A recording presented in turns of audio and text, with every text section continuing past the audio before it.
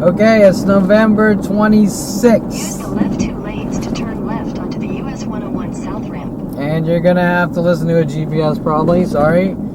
It is November 26th, and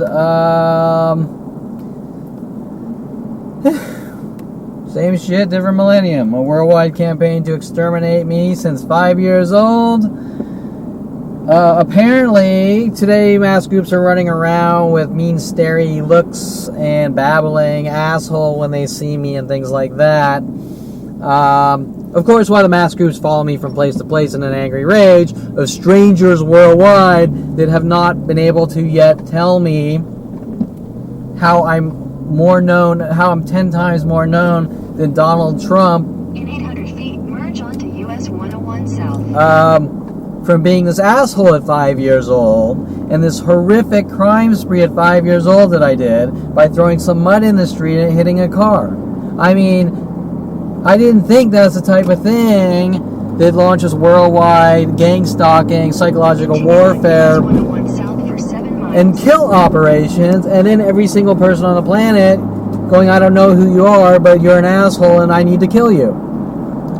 Okay, well, the first thing is, if you're a random stranger that tells me I'm an asshole and I have no interactions with you, especially in Japan, China, Philippines, Ukraine, India, and you go ballistic on me trying to rid me of the world, each and every person I'm in contact with, well, there's a thing called hearsay in law. And the reason it's called hearsay is because any lying douchebag can say whatever they want. My point is, you understand my point? Class, you understand my point? My point is, if some random stranger wants you dead and gone saying you're an asshole, then you're probably not an asshole, because how does this random stranger know who you are? Because he read it off some secret internet defamation operation? Well, let me tell you, if there's a secret defamation, slander, libel, smear operation that rile up the masses to have you killed, then it's illegal and they have something to hide. Because if you have to put it in secret, if you have to do it in secret and not allow anyone to defend themselves, you're a liar, period. And that's the way it is. So, what is it really about? Well, this starts at 5 years old. Well, where does it has to start from a family, right? Maybe my mommy or my daddy doesn't like me and they said I'm an asshole, so we have to kill you. I mean, I know that sounds harsh, but let's be realistic here. I have only ever had one single argument up until 29 with my mother when finding out this was going on. One negative experience with my mother. Ever. For 29 years. And I said, fuck you, who cares what people think? And she got mad because I said, fuck you, because nobody gives a shit about that comment that everyone says, who cares what people think. Her pride got hurt, and Kevin's an asshole, negating the first 29, every day for 29 years, minus 1 minute of her life. Okay, well then this applies to my father and my brother, same types of things, which really means I come from kind of like a Texas Chainsaw Massacre family or something freaky like that, right? Now, they all have psychology degrees.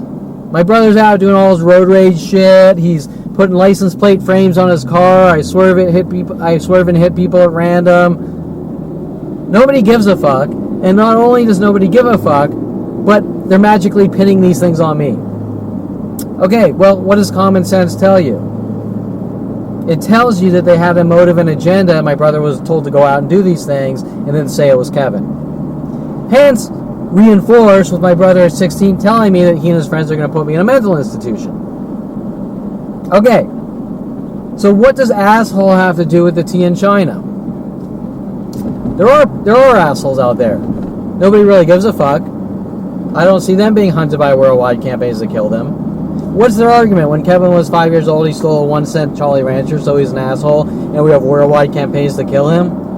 I would say that they're the assholes, correct? Now, you deal with enough assholes, you're going to stop being nice to people, right? Or more importantly, you're going to stop being nice to the assholes, especially if it's a planet of assholes. Because, let me rephrase this, have you ever tried to be nice to an asshole? It's fucking impossible. Now these assholes that follow you from college to college, city to city, from high school to college, city to city, befriending you like Brian Weaver, Tom Hoke, Tom Farley, posing as friends while stabbing me in the back and trying to torture me and kill me and lock me away in jails and mental institutions. First of all, in the scheme of I'm going to kill my friend, or let me rephrase that so nobody has a miscommunication. In the world of all your friends are going to get together and kill you, in secret, behind your back, or eradicate you or lock you in cages or mental institutions, in that world, which most people don't know about, because usually there aren't mass worldwide conspiracies to kill people or eradicate them, just in my world. Women coming in my life. I'm going to follow you from location to location, but I'm not going to talk to you expecting that you know that I want you to ask you out. And if I don't ask them out, wait, first of all, how do I know they're following me from place to place? How do I know that you like me and the reason you're following me from place to place is because you like me? And then how do I know that you're even following me from place to place in stalking operations? And then how do I know that you want me to talk to you and you want me to ask you out? How do I know that? If you fucking exerted $100,000 to take the same plane flights as me and shit like that and sit next to me, then maybe you should exert a little more energy to let me know what you want, right? Because how the fuck do I know what you want? Am I supposed to be psychic and then everything's going to be all magical? Well, if I am psychic, you're probably not going to like me either, right? Because then you're going to be like, I'm violating you. Okay. The point is, these are no-win situations, and they don't make sense to begin with. You don't fucking follow people from place to place demanding you ask them out, buy them a house, buy them a car, give them babies. That's not how relationships work. And then you go, that guy's an asshole because I followed him from to each public location. I wanted him to ask me out. He didn't. He's an asshole. Everyone get together and kill him. Because she didn't get what she wanted or something. Like this Heather girl from Yankee Doodles. Which was really strategic kill operations. Let's be realistic. Because it goes from person to person. I don't know what these fucking people want. I don't know their intentions. I just know if I'm minding my own business and they violate my space and then like territorial dogs, and then I'm being as nice as can fucking be, but they don't get what they want, and then they hunt me down with mass groups and kill me, try to kill me saying you're an asshole because she didn't get what she wanted or something. Well, I don't know what they want. They haven't verbalized what they want. I don't know that they intentionally followed me to public locations, because why would I be sitting there thinking to myself, oh, women are following me from place to place? And if women are following me from place to place and not talking to me, that's pretty fucking spooky, right? Then they try to turn it all around and cover it up. So now I think it's like the Kevin's an asshole because your targeters or your slave owners didn't give you you didn't give them what they wanted you to give them. It's like whipping someone over and over because they didn't pick your fucking cotton or something. I don't know. It's the same fucking thing. There's no difference. People don't follow people from place to place secretly demanding something of them and then try to eradicate their existence when they don't get what they want, because first of all, the guy isn't going to fucking know what they want. Second of all, it's pretty fucking spooky. Third of all, why should he be punished for not giving you what you want? Period. People have the right to choose their own free will, their freedom, and nobody should be allowed, especially with the police and government and psychology community, to follow someone around from place to place demanding or manipulating trying to get what they fucking want, right? Listen, if you like a fucking guy, ask the guy out. If a guy likes a girl, ask the girl out. If the guy's too shy or the girl's too shy, well, that sucks. But it ends there. Okay? Like some kind of 20-year program, 20-year operation. I'm following from place to place for 20 years. Take the interchange on the right. I'm following the guy from place to place for 20 years, sabotaging all his relationships and his reputation because I want him to ask me out. And I didn't get what I want, so the guy's an asshole. Wait, but didn't you like destroy the guy's life and demand he asked you out? Well, wait a minute. Let's take a step back. Do these situations really happen? No, not really. This is like some kind of fiction out of a movie that I'm talking about, right? Yeah, pretty much. So what the fuck is really going on? Well, everything that's happening to me in my life is not about women. It's not about women. It's not about women. It's not about a girl. Even though that's what they want you to think. It's about inflicting horrific mental torture to try to get reactions, to lock someone away in a jail cell or mental institution while sending him hinting messages that he's a bad guy and it's his fault. Okay, the people staring at me in the last week and some of them mumbling I'm an asshole. Well, I don't know these fucking assholes. And you're an asshole if you make judgments about people you've never met or talked to, period. Okay, so, anyways, before I start, you like my shirt? I made this shirt. I haven't made a shirt in a long time, so I made a new happy face shirt. You can't really see it too well, but it's pretty fucking cool. I would like to start selling shirts and selling shirts and shit, but I'm sure somewhere the judicial system in my family and everyone worldwide will say, well, Kevin, this is an unconventional shirt, and you're thinking outside the box, and that's some kind of crime, and we have to hunt you with worldwide support. That sounds fucking absurd, right? But wait, isn't that what they've said about every aspect of my life? That it doesn't make any fucking sense, but they actually use these stupid moronic arguments to try to justify my extermination. And remember that these arguments change on an hourly basis.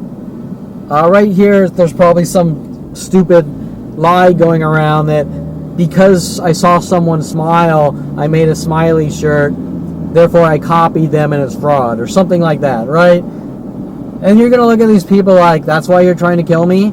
With worldwide support because you don't like my smiley shirt? Because the smiley shirt is too unconventional for you? Yeah, give me a fucking break, right? And every night I go fucking on UFOs, dating alien women. Okay, yeah, whatever. Okay, so let's get to the list. Let's get to my thoughts, my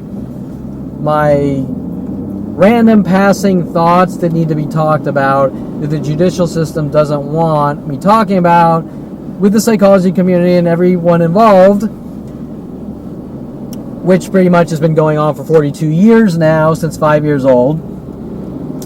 But first, we must be safe drivers, so I'm going to look at the lane. Now, hopefully Dincy doesn't have, like, video surveillance in my car, monitoring the milliseconds it took for me to cross over the white line, to lock me away, force me into a mental institution, it took 0.02. Use the right two lanes to take exit 19A for I-405 South, San Diego Freeway.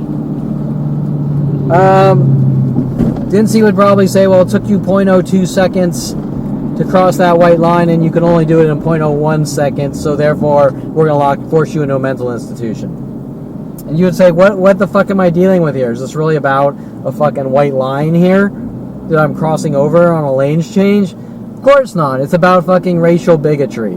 It's about his kind can't exist. Use the right two lanes to take exit 19A, then keep right at the fork. We think he's different. He's not allowed to be in society. Or even if I am different, what does it matter? What does it matter if you think I'm different or I am different? Everyone's different. People all come from different families. People all come from different belief systems. Anyone that walks around saying he's different, he needs to be exterminated. He's different, he needs to be exterminated. It's like going back 1,000 years. Okay, it's going back way before fucking slavery. What's going on in my life, but whatever. Let's just go to the topics. And once again, I seem to accumulate a lot of them because their reasoning changes on an hourly basis. Why I need to be hunted and exterminated, but none of them make any rational sense. And there's never any direct conversation about their insecurities. It's just hunt down and kill Kevin since 5 years old, or lock him away. On I-405 south for 17 miles. Lock him away in some kind of cage. Today, it's back to an older one, which is Kevin's an asshole. But out of all the real assholes that are out there, I don't see worldwide support hunting them down to kill them. Just the nice asshole who's the opposite of an asshole. And it starts at 5 years old. So I'm a 5-year-old asshole that has billions of government dollars to kill me. Yeah, that makes sense. That makes perfect sense. I mean, if you believe that, then you believe that Tom Farley thinks that I saw aliens at 8 years old. And if you believe Tom Farley, you really got to be a moronic idiot. Or a murderer. Okay.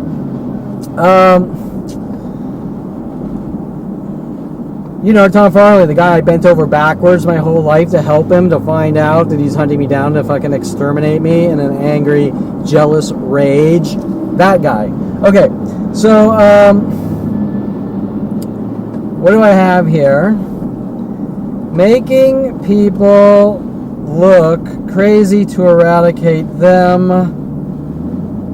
I mean, why do I even have that? That's like common sense, right? What was I thinking? I mean, that's the whole concept of gaslighting or gang stalking.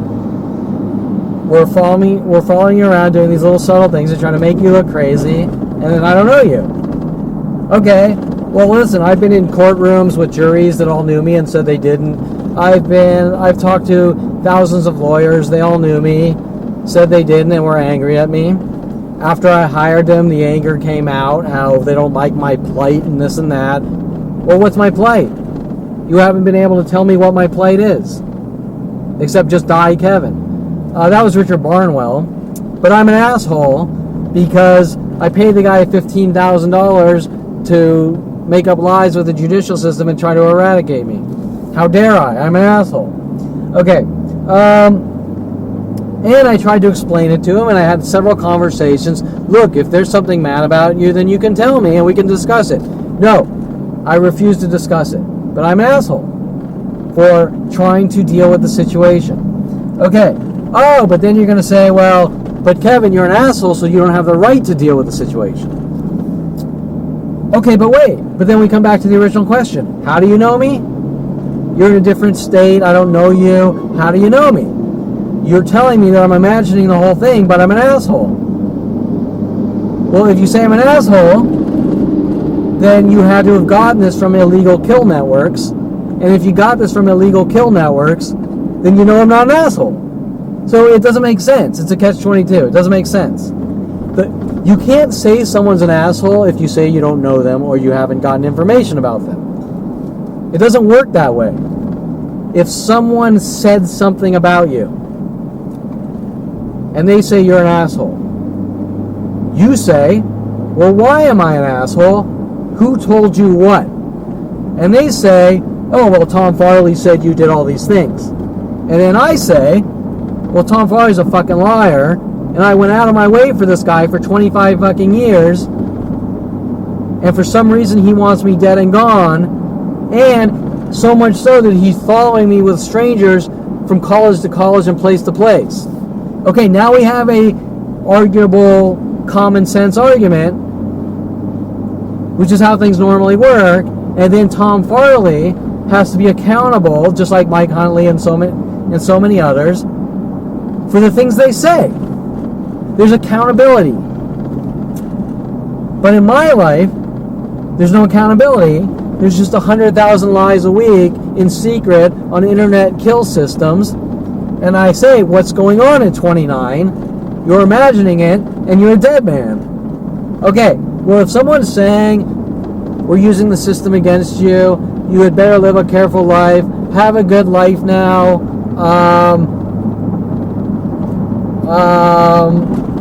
I'm using your life against you, that's not coming from an honest motherfucker.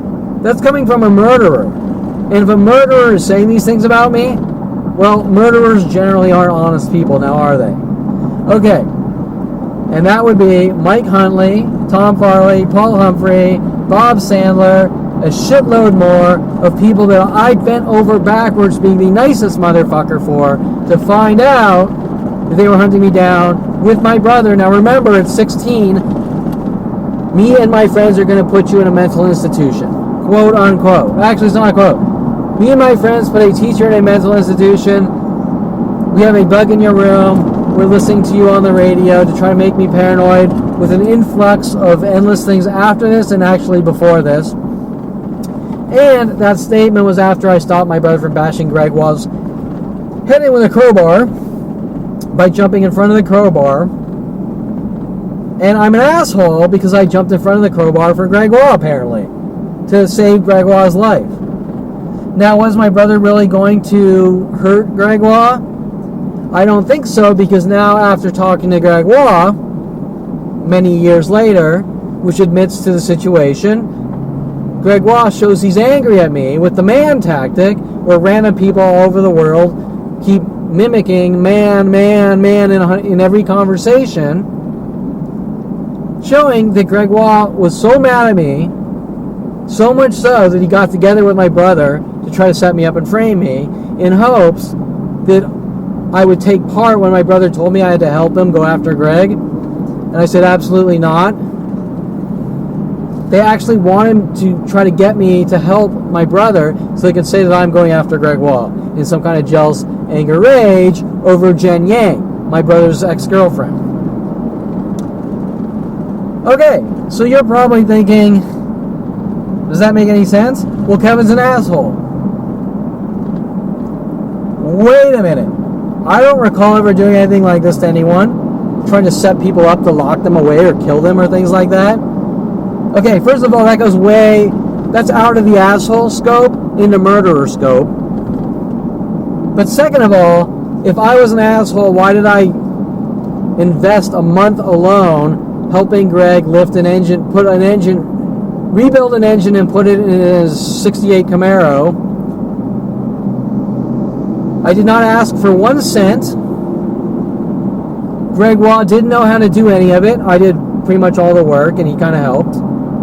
But I'm an asshole for rebuilding a 350 Chevy and pulling it out of his car and putting it in for him. I mean, out of all the assholes do you know any that actually spends a month to rebuild your engine for you, asking for zero money in exchange?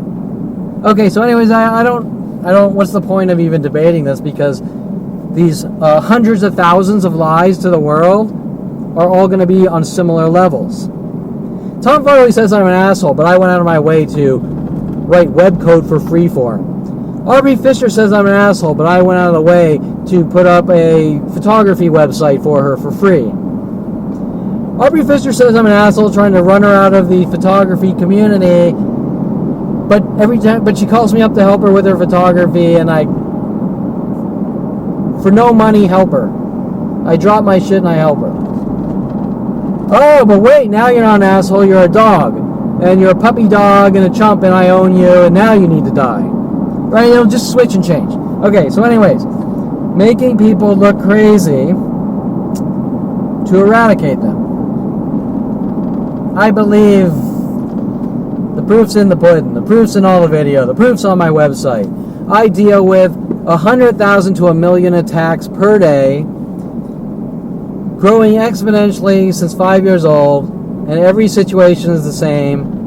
I was out in public and I blinked. 1,000 people just showed up to kill me because I blinked wrong. It's been the same thing since 5 years old. It's not about anything. That's all smoke and mirror and noise. They want me to believe that I'm a bad person and I deserve what I get. Okay, but isn't that your average murderer? You know what you did, and all of a sudden a crowbar starts bashing you in the skull, like my brother, right? And you keep saying, what's this about? You know what you did. No, I don't fucking know what I did. And then you die, or you end up in a cage or something, right? They want me to think that I deserve being hunted and exterminated. But yet I'm a really good person, but they're angry about that. And then it's this craziness from my family, like, don't play victim and we want to turn you into Superman. Well, those are comic books. Those are movies. This is real life. There are victims. Horrible things are done to people. That's why we have judicial systems. That's why we have police and law enforcement. Okay. So, remember, they're always going to have some kind of random, crazy argument that doesn't make any sense to justify my extermination. And none of them are on the level of crimes. And most of them are things that nobody cares about. You went out on a date and you burped, so you're an asshole, so we're going to hunt you and kill you with worldwide support. Wait, I went out on a date and I burped in front of a girl, so you're going to kill me? Doesn't really make much sense, does it? Okay, so what's it really about? It's really about someone that wants me dead and gone. Okay, it's someone's obsession, someone's anger and rage, and someone caught in a murder operation, and this murder operation is now worldwide, and it starts at 5 years old directed at me. So any argument that they have is going to have to start at 5 years old, and it better be a damn good reason that killing me is justified at 5 years old. Okay, public-private life, I put. Most people have a private life. I'm sure most people understand where I'm going with this. There are certain things in your life that if the world were to get, and this is anyone's life, they would spaz out over if they obsessed on you. Does that make sense? Kind of like the Truman Show. Let's use the Truman Show, even though my father with people in the psychology community are trying to make me look crazy because I used an analogy about the Truman Show kind of like being like my life in an evil way, trying to convey the feeling or emotion. And so they got mad and tried to use it as a literal, like Kevin thinks he's in a movie or something like that. Okay, that's one of their hundreds of thousands of tactics, or lie, smears, defamation, because if this all starts with my family trying to make it look like I conform to media starting at 5 years old. Okay. So imagine you had the life of like the Truman Show, and everything you did was being collected and disseminated to use against you. And it's being dramatized and it's taken out of context. So, I guess let me start by saying, let's say you go out on a date. And you go at the date and you fart and you burp and you go to the bathroom and you're constipated.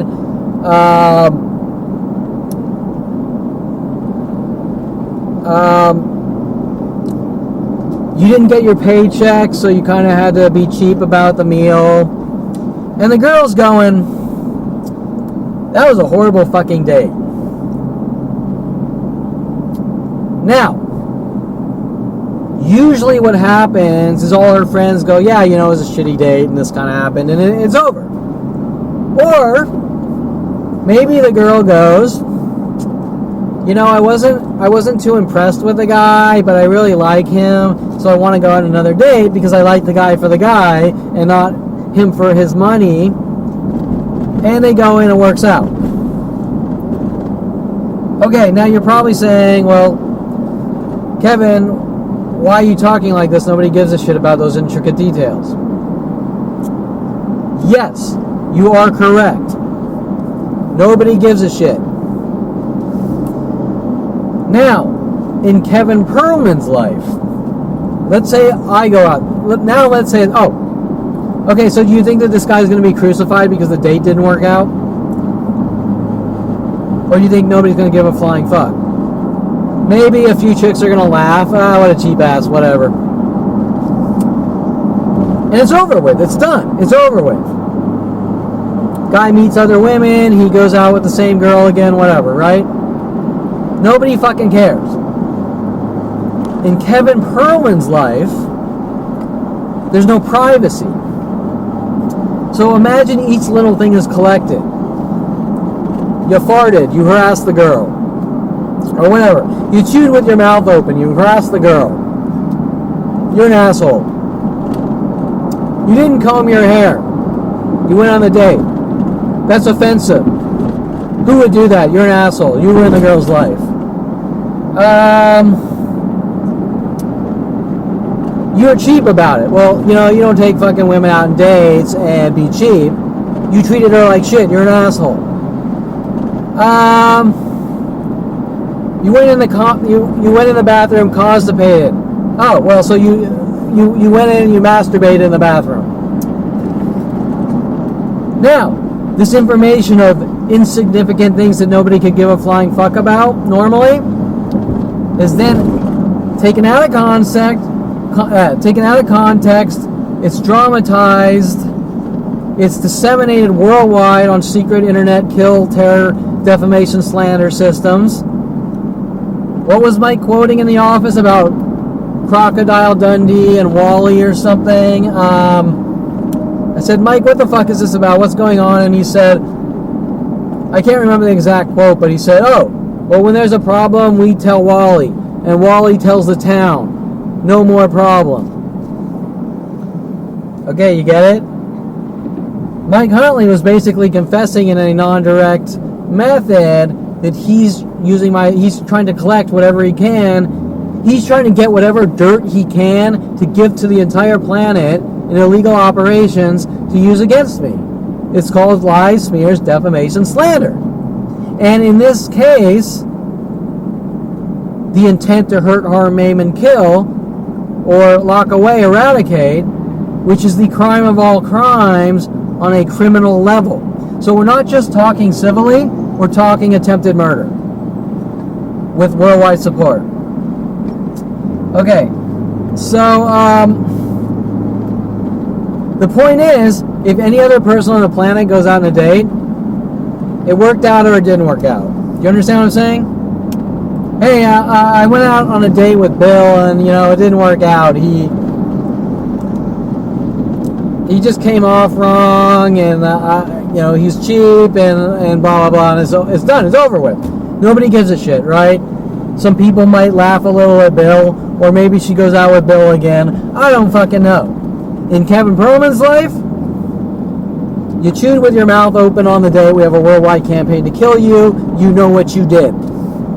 Okay, so now you're saying, I get what you're saying, Kevin, but what the fuck is this really about? Because that doesn't make any fucking sense. Correct? Okay, it's about torture. It's about terrorizing someone and torturing him to death since 5 years old until they can get reactions to lock away or eradicate. By Dr. Ronald Barry Perlman, the rest of my family, in some kind of secret anger and rage, and that is it. Period. It's not about women. It's not about cars. It's not about the little things in life. It's not about the big things in life. It's not about Kevin's an asshole. It's not about Kevin supposedly a car thief. It's not about Kevin supposedly a pedophile. It's not about Kevin supposedly thinks he's in a game or plays games with people. It's not about movies. It's not about the song by Winger. It's not about the song by Damn Yankees. It's not about the song by Journey. It's not about a song by Guns N' Roses. It's not about the car I buy. It's not about the car I build. It's not about Brian Weaver calling me Kid Taco. It's not about anything except someone at 5 years old wants me fucking dead and gone out of some kind of psychotic murdering insanity, period.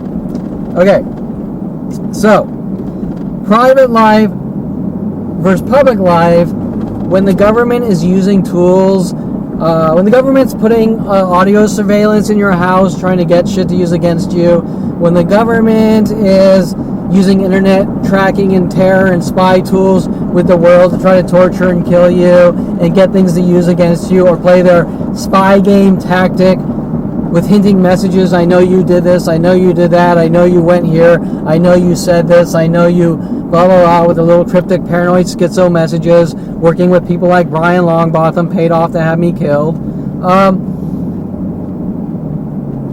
All of these things, you are all protected by the Constitution of the United States of America with privacy laws. All these laws have been broken to torture and kill me in such unheard of methods that it looks like I just went crazy and they had to lock me away. Because why? Because someone with a psychology degree at 5 years old, Dr. Ronald Barry Perlman, Jason Perlman, and Anita Perlman, don't like me and want me dead and gone. And they're using these degrees, starting forest fires to the entire planet of stupid moronic theories that don't make any sense. But it's being dramatized, taken out of context, and fed to the world on secret channels of daily lies about me. So the system that is linked to the judicial system that they're using against me are kill systems to hurt, harm, maim, torture, and kill. Period. It's not about women. It's not about anything else. It's not about Kevin's an asshole or mean or rude. They are kill systems since 5 years old, or eradication systems since 5 years old. And my mother was going around rambling weird things that she wants me to have a normal life, and she's made it clear that she wants to check me into a mental institution out of her anger and rage. Okay, with the rest of my family. Okay, I've never heard of someone say, I want you to have a normal life, so I'm trying to force you in a mental institution. It's actually the opposite.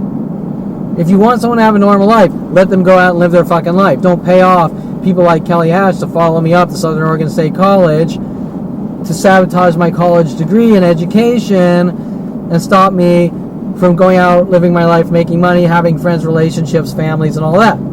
Okay. So, the rest is all noise. It's a diversion to try to make me look crazy or make it look like their kill operations are justified. So, the point is that everyone is given everyone is given privacy, and nobody would ever tell you that violating someone's privacy is okay, ever, for any reason. Because once you go down that road, we have the Constitution of the United States, and you're all protected by the Constitution, and you're all free men, except you, because I don't like you. Okay, well now the Constitution is worth toilet paper. It's pointless. You might as well just start blowing fucking people away. You might as well start arresting people and putting fucking bullets in their head like Adolf Hitler. What do you think they're doing to me? They want to drag me away from my home and put me in a cage. Isn't that the same thing that Adolf Hitler did to the Jews? Right? Okay. So, now they're going to package it. Oh, it's for you so that you can have a good life and you're going to get superpowers and this and that. Yeah, whatever. Okay. So that's the public versus private life.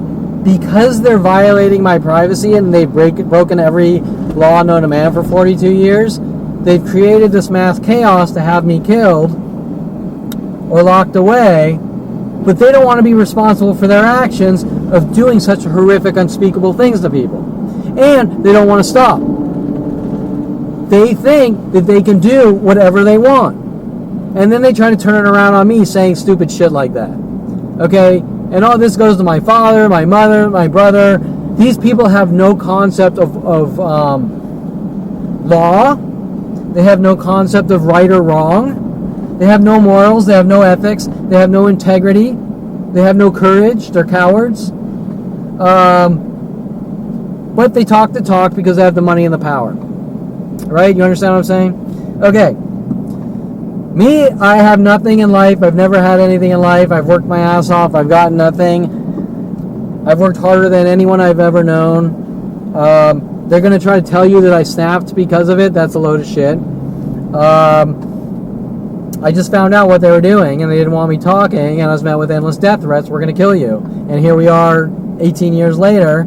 with all sorts of falsified arrests and you name it, to try to silence me. Okay, I put here force on the meds. I think I talked about this a long time ago, but people don't walk up to people saying, I don't like you, you need to take meds. If you don't, we're going to kill you. Correct? Do I even need to go any further with this? If I walk up to you and say, you better eat spaghetti every night, or we're going to kill you, what would you tell me? If I walk up to you and say, you better lick the fucking toe cheese between my toes every night, or we're going to get together and kill you with psychological warfare tactics and make you look crazy, what would you tell me? If I told you better go pick cotton, or we're going to kill you, what would you tell me? If I told you better take meds, or we're going to kill you, what would you tell me? Okay, well, the first thing you would probably say is, if you say I have to take meds, then you better have a good fucking argument, but you still can't go tell me to take meds. And I was out living my fucking life until I found out that you were following me around, stalking me, telling me what I can and can't do, so why would I have to take meds? But I've never heard of a situation where someone said, you better take meds or we're going to eradicate you. So why does that person really want me to take meds? Well, I can tell you that. They want to take away all freedoms of thought, freedoms of choice. They want to turn me into a drooling idiot that just submissively says, okay.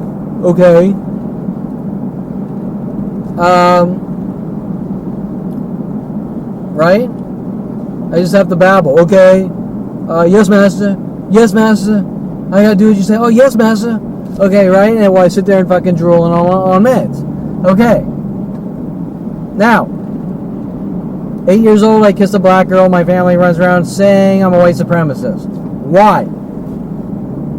Because they don't want me associating with black people. They don't want me associating with other races or religion or cultures. They want to dictate every aspect of my life. They want to make me a slave, where they can whip me to death when they don't get what they want, except they're paying off the police to help them.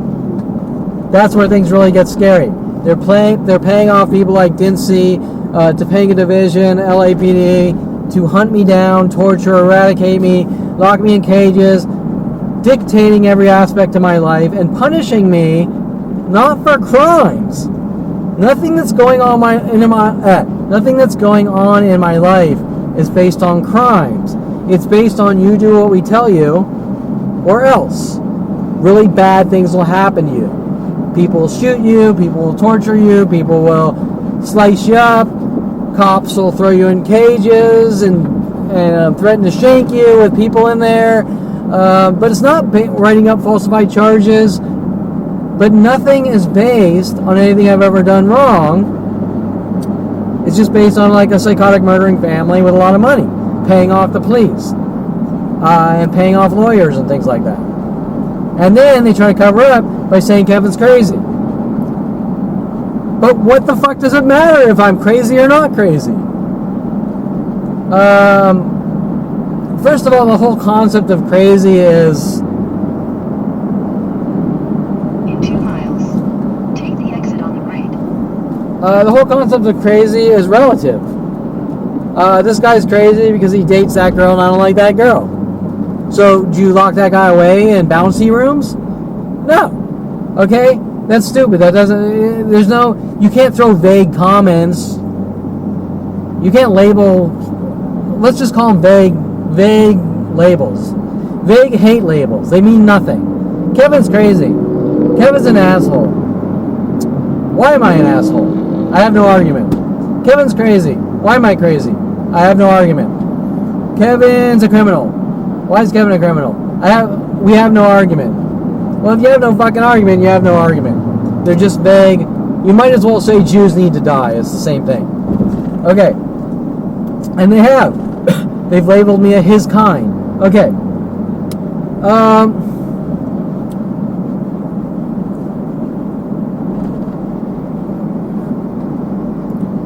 What would you do if someone came up to you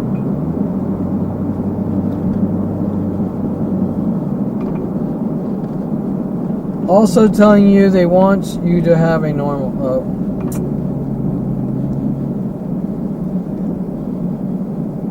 Oh, I think I said, what would you do if someone came up to you... I think that's... my text got cut off. I think it says, what would you do if people came up to you telling you you better be on meds or something like that. And then I put... also telling you they want you to have a normal life. I mean... I worded it a little differently, but same thing, right?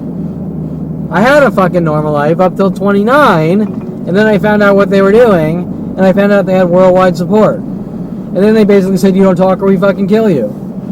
Okay, which part of all of that is helping me have a normal life? I'm confused here. You might as well run around with a fucking hacksaw trying to hacksaw my arms and legs off saying, it's because I want you to have a normal life. It's the same fucking thing. They don't want me to have a normal life. As a matter of fact, once again, my life is none of their fucking business. As a matter of fact, my mother contacting all my roommates and paying off people to be roommates to spy on me goes against me having a normal life because people don't do shit like that. Okay? The concept of taking away my privacy says that I can't have a normal life because some sicko, some depraved, obsessed sicko is stopping me from having a normal life. And then they're saying, I want you to have a normal life. Well, my life's none of their fucking business. Especially if they're going to sabotage everything. And that comes back to the private and public thing. Fucking, you don't pay off people to be my fucking roommates. You don't force me to be roommates with people so you can try to keep tabs on me and then tell me I'm a horrible monster and try to kill me or lock me away. That goes against me having a normal life. Okay. But these people are psychotic murderers. They don't know the difference. And the ones taking money to be my roommates and shit like that, that's even more fucked up. You're going to believe those people? Okay, so if you didn't quite get where I'm going with the obviousness of this, we have a family who is obsessed, filled with hate. Quarter mile. Keep left at the fork. They're obsessed, they're control freaks, they're filled with hate, anger, and rage, insecurity. They're paying off roommates to do all this shit. They're paying off Kelly Hatch to follow me up to college, stalking me, and then turning it around, and 100,000 other women doing the same exact thing.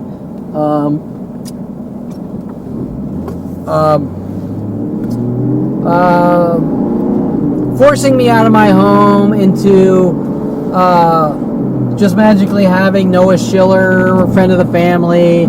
Use the middle lane to keep left at the fork.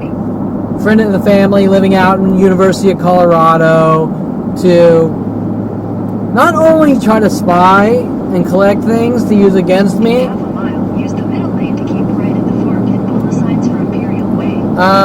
but also try to manipulate me and set me up and do things like that as well with everyone else. So they're not just dirt digging. They're actually trying to set me up and frame me over and over 100,000 times as well. Now you're going to say, oh, well, it's Kevin, it's because you're an asshole. Well, if I'm an asshole, you're not going to want me to be your roommate. If I'm an asshole, Mike Huntley, Kevin's an asshole, so I spent 15 years trying to kill him. In a quarter mile, turn left. Okay. Sorry, I'm trying to do the GPS and talk. Mike Huntley claims I'm a horrible monster and I need to die, right? Then why did Mike Huntley latch on to me? Why did Mike Huntley contact me at University of Colorado? Left. Then you will arrive at your destination. Okay. Kevin's a horrible monster, an asshole, and a murderer, so I'm going to call Kevin up at University of Colorado and say, Kevin, start a company with me for 6 years. Hello, class, If someone wants to start a company with you for 6 years and has known you for 15 years, posing as a friend while hunting you down with the police to eradicate you, and at 16 with your brother, he and his friends are going to put me in a mental institution. Mike Huntley was originally my brother's friend. If I am such a horrible monster and a horrible monster asshole, if I'm the bad seed, according to my mother, 1956 bad seed, if I'm such a horrible monster, then why did Mike Huntley want to be my friend for 15 years? Because last I checked, people don't normally want to be friends with assholes. Especially horrible, mean, bad seed, murdering, devil assholes like me, right? Think about that. Let's think about this from a common sense, not a soap opera dramatized version of bullshit spewed to the world. I'm a horrible monster. I need to be eradicated. Period. Mike Huntley states that I'm such a horrible monster. Mike Huntley states that I'm such a horrible monster that my existence on this planet is not acceptable. Period. Okay? Yet he calls me up when I'm in University of Colorado. If you move back, we can start a company and do all these wonderful things. Wait. And everyone's running around with the Kevin committed the asshole crime because once in 47 years he was mean to someone or something. Wait. Rewind. Kevin's a horrible monster and an asshole, and so I want to start a company with him? Does that make sense to you? Kevin's a horrible, mean, murdering asshole, so I latched onto him for 15 years, having him sign up to the gym where I sent Rodie Morales after him to kill him. I was working with Victoria Walker and Brian Longbotham to kill or eradicate him because Kevin's a horrible, mean asshole. But wait, if I'm such an asshole, why don't you just leave me alone and let me get my college degree and go out and make money and have friends and relationships? Right? Okay? Think about the fucking argument. Kevin's an asshole, so I have to hunt him down and kill him? Does that fly? If I'm in a courtroom, if I'm sitting in a courtroom and I'm going, oh, well, I see that you spent 40 years to hunt this guy down and kill him, and it's because he's an asshole, so it's okay? So you get a pass? I don't think so. Last I checked, murder is wrong, period. Killing people, hurting people, harming people, maiming people is irrelevant. Whether that guy's an asshole, he's not an asshole, you think he's an asshole, you think he's the devil spawn, it doesn't fucking matter. Murder is murder. Mike Huntley, Jason Perlman, we are going to put you in a mental institution. Greg Wall, my friends, all these people interlinked and related are all involved in attempted murder, in aiding, abetting murder, attempted murder, and any opinion. You're an asshole. I don't like you. I think you're a criminal. You're a criminal. You're this. You're that. There's a miscommunication somewhere. It's all fucking irrelevant. Murder is a crime. It's that simple. You are not allowed to go kill your friend because you think he's an asshole. You're not allowed to kill your friend because he is an asshole. You're not allowed to kill your friend because you think he's a criminal. You're not allowed to kill your friend because whatever, he stole a car or something, and I'm not a car thief. I haven't stole a car. I'm just clarifying that. You're allowed to kill that person because he killed someone. You're still not allowed to kill that person. Period. Now, I'm not... Some of my dirt diggers are probably going to say, Kevin, just confess to crimes. I haven't confessed to anything. I'm stating hypothetical situations based on the thought process of the people hunting me down to eradicate me and exterminate me. That's how they think. Because you're a bad person, I have the right to hurt, harm, maim, or kill you. My father Dr. Ronald Barry Perlman, you know what you did. Anita Perlman, your past caught up with you. And 100,000 other variations, hourly changing variations of how I'm a bad guy without being a bad guy, and they have the right to launch a worldwide campaign to kill me. Well, it's your demeanor. Well, it's you rub people the wrong way. It's this. Okay, so which part are people allowed to kill me? Oh, well, don't be a victim. Oh, so I should just be Superman and die. Okay, so anyways, I'll be back in a few. Okay, back to the cam. And I lost track of what I was talking about. But look, I got some coffee. And no matter where I am in life, I'm always in jail. Get it? Okay, so I'm going to sip and drink some coffee sipping crime. Okay, see, now they would say that I'm provoking everyone worldwide for doing that. Makes perfect sense, right? Yeah, sure, okay. Let's see, where was I? Meddling in my life, trying to fuck it up. I think I talked about that. Well, wait, I was talking about private versus public. But meddling in my life, trying to fuck it up. People getting into my life. People weaseling into my life, trying to sabotage it. And we're not talking about one sicko. We're talking about every person I've ever had contact with. From my brother to my friends to my family, paying people to be roommates and them trying to sabotage, destroy me, manipulate me into situations to use against me, to lock me away. Also, they can have a good, healthy, normal life. I mean, yeah, that's how I'm thinking, right? I befriend that guy. I put acid in his drink. This way it cleans out his lungs so that he can have clean lungs, right? Before he dies. Yeah, okay, sure, whatever. Yeah, so people getting weaseling in my life and then trying to fuck it up, like Tom Farley, Mike Huntley, Bob Sandler working with Mike Huntley and Paul Humphrey. All these people were sent after me to sabotage, destroy, and try to lock me away. Now that's pretty strange. I can't imagine what a 5-year-old could do to have a worldwide campaign, eradicate him, and the only thing I've heard are people asking me weird moralistic questions like, well, Kevin, are you a good person? Well, I mean, are you fucking Santa Claus? Right? I don't think, when we're talking about how people normally talk or think, I don't think people normally walk up to you asking if you're a good or bad person. Have you been naughty or nice? Are you a good or bad person? Because if you're a bad person, I gotta send you to hell. Okay, that's not how life works. Maybe God works that way if he exists, and maybe Santa Claus works that way if he exists, but that's not how people normally work, especially ones with police uniforms.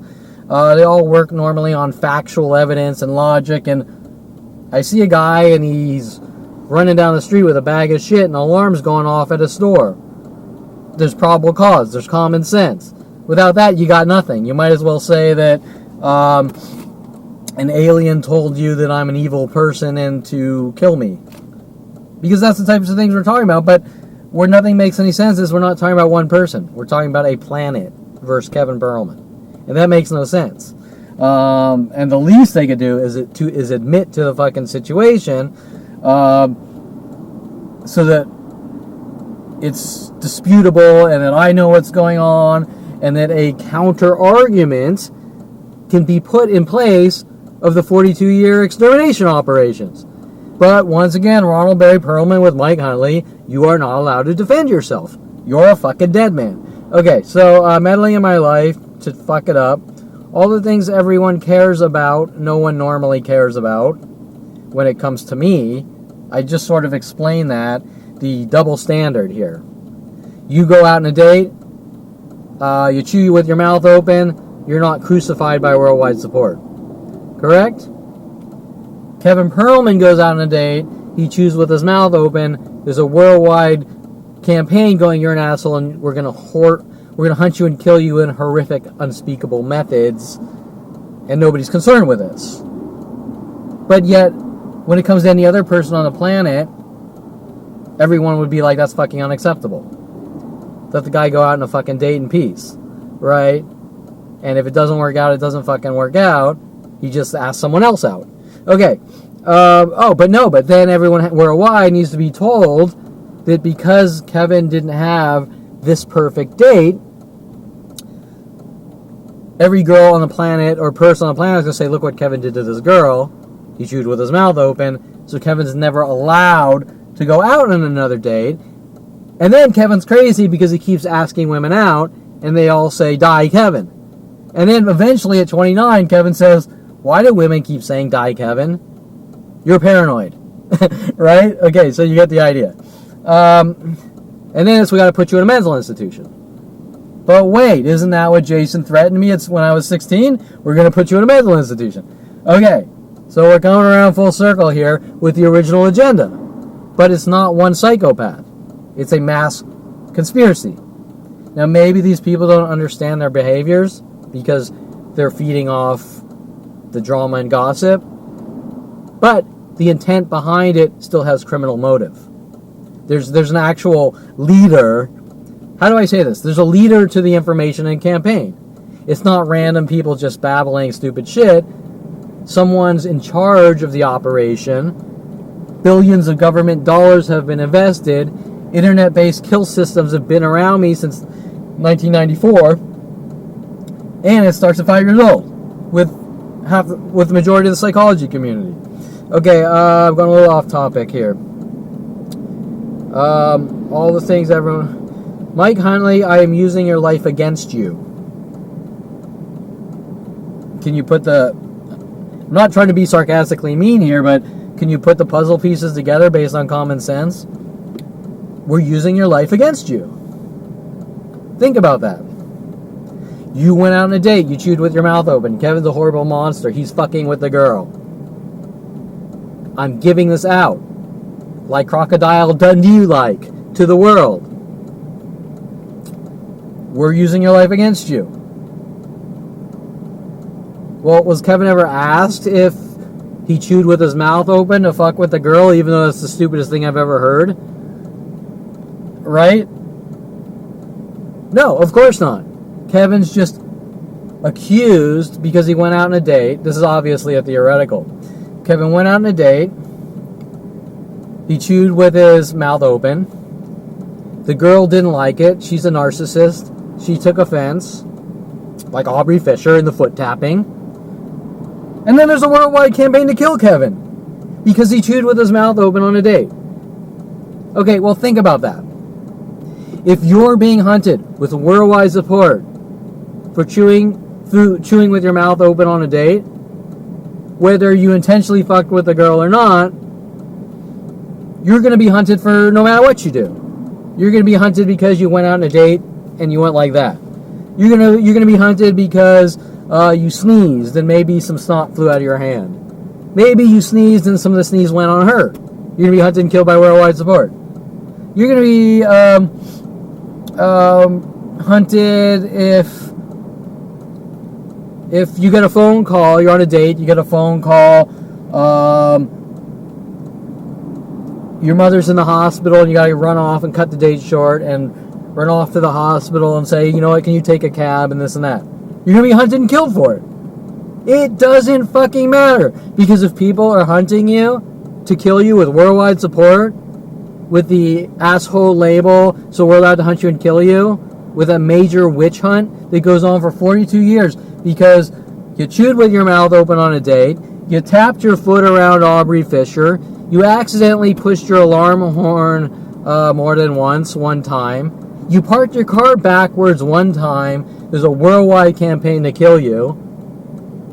Do you really fucking think that this is about you tapped your foot by a girl and you're fucking with her?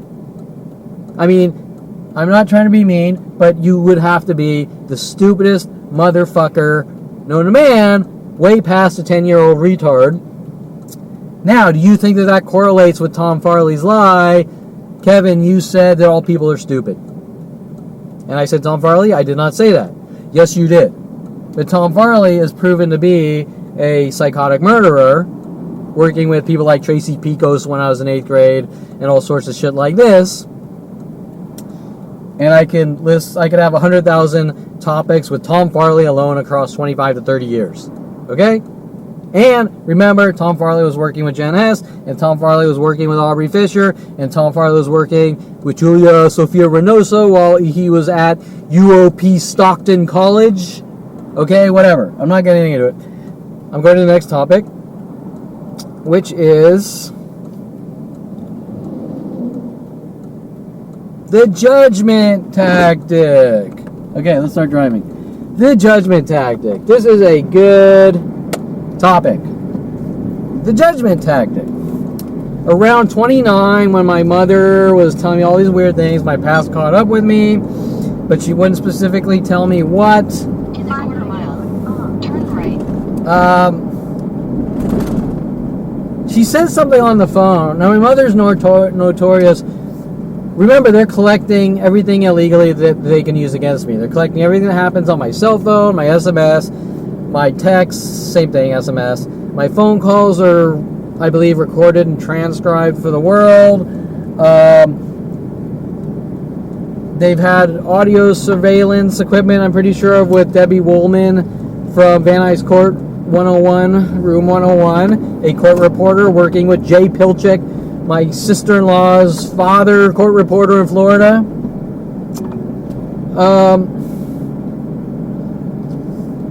Uh-oh, my GPS is freaking out. Hold on. Make a U-turn. Okay, so 600 feet, use the left 2 lanes to turn left onto La Cienega Boulevard. So this is important. When people call me or text me, they're trying to get confessions or information to use against me, kind of like Rodie Morales was. Use the left 2 lanes to turn left onto La Cienega Boulevard. Back at 29, they would try to interrogate me on the phone or through SMS, try to get me to say things and then give it out to the world. Look, I got the confession from Kevin. Even though no one ever really got any type of confession, like everything else, they're twisting and contorting and trying to get fragments of information and make it into the fictional story they want it to be.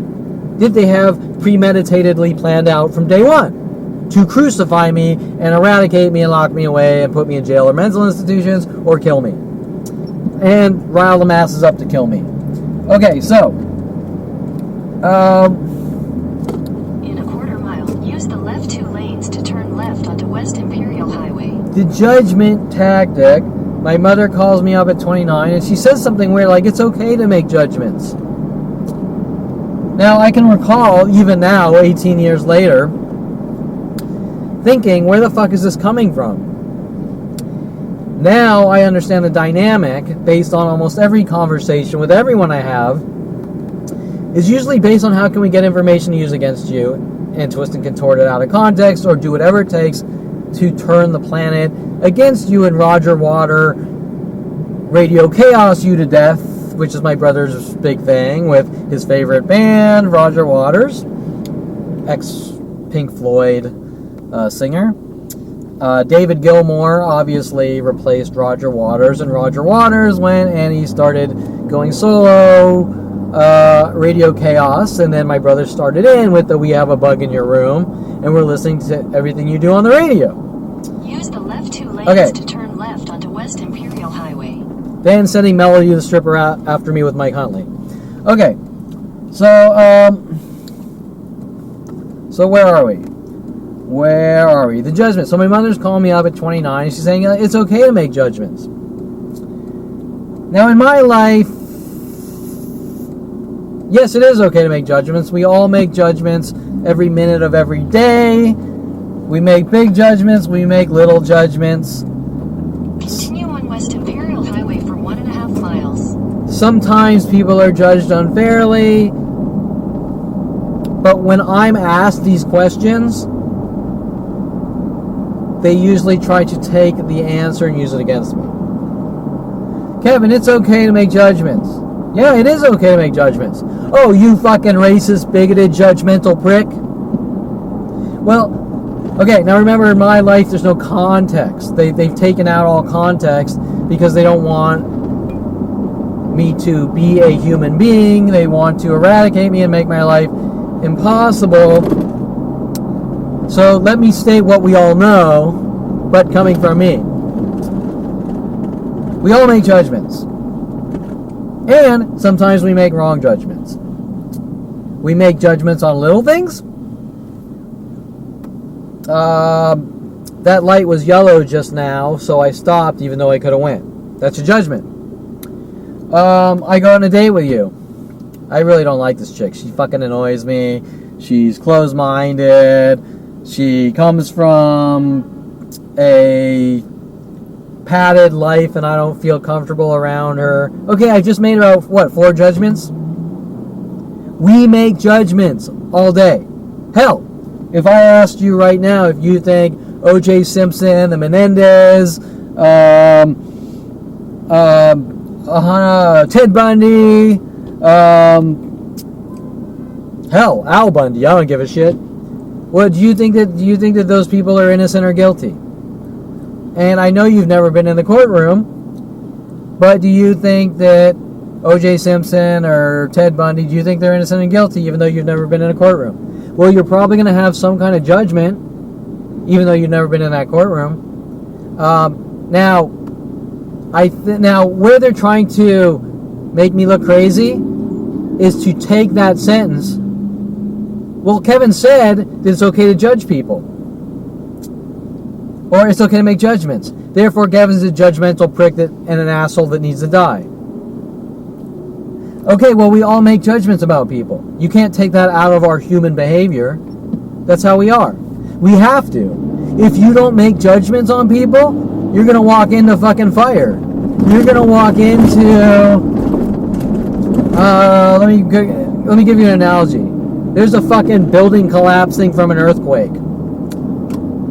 If you don't have the ability to make a judgment call, whether your life's in danger from that building collapsing, you're just going to run into a motherfucking building, and the building's going to collapse on you from an earthquake, right? So you're going to make that fucking judgment. Does that mean you're a bad person? No. Okay, so that's where things don't make sense. Kevin says it's okay to judge. Kevin says it's okay to judge people. Kevin's a judgmental prick and an asshole that needs to be hunted and killed and die, and he's a bigoted racist. Well, I never said you're allowed to make a judgment, then hunt someone down and kill people, or sentence them. I just said that everyone makes judgments, and I make judgments. Okay, so what people in my life, what people can't, and they understand this very well in everyone else's life, but in my life, what people can't seem to understand is there's a big difference between a judgment, which is just an opinion, versus taking turn right onto South Sepulveda Boulevard North. versus taking action, right? You made a judgment, I don't like this person. Okay, fine. Good for you. You don't like the person? Stay away from him. Don't. Right onto South Sepulveda Boulevard North. Okay, you don't like the person, you're allowed to make that judgment. You don't feel comfortable, you're allowed to make that judgment.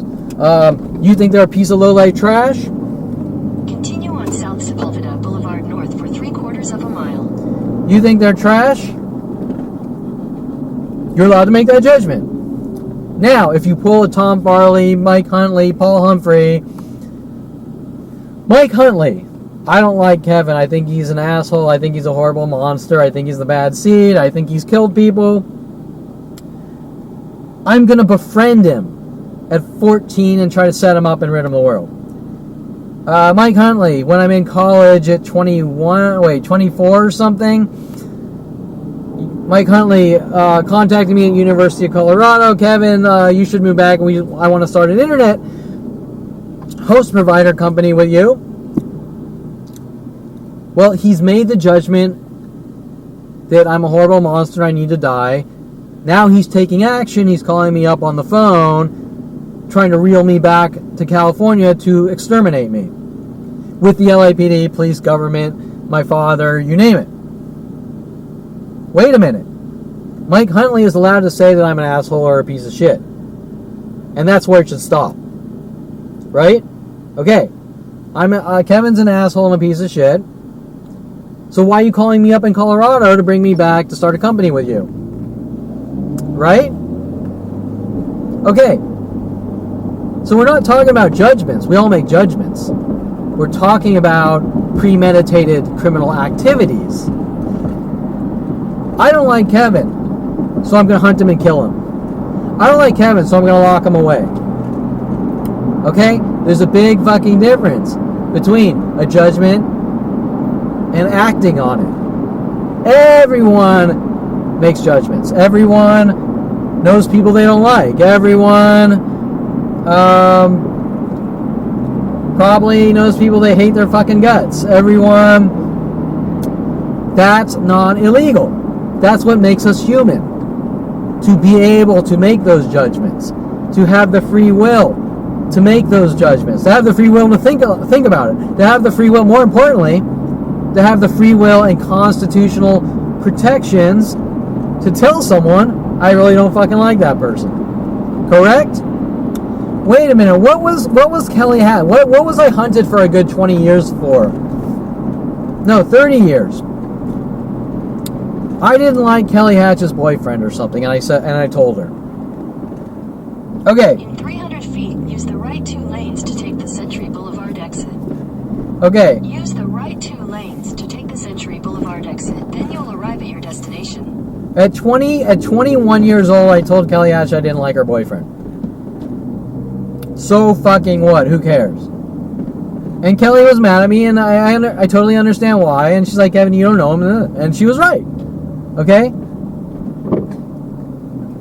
So I made a judgment about Kelly Hatch's boyfriend at 20 years old. I didn't like him. Probably a little jealous. I'm not going to deny it. Did I do anything to her boyfriend? No. Did I do anything to Kelly? No. But they're mad. Why? Because Kevin thinks for himself. Because Kevin has an opinion. Now, I'm not going to say that that's the nicest thing to do. But I'm also going to say that's not the worst thing in the world. Okay? Do you know how many fucking people... If I were to do like a statistical analysis on how many people had an opinion about someone's boyfriend or a friend of a friend... Per day, it would be like, what, 1 million per day? Like all around the world? I mean, think about that. Now, remember I led into this about private versus public. What if someone was collecting every minute thing on every minute detail under a magnifying glass and using it against you? Well, you chewed with your mouth open. You said you didn't like her boyfriend. This person's boyfriend. We're going to hunt you and kill you. You're an asshole. You're a murderer. You're this. These aren't things that people care about. People care about if you're walking down the motherfucking street and 10 guys come out with baseball bats bludgeoning your fucking skull in, then they fucking care. People care that if I go to your house for dinner and I fucking rip off all my clothes, stand on the fucking dinner table and start pissing on all the food, then they fucking care. If I go over to your house and I chew with my mouth open and there's a worldwide campaign... And there's a worldwide campaign to kill me over chewing with my fucking mouth open, going, you committed the asshole chewing with your mouth open crime because this was an expensive dinner? I mean, that doesn't make any fucking sense. So what's it really about? Okay? So now we're talking about judgments. Listen. My entire life I've been judged by every person I knew. Every person I knew was given disinformation before I met them, and they had judgments based on zero interaction. That's not how things normally work. Normally, before you make a judgment, you meet the person, then you make the judgment. Not usually beforehand, right? Okay, well, in my life, it's the opposite. They've all been given this disinformation and defamation and slander and libel, and then I meet them, and then they want me dead, going, you're an asshole, and we're going to kill you, even though people don't usually hunt down and kill assholes. I mean, I've never heard of the we kill asshole cult.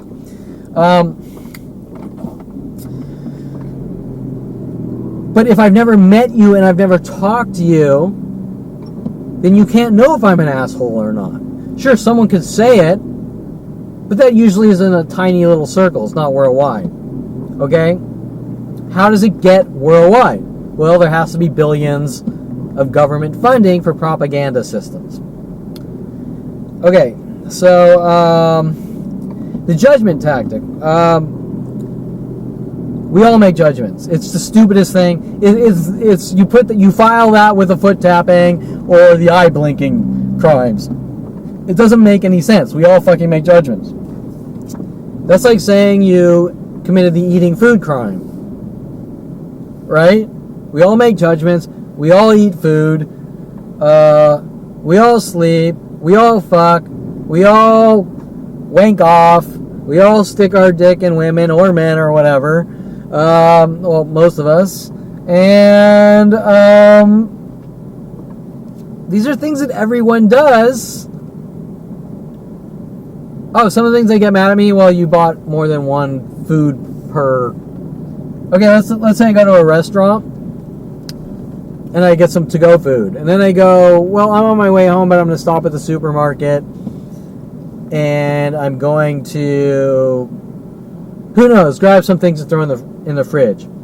Oh, well, you went to 2 food places in less than an hour, so you committed this crime and you're crazy and you're fucking with us and you ruined our lives. Okay, wait a minute. How do you know I went to more than 1 food place per hour? And if you're following me around dictating that if I go to more than 1 food place per hour based on my private reasoning, which is none of their fucking business, then they're stirring up shit for me to make my life miserable, saying, oh, and then their cover-up is that I'm fucking with them. Okay, well, wait. Who is them? Who is them? Who is they? Example. Age 29, stalker, psychiatrist Susan Donner says they think you're schizo.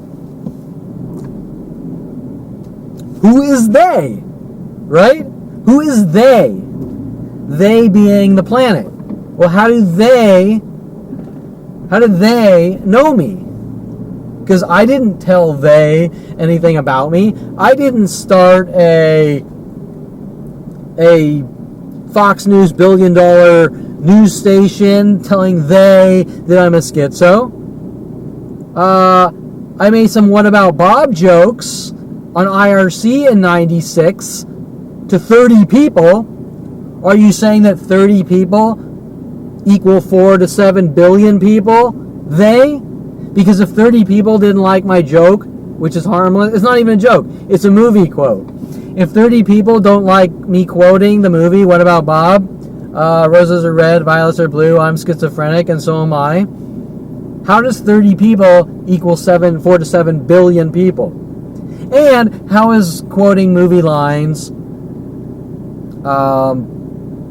an asshole or offending anyone? Now I've committed the movie quote crime. So I've committed the foot tap crime, I've committed an opinion crime, I've committed a movie quoting lines crime, all punishable by death and capital punishment. Inhumane torture and terror with psychological warfare to torture, hurt, harm, maim, torture, kill, eradicate, lock me in jail, mental institutions, or stop my nervous system from functioning till I just pass out and dead or end up in a mental institution. Because I quoted a movie line? I don't think so. Maybe that's what they want you to think. Maybe that's some of their cover-up propaganda, which is on an hourly basis. But what's it really about? Because these aren't things that anyone normally cares about. Okay. So quoting lines from the movie What About Bob is also a crime. So much so that Mike Huntley brings in Bob Sandler as a third partner in our company. I mean, that's a lot of fucking manpower and resources to hunt down and exterminate Kevin Perlman. Okay, so the judgment. We all fucking make judgments. I don't even know why I'm having this fucking conversation, but I've been left with no choice because these psychotic murderers that are hunting me, this is their justification. The things I'm talking about are their justifications. You left the dinner table without my permission when you were 8 years old, you're a fucking dead man. I don't want you eating steak, you're a dead man. I don't want you dating that type of girl, you're a fucking dead man. Okay?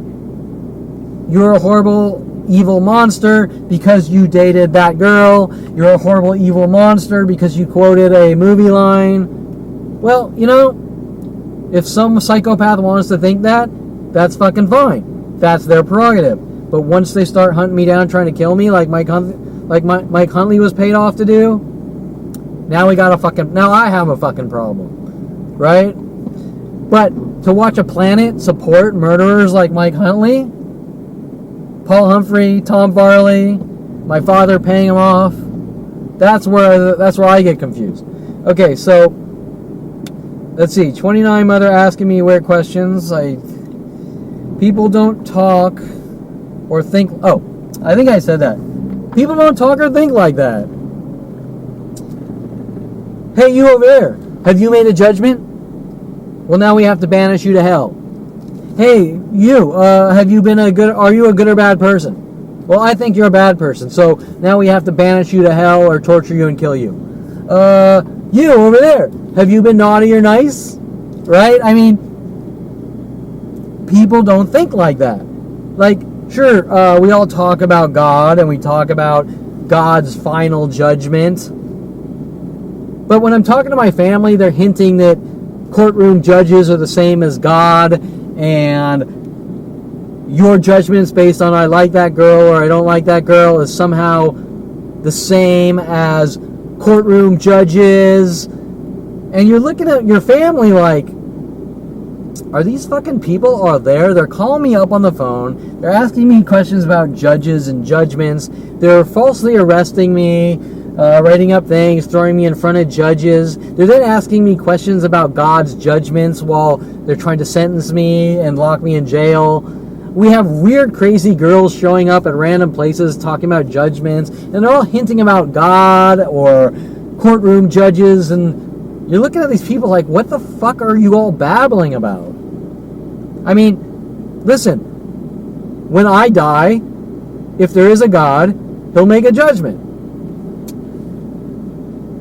If I end up in a courtroom, a judge is going to make a judgment which has nothing to do with God. If I go out on a date, a girl is going to make a judgment whether she likes me or doesn't like me. And that has nothing to do with courtrooms. Right? So there's a fucking context to the word judge, judgment, kill, applesauce, Fred, Bill, hi, I don't fucking know. How's it going? What's up? There's a context to all these fucking... One word could have 100 different fucking meanings. It's just a word. It's an empty word.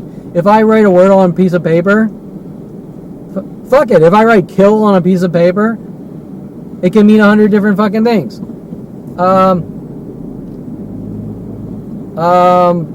That girl's such a good food. Every time I go to her house to eat food, I kill it. Right? I mean, it could, like, I inhale it, right? Until it's fucking gone. There could be 100 different fucking contexts.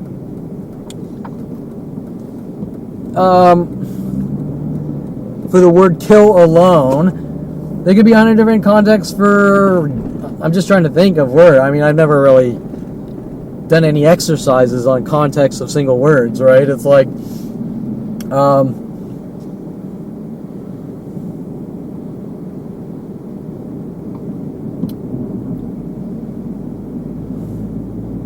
whatever. Let's just use judge.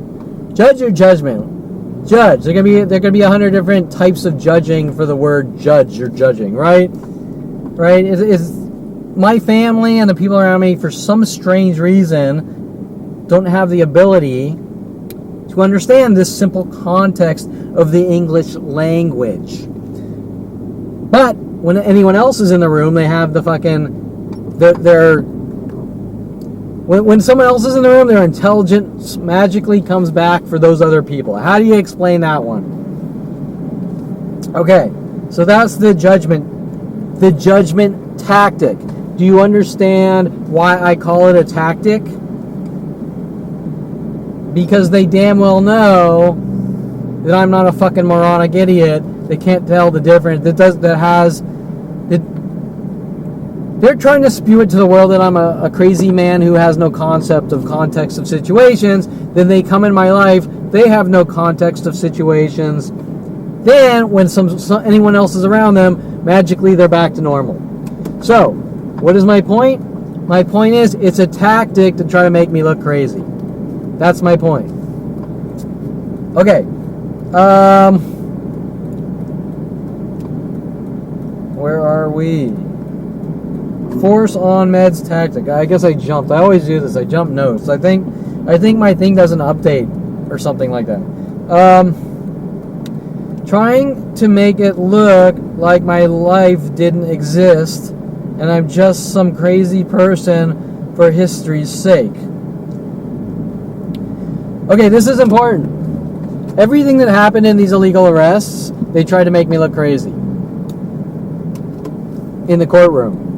They wanted that on transcripts. Even though, if you read the transcripts, it still comes in my favor that everything they're doing is illegal.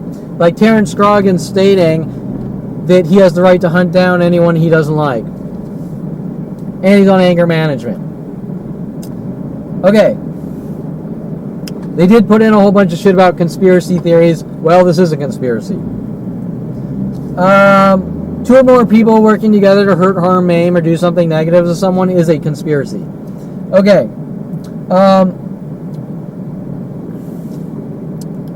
Where the fuck was I going? Oh yeah. When they had the credibility attacks,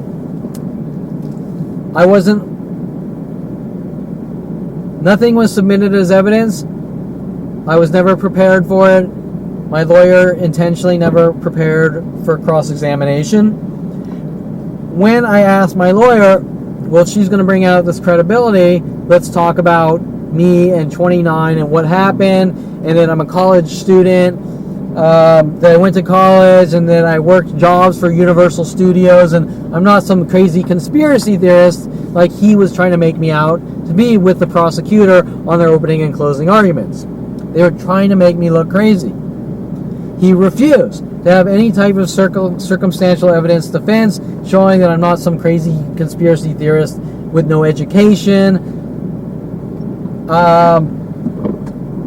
showing that he had been paid off to make sure that I'm a fucking dead man or to be eradicated for the things I know.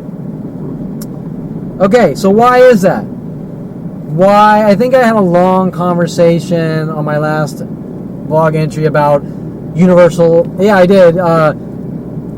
University of Colorado, Southern Oregon State College, and why they want that wiped from the record. Like they want to pretend to the world that I'm some crazy man. I'm some crazy kid. I was born in a rich family, and they couldn't deal with me, and I'm a public nuisance, and this and that, and I think differently. Well, that's not quite how I remember things playing out. How the fuck I remember is I was 12 to 14 building RC cars piece by piece and modifying them. I was 16 picking up books how to build internal combustion engines and buying cheap cars and rebuilding engines by myself. No one to teach me. I went to Southern Oregon State College. I transferred to University of Colorado. I studied a split major of electronic media and computer science. I worked several jobs for Universal Studios, Modern Video Film, some Simi Valley visual effects and animation firms. I started my own company for 6 years, an internet host provider. At 29, met with Mike Huntley. You're a dead man with the police and government. Wait, do you see something strange here? Up until 29, I'm doing what everyone else is doing. I'm not going to say I'm Doogie Howser. I'm definitely not a genius. I'm not a genius. I'm not Doogie Howser. But I was doing some shit on my own. And it wasn't like amazing or anything. But I did take the time to teach myself how to rebuild the internal combustion engine, like 350 Chevys and shit and big blocks. I wasn't the greatest at it. I didn't live in a engine shop. I didn't have a machine shop. I just did it maybe a few times. Like how many cars did I rebuild? Let's say 4 or 5. That's it. I didn't have any amazing hot rods. I'm a 16-year-old kid. I had no money. Okay? I didn't have any 427 Cobras or anything that I restored myself or anything. Okay? Okay, so let's keep things in context here. I'm just some kid buying books how to rebuild engines and teaching myself on my own. I'm not going to say I'm fucking amazing. I'm just going to say that I was passionate about things like that, and I took it upon my own to teach myself, especially in situations where nobody could provide me with the education. Okay, so let's keep it in context and perspective. Now, Brian Weaver was told to go ballistic on me because my family didn't want me building engines, getting into cars. Brian Weaver was contacted. Brian Weaver actually started working on me in 8th grade with my family, but all throughout high school as well. And then Brian Longbotham took over years later. Okay, why? I can't fucking understand it. Okay, so the point is that when they're trying to make me look like a public nuisance, it's because some fucking oil spilled on my mommy's rich driveway. Do you understand? Okay? We have a kid. He lives in Hidden Hills, Calabasas area, in their $1 million house. He goes to Calabasas High, but he's doing blue-collar shit. And so he's got this piece of shit $300 Firebird up on stands in a rich neighborhood, and oil spilled on the fucking driveway. But that's not the definition of a public nuisance where you lock someone away in jail or mental institutions, especially 40 years later or 30 years later. Okay? Do you understand? What that says is mommy's angry because her kid was building cars in her driveway, and maybe she got embarrassed, and now for the rest of her life she wants to punish her son because maybe the neighbors were laughing at her kid for building blue collar shit in her driveway. I don't fucking know, right? It doesn't make any fucking sense. Why would you be mad about me? Why would you be mad about it? Especially 30 years later. And you should be fucking proud of your kid for doing what no other fucking kid did. I didn't see any of these motherfuckers out trying to figure out how to do shit on their own. They're all fucking whatever, right? Okay, so, and then this Kevin's an asshole. Well, how am I an asshole? I went out with my friends, we hung out, we laughed, we joked. I rebuilt, like I said before, I spent a month rebuilding Greg Waugh's car engine for free, and I find out that Greg Waugh's hunting me down with my brother to lock me in mental institutions because I was an asshole to Greg Waugh. I don't even know where the fuck to begin. I don't even know where to even start on that one. It's like you have these friends and you go above and beyond and you bend over backwards, and then you find out they're hunting you down to exterminate you because you're the nicest motherfucker known to man, and then they go, you're an asshole, so we're going to hunt you down and eradicate you and exterminate you. Now, if I get into more specifics with Greg that married Jen Yang, which my brother originally dated, there's a whole dynamic in that alone where my brother's trying to make it look like I did something to Jen Yang, and then Greg Waugh is working the same angle that I supposedly did something to Jen Yang or something, and they're working all these weird, freaky frame jobs with all that. But really, like everything else, there's nothing I've done to Jen Yang, and I didn't even really have much interaction with Jen Yang, just like I didn't have much interaction with Paul Humphrey's girlfriend, Carissa Branson, after me. Okay? So, you get the fucking idea. Okay, so where am I here? Sending Rodie Morales after me. And that has to do with, that's under the, trying to make it look like my life didn't exist. Why did my family pay off with the police and government Rodie Morales? Well, in all these jumping from how can we get things to use against you to rid you of the world, somewhere down the line with Rodie Morales, they're using these name conventions as literals. Rodie Morales. You drive and you have no morals. You drive and you have no morals. Rodie Morales. They're using names to try to scare me into false coerced confessions. Now, I've had several conversations with people saying I've killed people. Okay, so Kevin's a murderer. And aside from the car thief, the violent paranoid schizo, the car thief, the general anxiety issue, the bipolar disorder, the split personality disorder, the vertigo 262, the high anxiety disorder, 100,000 other labels like that. Then the criminal ones. I'm a pedophile, a car thief, into kitty porn, I'm a drug dealer. Now throw on another 100,000 accusations. So let's first put that context in there. Now on top of all that, I've supposedly killed someone, so the LAPD with my father sent Rodie Morales after me.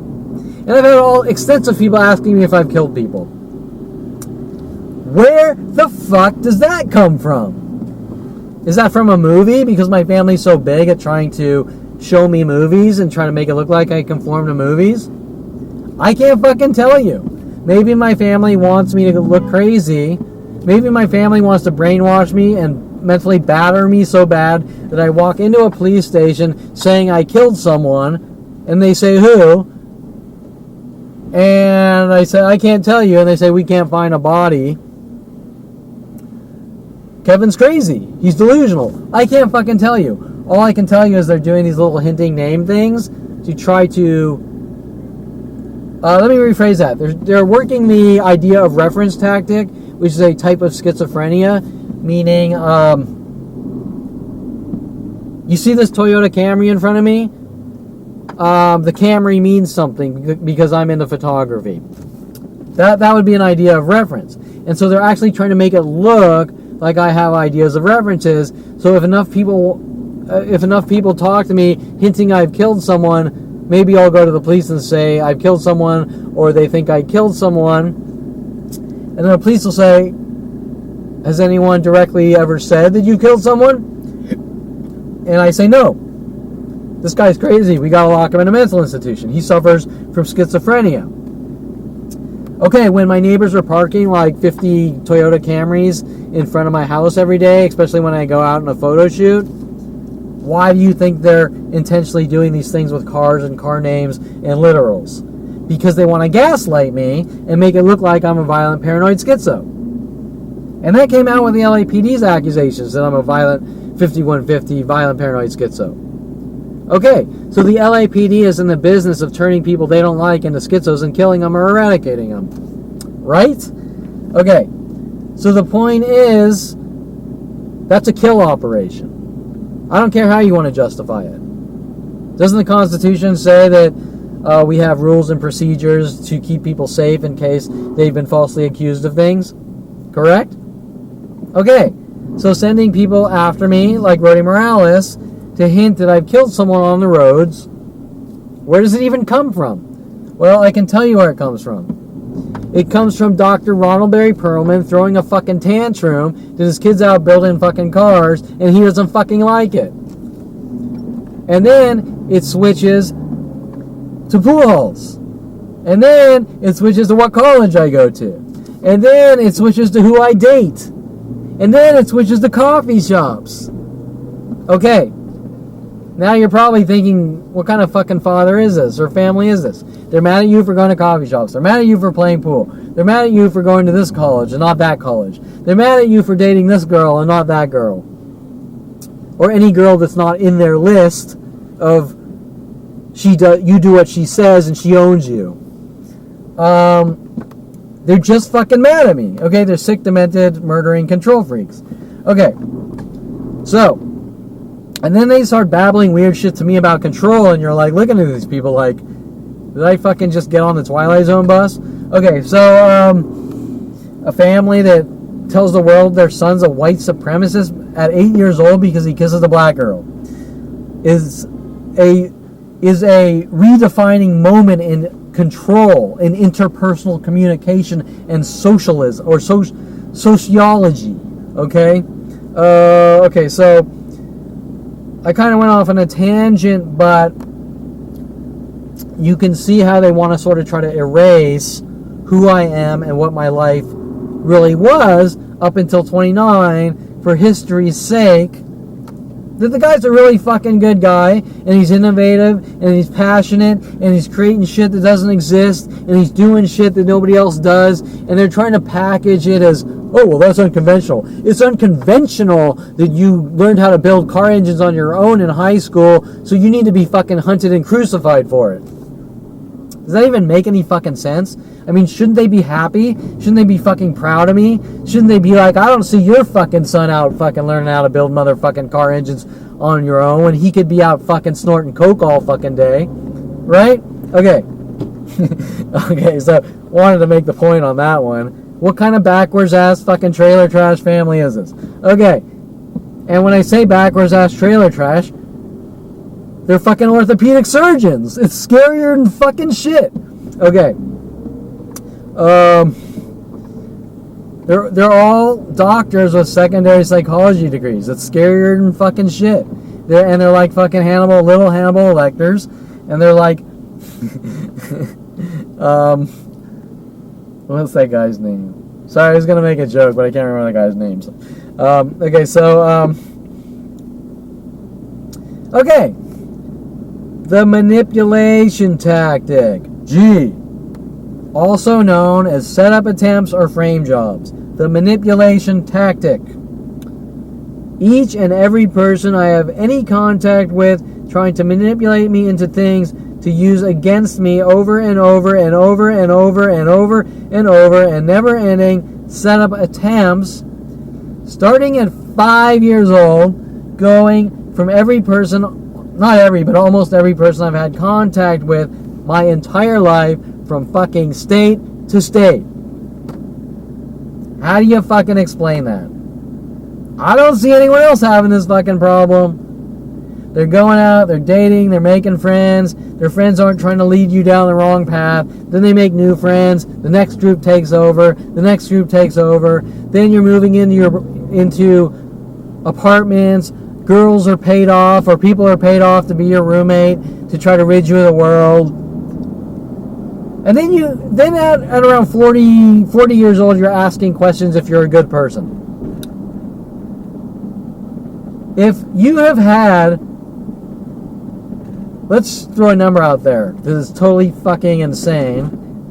Let's say 1,000 people in your life that you've known have tried to manipulate you to set you up 1,000 times. And then, let's say you've passed like almost every one of them. Listen, you're gonna fuck up now and then. You're a human being, right? But let's say 998 times you passed, and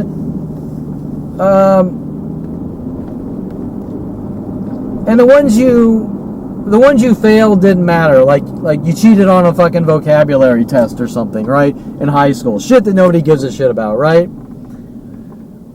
And now, you're sitting there with the fucking Spanish Inquisition here, and psychologists and everyone worldwide are asking you if you're a good fucking person, but they don't really care because they want to crucify you and eradicate you anyways. Okay. If you were to pass 998 setup attempts, and the 2 were like stupid shit that nobody cares about, even though if you probably ended up fucking killing someone at 999 or whatever, it would be fucking justified at that point because you can't get away from these murderers. But I want to kind of keep it close to, and the analogy is close to me.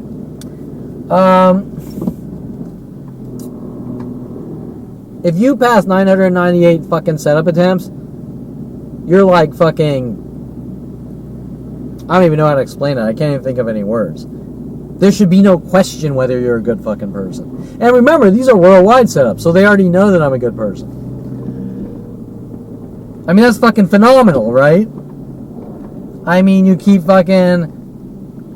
I mean, yeah, some of the manipulations on a tiny level that don't matter, of shit that nobody cares about, that aren't crimes. But I'm talking about the things that matter. Like, I tried to get you to go in that store and steal something, and you're like, no, fuck you. Not like someone walking up to you to manipulate you into a prank. I'm talking about serious shit, right? I'm talking about break into that guy's house and rape his wife. I don't fucking know, right? I'm talking about the shit that matters. Like I'm a fucking saint. I'm like fucking, and I'm not trying to preach that I'm like some fucking end all be all entity of goodness or anything. I'm a human being, and I'm not perfect, and I'm happy, and I'm sad, and I'm usually a good person, and I could be an asshole, and if someone's trying to kill me, I become an asshole really fast, and I'm open-minded, and I'm sexually open. Like, I don't think that things like porn or swingers, I think those are all good things. And then I also think that if you want to go to fucking church, and then that's a good thing for you. And so I'm just a human being. I'm not this way or that way or this. I'm a person. I'm a human being. And some of me is right wing, and some of me is left wing. Some of me is artistic. A lot of me is very business oriented, capitalistic, make shitloads of money like Mark Zuckerberg. And I love art. Okay, now if you're saying that I have to pick one, that's fucking insane. You're crazy. Most people are down the middle. They're not fucking this way or that way. Now, that was one of the weird tactics back maybe 15 years ago. Kevin, you have to choose and be this way or that way, or weird shit like this. You have to be a Republican or a Democrat, or you're a bad person. Well, I'm not a Republican, and I'm not a Democrat. I go right down the fucking middle. And some of the Republican things I believe, and some of the Democrat things I believe, and some of the Kevin things I believe. Okay, and so I think my point's pretty fucking obvious that these aren't things that are bestowed on people, right? People don't demand that you have to be in some weird category or they're going to eradicate you. And usually, especially in capitalism, they like original and different ideas. They like new, original, different ideas. And as far as the public, they like artistic expression and open-mindedness. They like people like Stephen King or writers like Wes Craven, and they like all these open-minded fantasy and fiction and artistic and expressive, and they like comical people, and they like comical people with sarcasm, provided it's not angry at you. Okay, so you get the fucking idea that everything that's sort of being nitpicked out of my life is strategic to try to drive me crazy. They're ratcheting down and rioting and with mass worldwide mobs and secret because they want to snap me and get that reaction to lock me in jail and mental institutions. But now we come back to what the fuck's going on and why are they doing this? Well, there's not going to be an answer for that because that's not the type of thing that people generally admit to with billions of government dollars. But I know the truth, and the truth is obvious, but there's never going to be a direct answer. Like a closure example. A closure answer. Let's see. Where the hell am I going? Stop. Hold it up.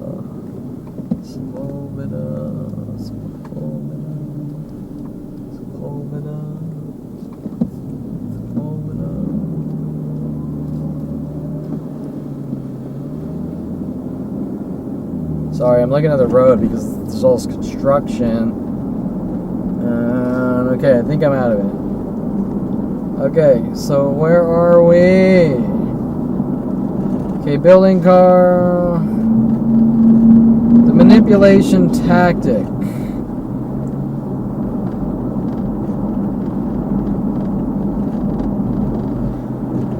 Kevin thinks he can do whatever he wants. Tactic.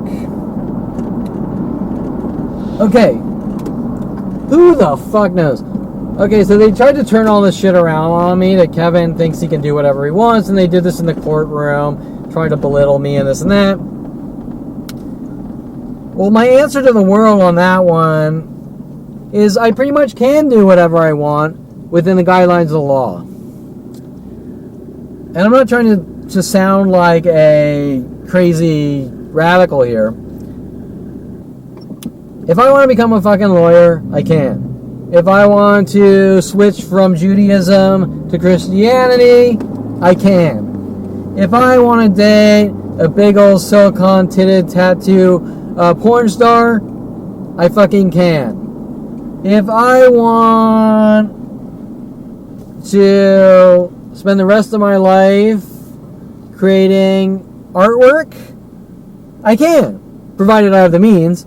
If I want to go to a strip club or a coffee shop 7 days a week, 4 times a fucking 7 days a week, 7 days a week, every week for the rest of my fucking life, or coffee shops, I fucking can. If I want to build a blimp and wear pink clothing around every day of my life, I fucking can. Because the Constitution of the United States says I am a free man and I am fucking allowed to. Now, if I wear pink clothes and fly around in a blimp, people are going to say that guy's fucking weird. But it's not going to create a worldwide kill operation like we're seeing here. Okay? So the point is, they're trying to take my life out of context and make it look like I think I can do anything I want, and I can, provided it's within the confines of reality. But my point is that people don't get together and hunt someone down for building a blimp and wearing pink clothing or whatever. They don't give a shit. Okay, example. Let me give you an example. There was a guy when I was young, and every weekend he would be down at Venice Beach, and he'd have roller skates, I think a turban on, and he would play the guitar like Jimi Hendrix, and he would skate up and down Venice for years, and I think he was in several movies too, because he became known as the guy that skates up and down Venice with Jimi Hendrix and the thingy on his head or whatever, and the hippie clothes, like the tie-dye Jimi Hendrix shit. Now, I didn't see the police and psychology community saying, we're going to keep throwing you in jail for skating every day down Venice Beach and playing guitar because you think you can do whatever you want. And you're a public nuisance. As a matter of fact, everyone fucking loved the guy, and they even put him in some movies. And everyone knew him. Like, worldwide. A lot of the older folk probably know exactly who I'm talking about.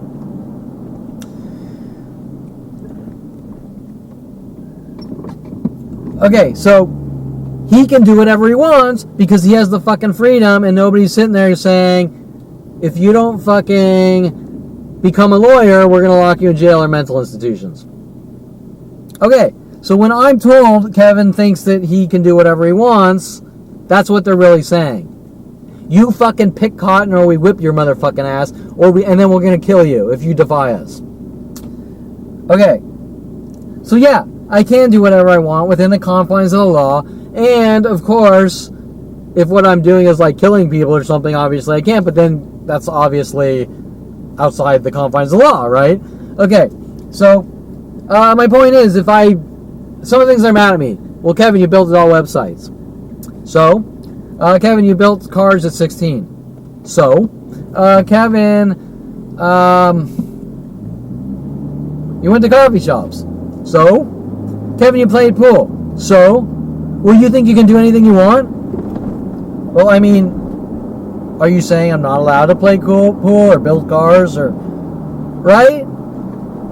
Okay, so that's their threat statement to me. It's out of context with the situation. It doesn't make any sense. But the reason they're saying it is because they turn the world against me so they can get away with it. Just like Adolf Hitler, right? The reason Adolf Hitler dragged Jews from their home to concentration camps and put bullets in their fucking heads is because he could. Because nobody was there to stop him. But it has nothing to do with right or wrong or constitution. It has to do with mass genocide and murderers, just like what's being done to me. Except my situation is a little different. Or is extremely different. My situation is unheard of. Okay, so I'm in the right. They're all in the fucking wrong. Anyone that's supporting what's going on are equivalent to slaves, Jew killers, whatever. I mean, okay, and that's over 400 billion, about over 4 billion at this point. Okay, so,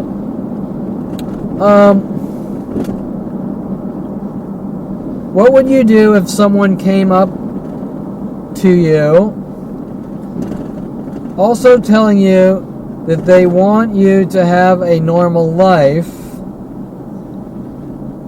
Wait. Why are my sentences cut off? I think something got screwed. I have, what would you do if someone came up to you? Oh yeah, I started in with that one, didn't I? My notes updated later, I think, so it went to the bottom. I think I was saying, what would you do if someone came up to you and said, you have to take meds, or you have to lick the toe cheese between my fucking toes, or you have to pick my fucking cotton, or you have to do this. Okay, they're ultimatums. You understand what I'm saying? People don't walk up to you and say, you have to date that person or we kill you. You have to take meds or we kill you. Or lock you away. You have to do my dishes every day or we kill you. Isn't that the type of thing you call the cops and the cops say, that's fucking unacceptable? Even if it's fucking meds, it doesn't matter. I can't walk up to you and say, if you don't take meds, I'm going to kill you, right? Or eradicate you. Think about that. I walk up to you and they say, I don't like you and I want you to take meds or I'm going to fucking eradicate you. We're going to lock you in jail or mental institutions or kill you. Think about that. What would your answer be? It'd be like, why don't you just go live your own fucking life, right? Why are you obsessed with me? Why do I have to do what you tell me I have to do? Well, you're a public nuisance because 30 years ago when you were building cars, oil spilled on a driveway. And that's a public nuisance. How is that a public nuisance? Maybe someone's mad about their driveway, but how is that a public nuisance? Well, you went to Los Angeles County Raceway and you raced cars, and once in a while you revved your engine or you sped a little. Hell, you even sped a lot. Let's throw you sped a lot when you were a kid. So, where's the public nuisance, and how 30 years later does that apply to now, even though it didn't matter then? I mean, hell, do you know how many people I have on video who are doing hit and runs, to speeding, peeling out everywhere? You think anyone in the community gives a shit? They couldn't give a flying fuck. They're not running around, oh, there's a guy in the BMW that peeled out 5 years ago, we're going to kill him because he's a public nuisance. Those are obsessed murderers. Not Not the guy that peeled out. The fucking sickos following the. Not that this is happening only to me, but following some kid around his entire life, going, we know you peeled out in your car. We're gonna kill you. We know you peeled out in your car. We're gonna kill you. You're reckless. You're out of control. We invested billions of dollars to kill you because you peeled out in your car when you were 16. I peeled out. Well, think about your response. You'd be like, you're hunting me down with billions of dollars because I peeled out in my fucking car at 16? Every fucking person I know has peeled out in their fucking car. I mean, if I think back, Brian Weaver and his Chevelle doing donuts over and over and over. Nobody's hunting him down trying to kill him. When you were 16, you did donuts in your Chevelle. As a matter of fact, nobody gives a flying fuck. They got too much to think about. Like, how do I make money? How do I feed my baby? Whatever. Right? Okay. So, just understand this obsessed rage to exterminate Kevin Perlman. It's not really about anything they say. Those are just justifications. So, what's it really about? Okay. Also telling you they want you to have a normal life. Did I talk about this? I think I mentioned it. Well, what's a normal life? I go to med school and become an orthopedic surgeon, like my father, who does work comp patients. And I also get a secondary degree in psychology, which I can torture and kill people with. Then will I be a good person? Then will I have a normal life? Is that the only thing that qualifies as a normal life? Going to med school and getting a secondary psychology degree and torturing and killing people with it? Is there anything outside those confines? This is a normal life. What is a normal life? I can tell you that Anita Perlman's version of a normal life is pure narcissistic narcosis. It is pure neurotic. It is insane. Sorry, Mom, if you hear this, it's fucking insane. Okay? You have to try to fix people to death, and you overanalyze things until fucking they break or broken or dead or gone or whatever. Okay, it's not normal. Telling me that you are afraid to go out and buy a nice car for yourself with the insane amounts of money that surrounds you to me is like beyond any level of insane, when you should be going out and living life and enjoying it, and not focusing on other people ripping their lives to shreds to make yours, to fulfill those holes in your life, is the opposite of normality.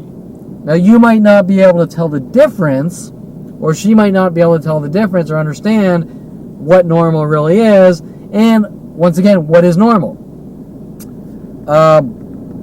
Is someone who's a social worker normal? Or is someone a doctor normal? Or is a car mechanic normal? Is a lawyer normal? Is going to college normal versus not going to college? What is normal? What is normal? Is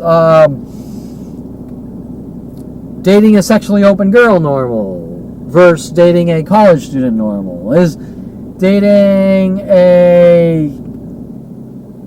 being set up on a blind date normal versus not normal?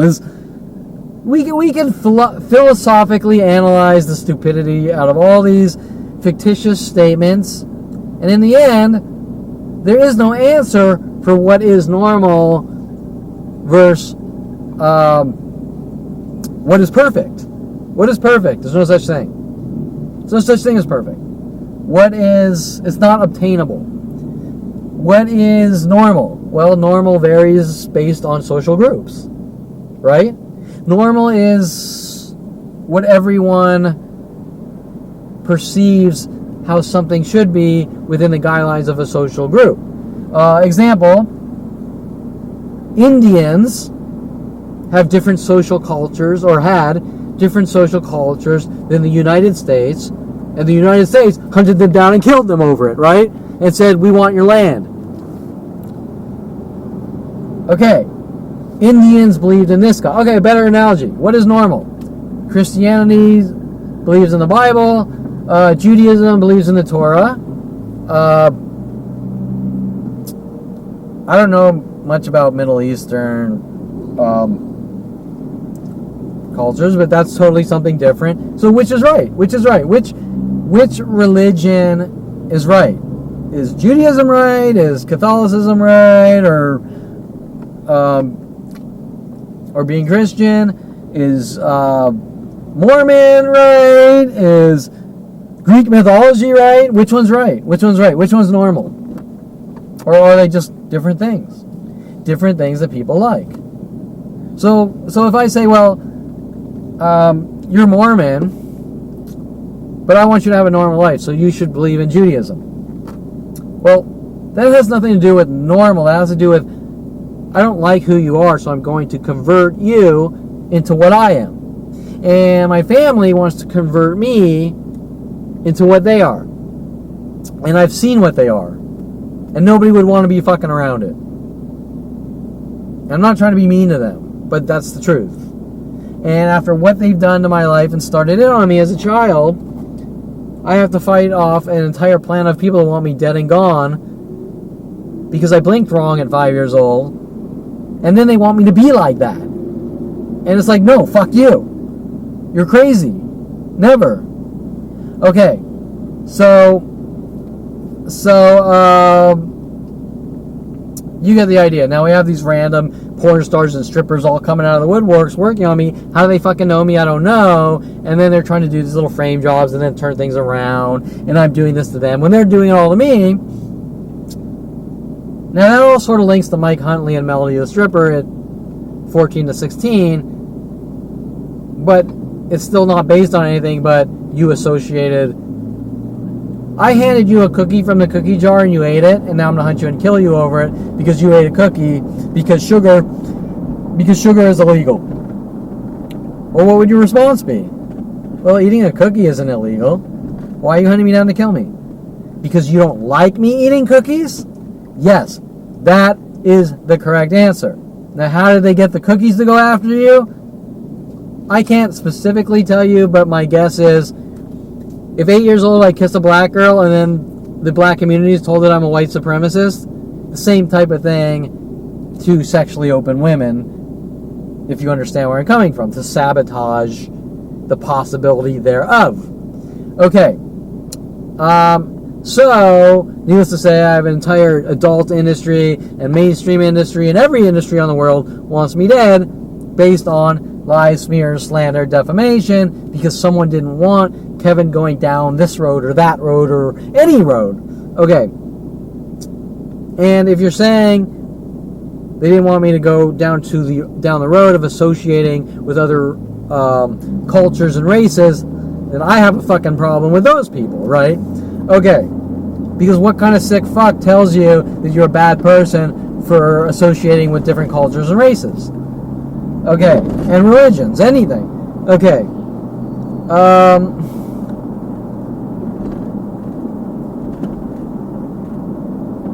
Kevin.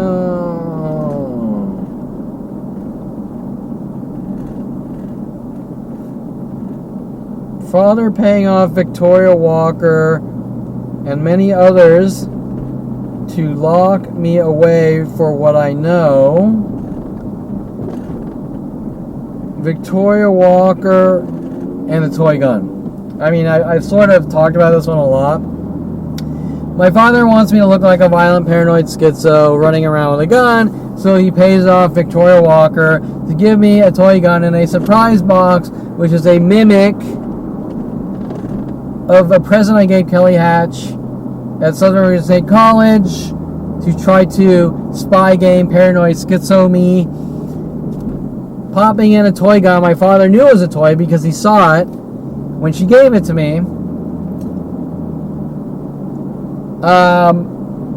And he wanted to see my reaction when I opened up the present because it links to things he was doing to me at 16 when he put the bullet hole in his 300E Mercedes with LAPD to frame me, saying that I was out putting bullet holes in his car and I supposedly stole his 357, which he told Paul Humphrey to try to manipulate. Back to manipulations.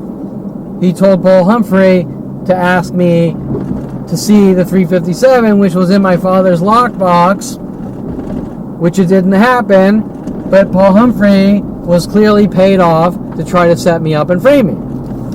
Then, they didn't get that. Then they go and they put the bullet hole in the car. Why is he doing these things? I don't understand. This is my own fucking father. Hence, me doing photo shoots with a toy gun, my father going ape shit because there's proof of the incriminating evidence of his crime spree against me all across the world of a simple, harmless toy gun that every motherfucking family probably has. I mean, most kids actually have toy guns. This one looked a little more realistic. But still, you can any person with common sense can look at it and go, it's a fucking toy. And it even says it on it.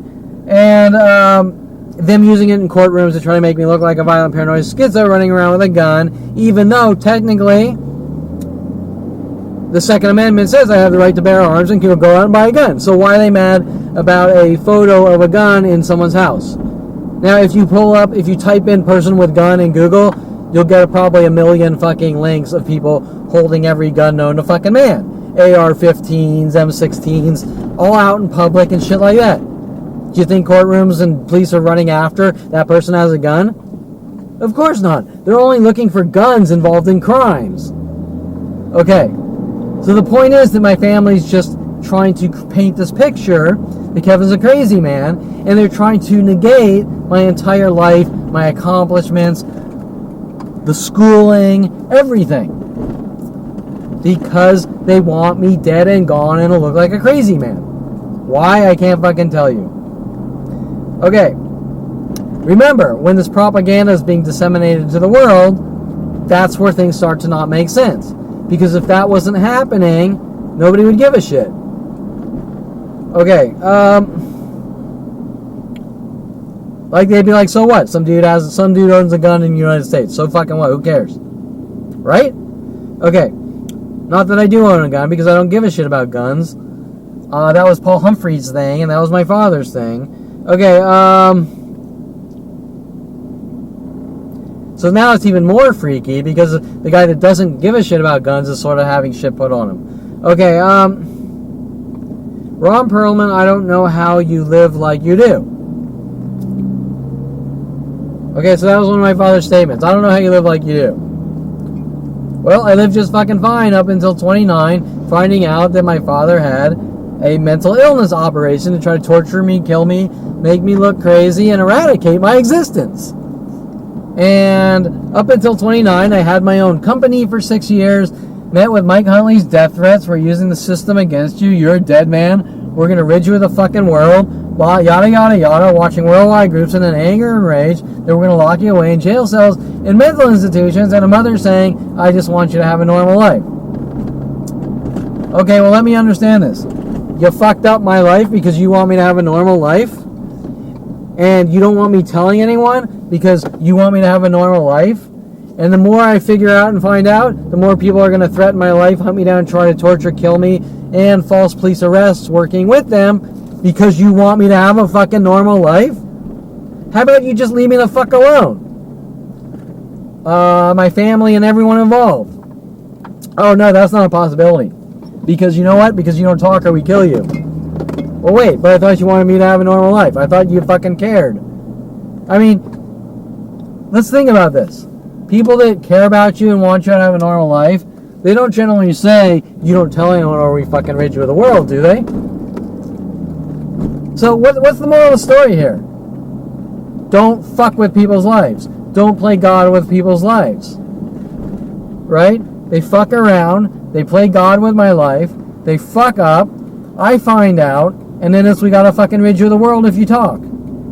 Okay, well, which part of that equation is I want you to have a normal or good life?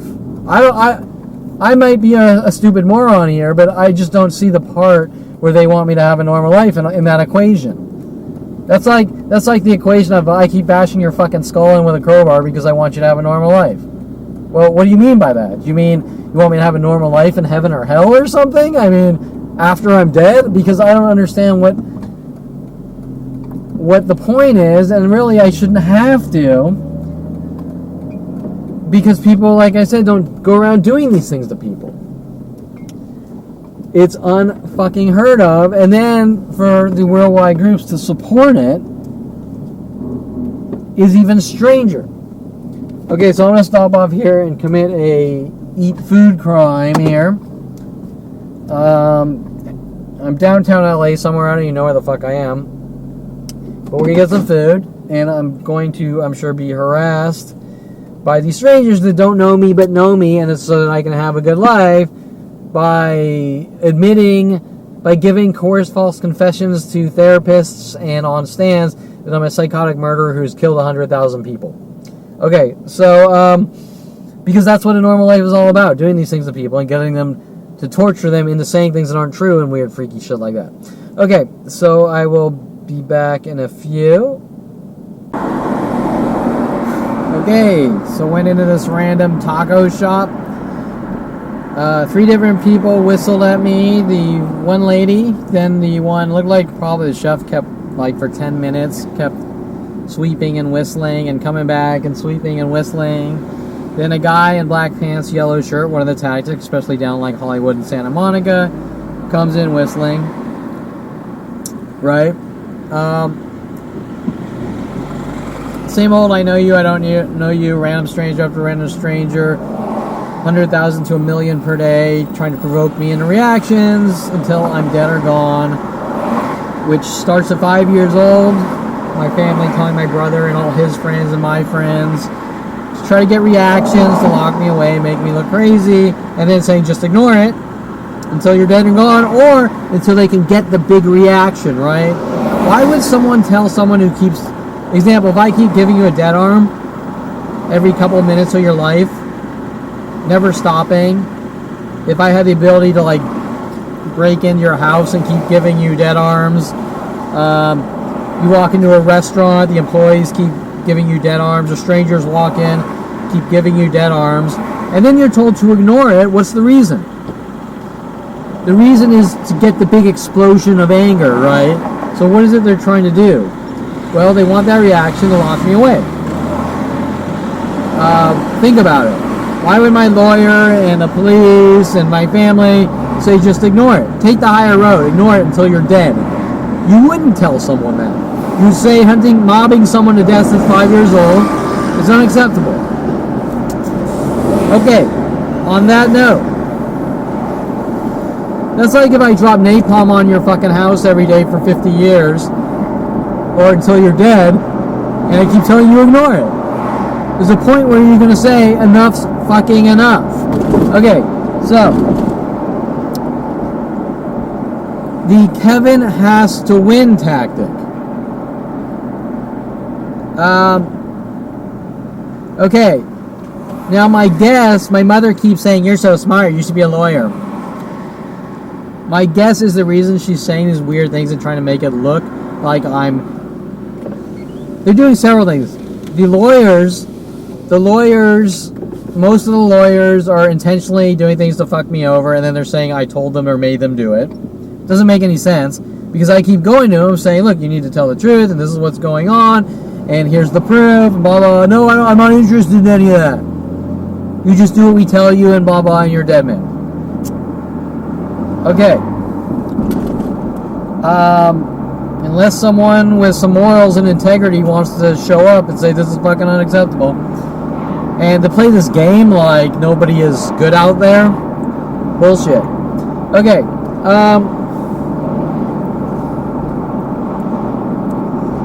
The Kevin has to win tactic. This is all a game. Kevin plays games with people's lives. I don't fucking know where they're even coming from.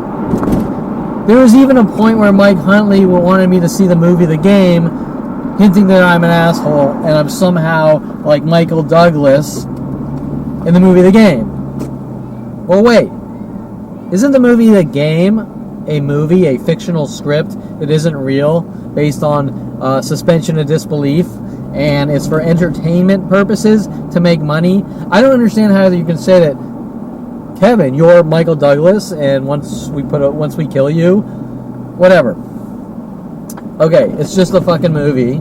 Has no relationship to my life. Now, am I supposed to, when people are walking around 100 times a day saying I'm an asshole for no reason with worldwide support trying to kill me, try to flip me into the point where I think I'm in the movie The Game or something, and I think I'm Michael Douglas? I don't fucking know. Okay, the Kevin has to win, I think before that, with my mother trying to convince me and make me think I'm a lawyer or something. Oh yeah, that's right, they tried to get me to represent myself and all sorts of freaky things like this. Well, where does that come from, right? All these things have to come from somewhere. Does that make sense?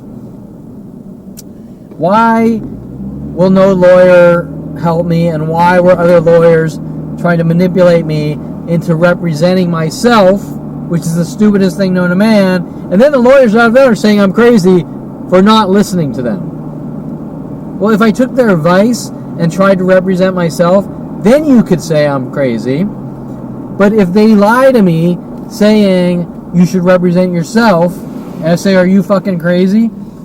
And then they go, he didn't represent himself, he's crazy, and we gotta remove him from society. That doesn't make any sense like the rest. Okay, now, we're coming back to the whys. Because my family wants to try to have, back to the original conversation, manipulation to try to make me look crazy. But this isn't one person. It is a worldwide conspiracy. Like I said, I was just in a restaurant being mentally battered by 3 people with the whistling tactic. Okay. Well, my guess, without proof, because my family has spent an entire lifetime with the entertainment industry trying to make it look like I conform to media to try to lock me away in mental institutions, my guess is that it has to do with the movie Devil's Advocate with Keanu Reeves, and the character's name, do you know what the character's name is? The character's name is Kevin. Interesting. And Kevin's daddy is the devil, Al Pacino. Okay, so we want to make it look like Kevin's crazy. We want to make Kevin look like a paranoid schizo. We want to make it look like Kevin suffers from ideas of references. Hence, when I'm giving you the analogies of how they use cars parked in front of my house, or where I go, people following me with cryptic hidden messages using cars, or the names of cars, or 2 cars backwards together, identical cars backwards, or if I go do a photo shoot, they pull up groups of Toyota Camrys. It's not because I'm a schizo, it's because they want to make me look like a schizo to lock me away in a mental institution. Jason's threats when I was 16, we're going to lock you in a fucking mental institution because we hate your fucking guts. And there's nothing else behind that, because even if Jason's lies, how I was an abusive brother, was true at a young age, well, I'm 47 and I'm nowhere near Jason. So if I'm nowhere near Jason, but people are helping Jason eradicate me, then how do you understand? I'm being hunted, I'm being pursued. Okay, so the point is that if you've seen the movie The Devil's Advocate, Keanu is a lawyer named Kevin. His father is the devil, Al Pacino. You can watch the movie to understand the types of things that they're doing to sort of try to flip me out. And my mother saying, you'd make a good lawyer, and lawyers trying to get me to represent myself in court. Why do they want me in courtrooms so bad? I don't fucking know. Why are they trying to play this game like I conform to people in media and then rid me of the world, lock me in mental institutions? I can't answer the question. But there's lots of things with entertainment, the entertainment industry in my private life, and how they're sort of writing things in scripts. Their perception of me, so to speak, into their scripts. And then you watch the movie and go, that's pretty fucking strange. You see this and you see that. And they go, you're a violent paranoid schizo. Okay. I don't want to go too deep in there, but I want to stick with the Kevin has to win statements to me from several people, and the whole concept of people mad at me and hinting about games. Okay, well, let me explain this. I don't know which part of this is a fucking game or movie. I'm 29 years old. I'm trying to do something with my life. Kevin, you're a dead man and we're using the system against you and we're going to hunt you and kill you with worldwide support. Okay. How do things go from I'm getting out of college, I'm starting my own company, and there's a worldwide campaign to kill me since 5 years old? Okay? Now, I don't know this at the time. I just know I'm watching a planet full of people try to kill me for no reason at all. Now, when we talk about games, you know, you want to fucking pull out Chutes and Ladders or whatever and put it on the fucking table and we play a game. You want to play a game of cards. You want to play a game of pool. Fine. But when you turn 29, there's a worldwide campaign to kill you. To this point, right now, where there's nothing about anything, about what it's about, what's going on, but Kevin, you have to win. This isn't a game. This is, let me rephrase it. Losing this game with my life means I stop breathing, I end up in jail cells, I end up in mental institutions. Okay? Winning this, if you want to call it a game, means I have the freedom to live my life. This is as much of a game as Adolf Hitler putting bullets in Jews' fucking heads. Okay? Did anyone ever say that Adolf Hitler is just playing a game? Did anyone in an angry voice ever walk up to Jews, mad at them? You have to win for not wanting to be in concentration camps, wanting to get out of concentration camps, not wanting bullets put in your head, not wanting you to be gassed to death in the showers. No, of course not. Did anyone ever say that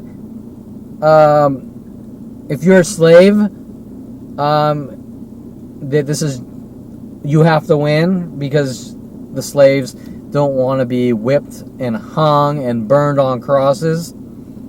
Okay. So which part of this is a game, or when we're saying, well, you have to win, there's no middle fucking ground here. I turned 29. Mike Huntley's in a fucking rant about how I'm a fucking dead man with worldwide support and the police and government. Okay? The first thing you want to ask yourself is how does things go? You make it, I'm going to say it worded this way, you make it till 29, because I didn't know I was being hunted for extermination up until 29, and all of a sudden you're in a fucking cloud of confusion like, there's a worldwide campaign to kill me for no reason at all. And nothing's being said about anything.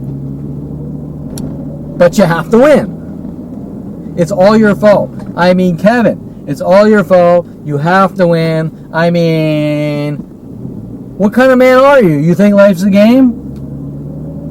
Well, which part is this a fucking game? Which part of worldwide murder operations to kill my kind since 5 years old, as they put it, is a game? It's not a game to me. I don't even have a fucking clue what it's even about. I'm completely and utterly fucking confused to this day at 47, watching a worldwide campaign to kill me since 5 years old for no reason. No police officer thinking murder is wrong. No lawyer thinking murder is wrong. In such inhumane, unthinkable methods, too, with murderers with psychology degrees who torture and kill people over time without physically touching them, where everyone worldwide gets together to torture and kill someone.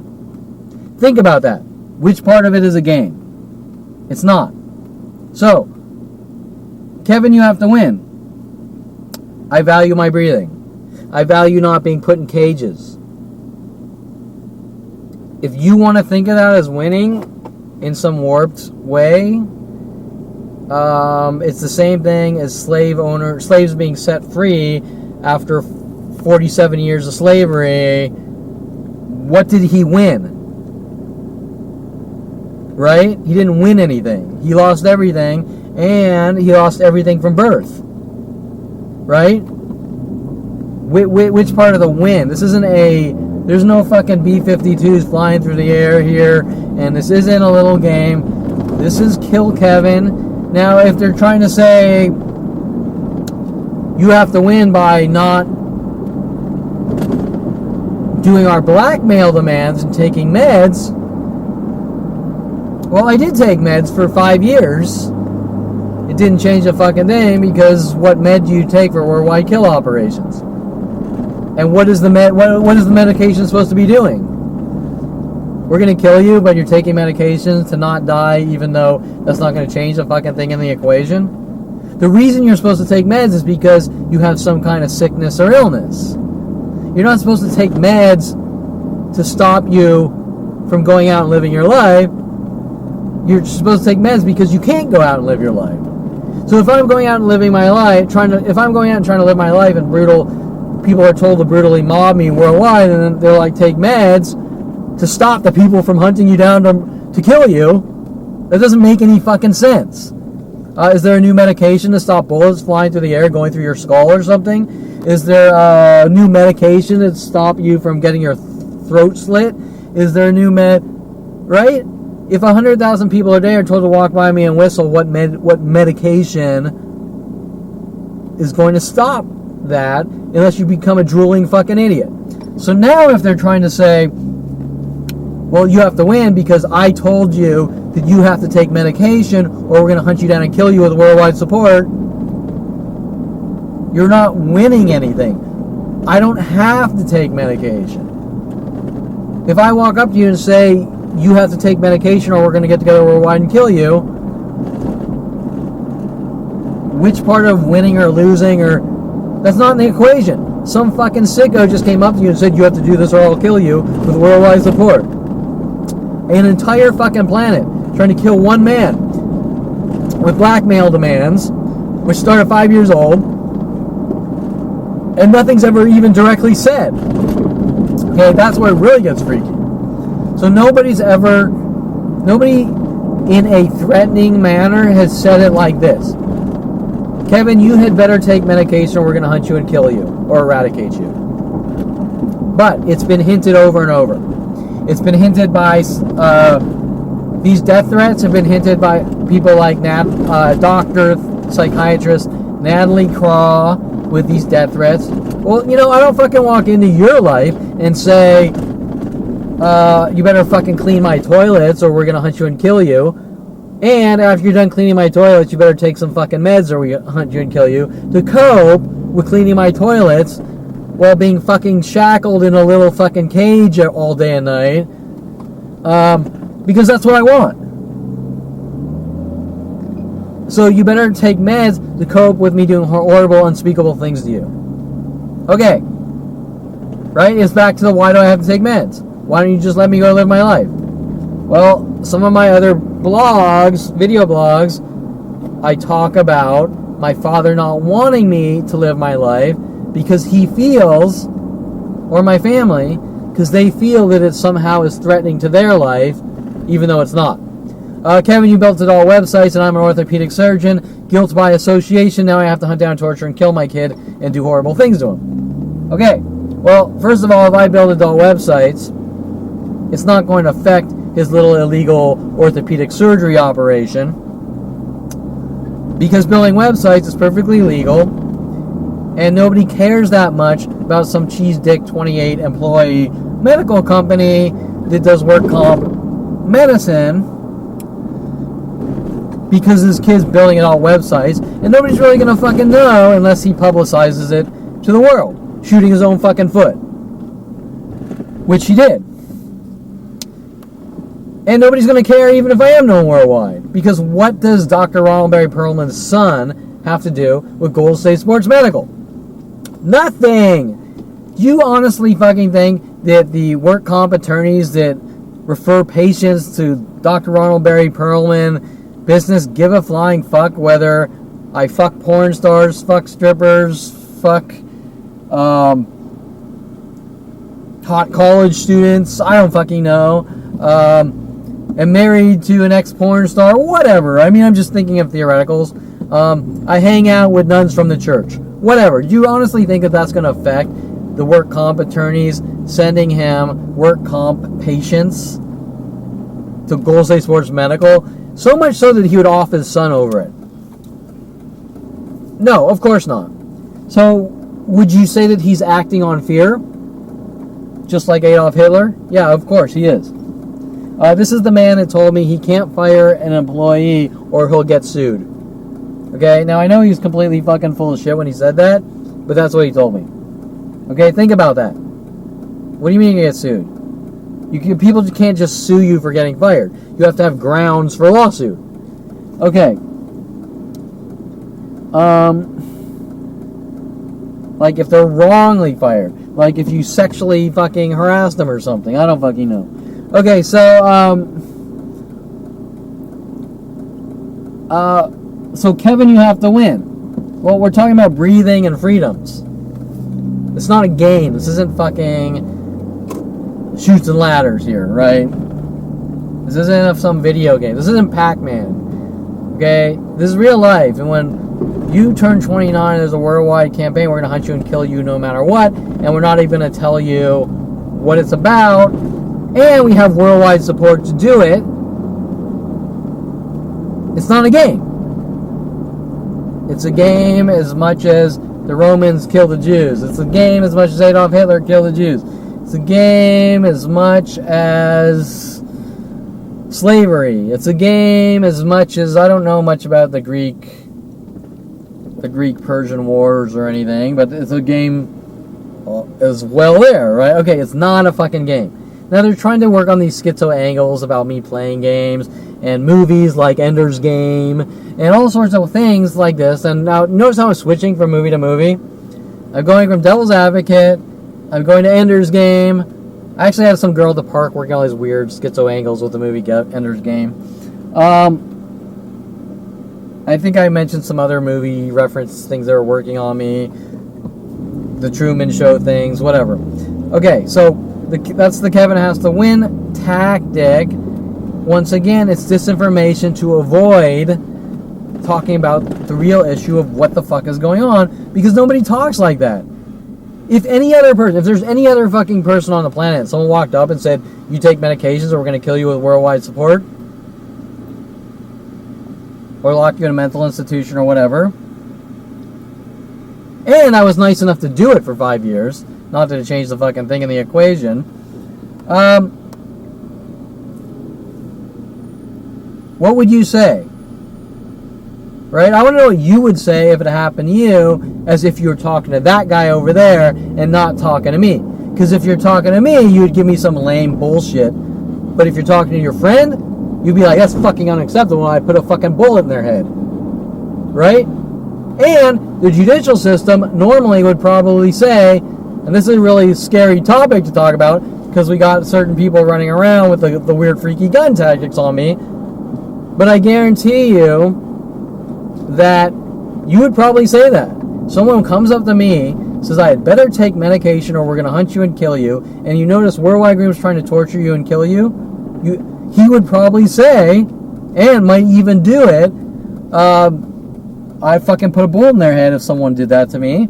And the judicial system, to them, would say, you are in the fucking right. Now, once again, just to cover my ass, because I know how the judicial system likes to follow me around, trying to get, oh, well, Kevin said this, so I think he's going to do this with their pre-crime bullshit. And they'll twist and contort and fabricate and take shit out of context and give it out to the entire planet that Kevin's a danger to himself or others, based on, because you can't say these things. People say these things all the fucking time. Okay? All fucking day. Nobody would ever tell you. Nobody would ever try to control you that much unless they're sick psychotic murderers beyond any level of use known to man. And nobody would ever say that what they're doing is okay. Okay, so that's the Kevin has to win. Kevin has to win. There's no bearing or relevance to that statement in this situation unless I'm sitting down playing fucking Monopoly with you on a table, and once we leave that fucking room, we're no longer playing a fucking game. Just like when I go shoot pool and leave the pool hall, we're no longer playing a fucking game. Okay? You want to have fun, you want to shoot some pool, you want to get good at pool, we play pool. Once we leave the pool hall, you're following me around, I have to win and I'm going to kill Kevin. You're not playing a game no more. You're playing Kill Kevin, and that's called murder. Now, my family's trying to reverse it on me that because Kevin plays pool, he plays games with people's lives. Well, I don't understand the correlation, because once again, it's an empty fucking delusion based on zero fact. What's the game I'm playing? Other than poking some balls on a piece of felt. I leave the pool hall, I go back to my office, I try to get some work done, I go out, I market, I start building code, I start doing things. Which part is it that I'm playing a game after I leave the pool hall, other than a sick, demented family with worldwide support to kill me, saying that Kevin's playing games? Right? It's reversed, like everything else. I'm sitting in an office with Mike Huntley. All of a sudden, out of the blue, there's a worldwide campaign to kill me, and I find out it's been going on my entire life since 5 years old. I don't know what the game part is, because nobody's told me what the game is, other than the Kill Kevin game with worldwide support. Right? So, when they say, well, Kevin, you have to win. These aren't my decisions in life. I wasn't sitting there at 29 saying, I hope someday there's a worldwide campaign to kill me. Right? These aren't choices. They're not choices. They're not decisions.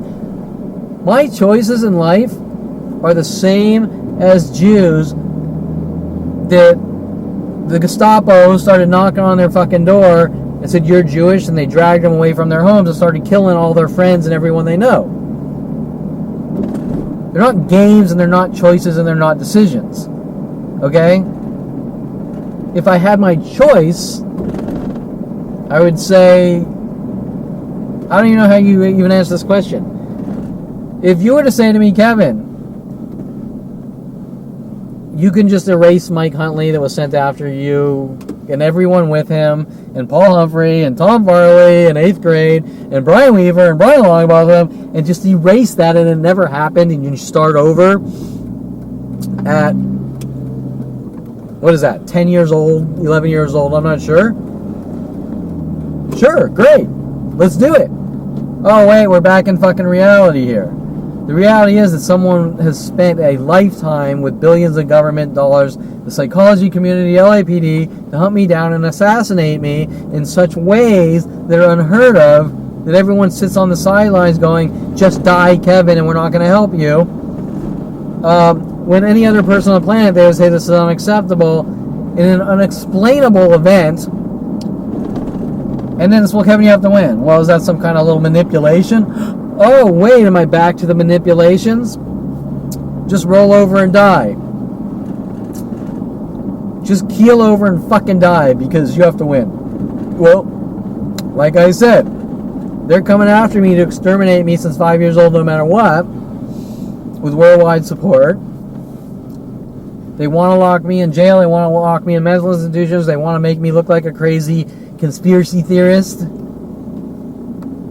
Every single person I meet knows me, is in an angry rage, but then they go play this game, I don't know you.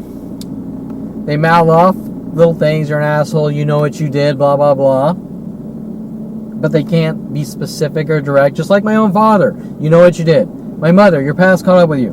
But I refuse to be specific about anything. Why is that? Because they want to make it look like I suffer from obsession and mind racing and this and that. Why? Because they want to lock me in mental institutions. Why? Because Anita Perlman says, I want you to have a normal life. Okay, and as I said earlier, how's that a normal life? If I lock you in cages, is that a normal life for you? Why don't you let me just go live my life? Why does my life have to be her life? Why does my life have to be my father's life? Why can't my life be my life? What is normal? Well, we went through this before. Okay, so there is no, the Kevin Has to Win is about breathing and freedom out of cages or bouncy rooms. There is no fucking game here. These are kill operations, slaughter, extermination. Let me put it in a more gentle way. We want to take this guy, we want to take him out of society and put him in some kind of cage or room where he can't go live his life. What's it about? Someone is filled with hate, rage, and jealousy towards Kevin Perlman, and they've managed to launch a worldwide campaign to do this since 5 years old. Okay? It is not about any type of normal life. Okay. If they want me to have a normal life, they'll let me live my life, and my life doesn't have to be like their life. Okay. Where am I?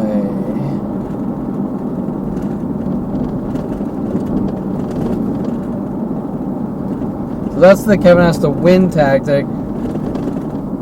Pretending I'm playing it there, it's a game or something. Okay.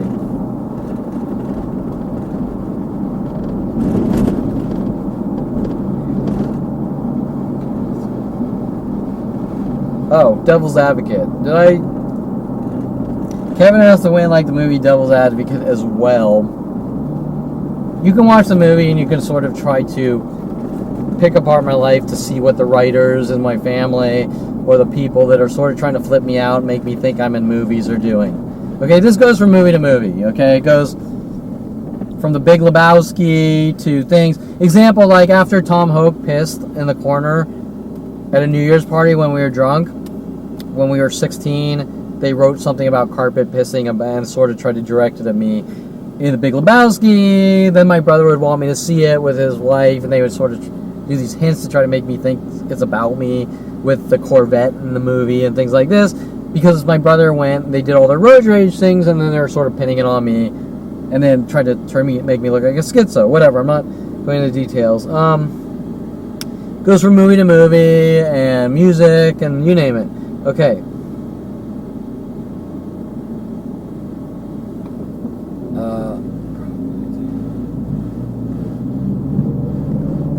What did I put? Family's issue with doors.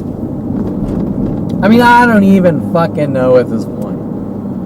My family has issues with me and doors. My family thinks I'm Jack Nicholson in the movie The Shining.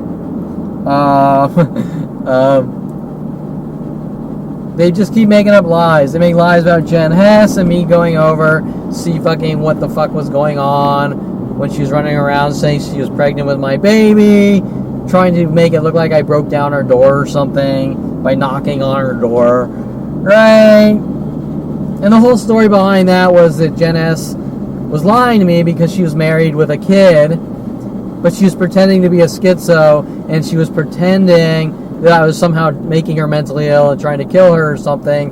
And then she was working with porn star Jessie Jane because Jen Hess originally was calling herself Jessie. And then she introduces me to her friend in Oregon. Interesting that her friend was in Oregon. And I can't remember her friend's name. Was her friend? And her friend's like, what the fuck is Jennifer doing? She's calling herself Jessie, and she's doing all these freaky things. And then all of a sudden it's, well, Kevin, you're hunting down Jen Hess, and you're violating her life, and you're destroying her life, and this and that. Wait a minute. This girl came into my life. She's cheating on her fucking husband. She's playing these schizo games. She's trying to turn me into a schizo. She's telling me all sorts of weird shit that she's done something and she can't tell me, directed at me. She's trying to make me mentally ill with all these freaky tactics. I find out she's working with Mike Huntley and Paul Humphrey on these strategic frame jobs to make it look like I'm going after her. Then Rodie Morales comes in my life, wanting to take me to strip clubs, pretending it's somehow about Jen Hess and Julia Sofia Reynoso. Then strippers try to get me towards LAX, close to Jen Hess's house. You're probably saying to yourself right now, how do these random people all across the fucking country know who Jen Hess is and try to make it look like you're going after her? Yeah, that was the first question that came to my mind. How do random strangers know about this little private relationship? And there's not just one of these, there's about 100 of these. There's random strangers all trying to manipulate me down the path to make it look like I'm doing this to Jen Hess or anyone else all throughout my entire life. All strategically coordinated, conspiring. Now you're going to say to yourself, that's pretty fucking strange. How does Aubrey Fisher and Stripper Venice telling me she now works at Bear Elegance down by Jen Hess's house. How does Venice or Aubrey Fisher know Jen Hess? Jen Hess wasn't even a stripper. She's some just crazy fucking, I think, like a heroin junkie or something that was married with a kid. I'm not even sure because I didn't know her that well. Okay, so how is she associated with these people? And why are these people 10 years later trying to make it look like I'm hunting down Jen Hess? Hey, Kevin, I dance at Bare Elegance down in LA. Come down here. Oh, Kevin's stalking Jen because he's in the same area. Kinda, sorta. LA is a big fucking place. Right? Think about that. And if I were to fly to fucking Wisconsin right now, the next person would be working on me to try to set me up or frame me with these people. Okay, so you'd be like, what the fuck, right? Think about that. Okay, so I went on a tangent, but the whole thing was, there's a girl working with Rodie Morales that I asked out at our gym who was joking about flower frenzy, and there's a whole subset of flower tattoos with models going on directed at me worldwide. And it all links to the rose bush I ran through when I was a kid. And I don't want to go into that. So the point is, by knocking on a door and asking a girl, what the fuck, are you pregnant? Somehow leads to I fucking raped, pillaged, tried to kill her, kidnapped her kid, broke down her door with a hatchet like the movie Shining, blah, blah, blah, fucking blah. Okay, it's back to the original conversation when I started this video. There's no crime here, other than what's being done to me. By simply screwing a girl a few times and asking them what the fuck is really going on is not stalking. It's being mature enough to try to deal with situations, except sometimes in life, when you're dealing with murderers that are hunting you down, you can't really ask questions of them because they want you fucking dead and gone and they're being paid off and shit like that, right? Okay, the point is that all these things going on, Mike Huntley, Paul Humphrey, Jen Hess, Aubrey Fisher, Rodie Morales, they're all people paid off working with my family, the LAPD, to hunt me down, exterminate me, try to set me up, try to frame me, and eradicate my fucking existence no matter what it takes. The reality of the situation of Jen Hess is back to the original conversation. What if you went out on a date and you chewed food with your mouth open and there's a worldwide campaign saying you're an asshole because you went out on a date and you chewed food with your mouth open of shit that nobody should know because it's unimportant, it's irrelevant, and the only reason why someone is nitpicking and collecting insignificant things. Okay, SD card filled up. New SD card.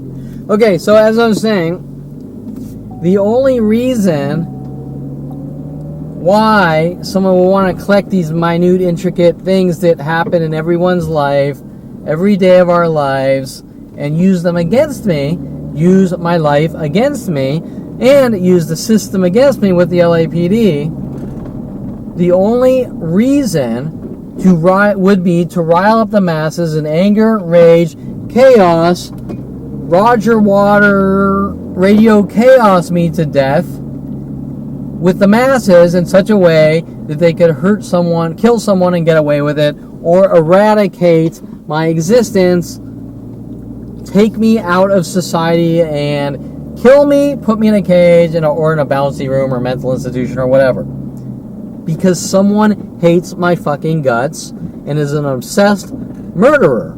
Period. Okay? Other than that, it's shit that nobody could give a flying fuck about and happens to all of us and every day. Okay, I am sure that you could walk up to 100,000 men or women in LA or anywhere else and ask them about some kind of story about a fucking date that went south or a girl they were seeing that went south. And they would unload stories. Oh, I did this stupid thing, I did that, she did this, they did this, blah, blah, blah. Nobody fucking cares. You think they're being hunted with worldwide support? Well, you went on a date and chewed with your mouth open. You can't do things like that. Or there'll be worldwide murder operations. Okay. There was a point I even listened to a radio show, and people were calling in on the radio and say, oh man, you know, I made a fool out of myself, I did this to this girl, and they were saying it on the fucking radio. Do you think they're being hunted and killed by worldwide support? Of course not. Okay, so while I'm going to admit that once in a while I might be chumpy around a chick or something, I think that's a common thing with most men. If some guy shows up to some chick's door with chocolates and flowers or something, he's kind of being a little chumpy. I've never seen a thing where they go, well, you're a stalker and there's a worldwide campaign to kill you, unless maybe you're the fucking president of the United States and it's out of context with you holding your hand over the nuclear missile button. I don't think anyone really normally gives a shit. Do you understand the point I'm getting at? Kevin Perlman is 10 times more known than Donald Trump in these kill operations. Torture, kill. I'm gonna keep you in line. So you're 10 times more known than Donald Trump, and every aspect of your life is being used against you. And the masses are gonna mentally bludgeon you to fucking death if they're not happy with every single behavior of yours. So if you go on a date and you chew food with your mouth open, you're gonna have a worldwide campaign to kill you, just like you're the president of the United States. Even though they probably, that's a little, I don't know what they'd say. I mean, I would be like, if I was watching the news and they're like, Donald Trump went on a date and he chewed with his mouth open, I'd be like, are these fucking news people on crack? Okay, so that's what I'd be saying. Okay, so, but you do understand the point. The point is that it's information dissemination to try to keep me in line, make me a perfect robot. But what is it really about? Because it's based on hate and rage and anger, right? It's not based on, I want Kevin to have a good life. It's, I'm trying to collect anything possible to use against Kevin to eradicate his existence, but it's not going on. I'm imagining it. Which brings it to the next fucking level, right? Okay, so where were we? That was the doors. I don't know. So the doors thing has to do with, my mother's obsessed on this thing when I was in camp. I mentioned this in the last blog.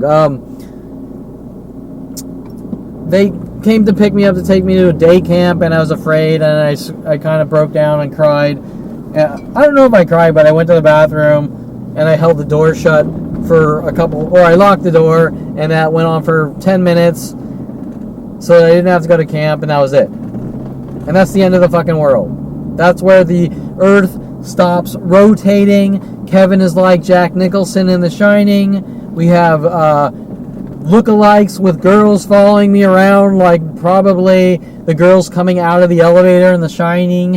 And that, I guess, has to link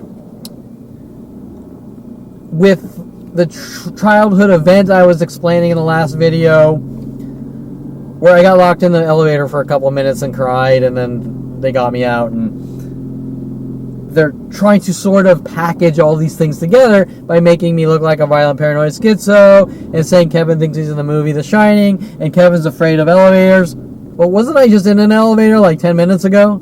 If I was afraid of elevators and had traumatic childhood Jack Nicholson traumatic events from the movie Shining, wouldn't I not be in the elevator 10 minutes ago? Okay, so like I said on the last video, I was right back in an elevator right after that event at whatever age that was, 8 years old, I'm not sure. So the problem isn't me, the problem is the psychotics obsessing on these situations that don't matter, that are way gone. I never would have even remembered the elevator bullshit if I didn't get flack from an entire planet of people trying to guilt me about elevator joke. There's a combination of guilt me, joke about it in secret. Example, I have jokes from women on Twitter and social networks about elevators, but then it's nobody knows you. So it can't be both ways. Either you know me and you're going to joke about it and then it makes sense, or you don't know me and I'm a crazy man and a schizo, but we all know I'm not crazy and we all know I'm not schizo. So then how do you have the fucking information? If some, how do I say it? If some porn star in Britain right now is joking about me and elevator experiences, how does the porn star or the model or anyone for that matter who's making these jokes kind of subtweets or directed at me, but not directed at me, but it's really entertainment for them? Does that make sense? Like I'm playing off your life experiences, but nobody knows you and you're imagining it and you're crazy. Well, it can't be nobody knows you. It's either you're known and then people walk up to you and say, you're Kevin Perlman. Can I shake your hand? Or I don't approve of this, or I don't approve of that. Let me hear your side of the story. In a direct conversation. A direct conversation, okay? Not cryptic schizo hints, not spy game bullshit. Direct conversation. This is how I know you. This is what's going on. This is what's said. If I'm 10 times more known than Donald Trump, well, how do I live my life? Because Donald Trump has billions of dollars to protect himself from the people running around going crazy. Does that make sense? Tom Cruise probably makes, who knows, 50, 100 million a year. Probably lives in a huge house. Probably flies in Learjets to stay away, to have that private life. But Kevin Perlman makes no money. Kevin Perlman needs to go out and eat. Kevin Perlman can't have friends or relationships because everything is done in secret. And so I don't fly in Learjets. I drive around in this piece of shit I bought used with 60,000 miles for $7,000, and I go and I try to eat and stay alive, and I'm mentally battered by stranger after stranger going, I don't know you. Okay, well, there's a context to the situation. If I make $100 million a year, I'm going to have a different lifestyle because I make the money, and when people walk up to me, they're going to say, you're Kevin Perlman, can I have your autograph? Right? Do you understand? So what is the reason this is done in such a way that a human being dies from it by being mentally battered to death and then told he's imagining it and nobody knows him? Do you see what I'm trying to explain is they're creating a psychological situation with clear and obvious intent that isn't normal, that defies physics, that defies genetics, because they have an agenda. And their agenda is to lock me away and do these horrible things, force me on medication, who knows? Maybe it's just I want to kill Kevin, like my brother. My brother gets his jollies locking people in mental institutions, right? It could be that simple. But then why are these people helping? I can't answer that question. Why has the government spent billions of dollars to feed my brother getting his jollies by locking people in mental institutions? You can analyze that one, and I guarantee you, when you do, it's not going to come down to Jason gets his jollies locking people in mental institutions. It's going to come down to something much bigger at 5 years old with government flagging and eradication operations. Okay, so the Doors thing, I don't know, but you know what? I like the Doors. Great fucking band. Okay, let's see. Come on, baby, light my fire. Okay, so,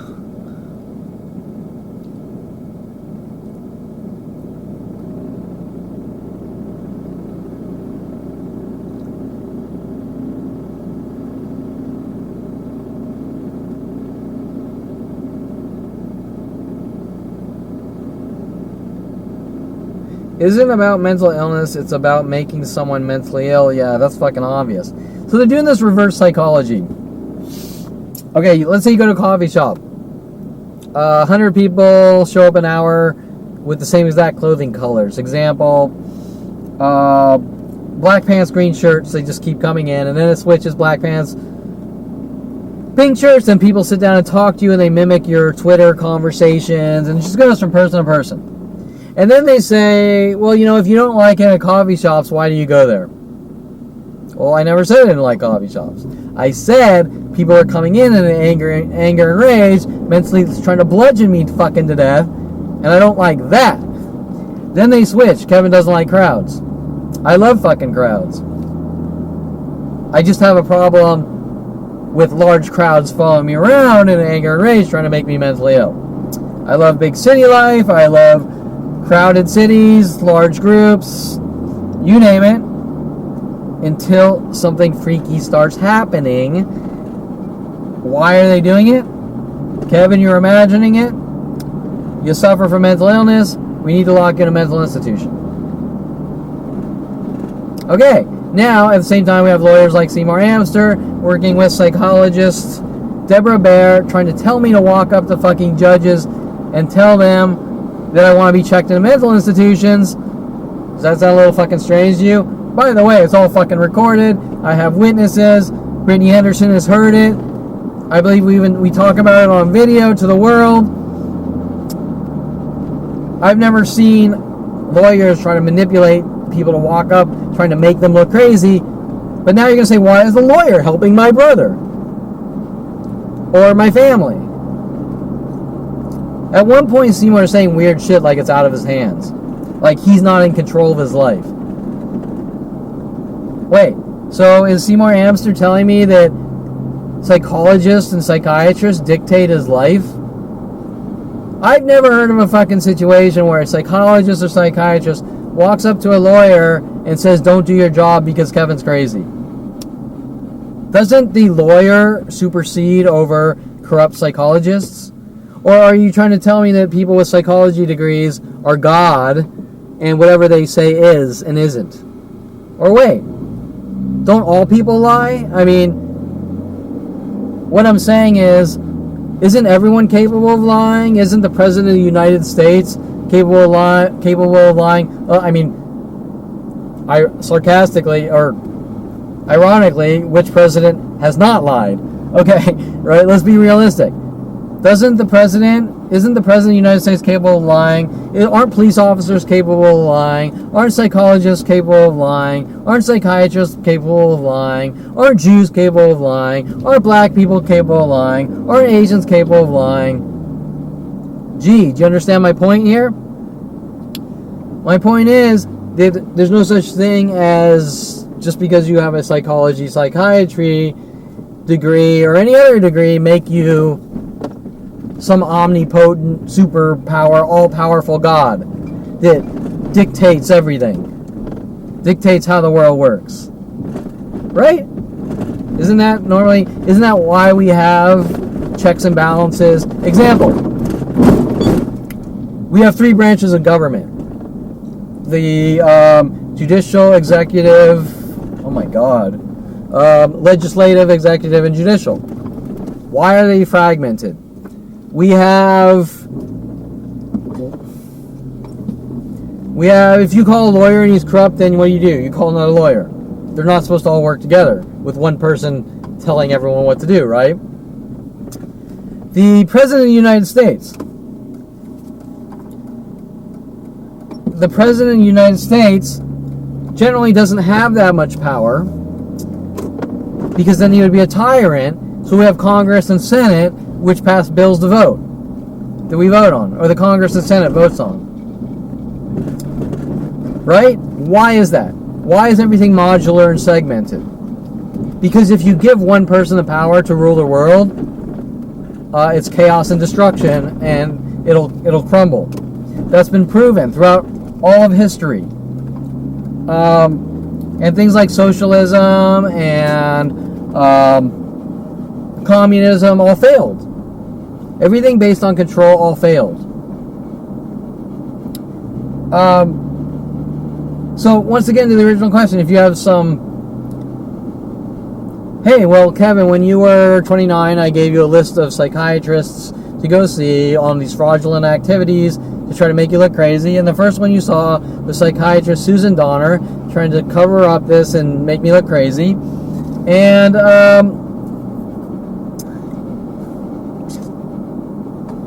are you saying that she has the power, whatever she says is like the ultimate opinion? If she says Kevin's crazy, then it's above everything else in life? Do you understand what I'm saying?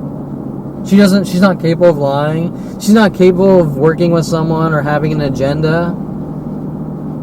If one of her coworkers fucked up so bad it destroyed 25 years of my life, she's not capable of lying to cover it up. Maybe. You think?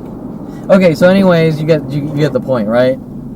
In my life, things don't work out how they normally work out. You're in these fucking twilight zones. Normally people would say this is fucking unacceptable. Okay.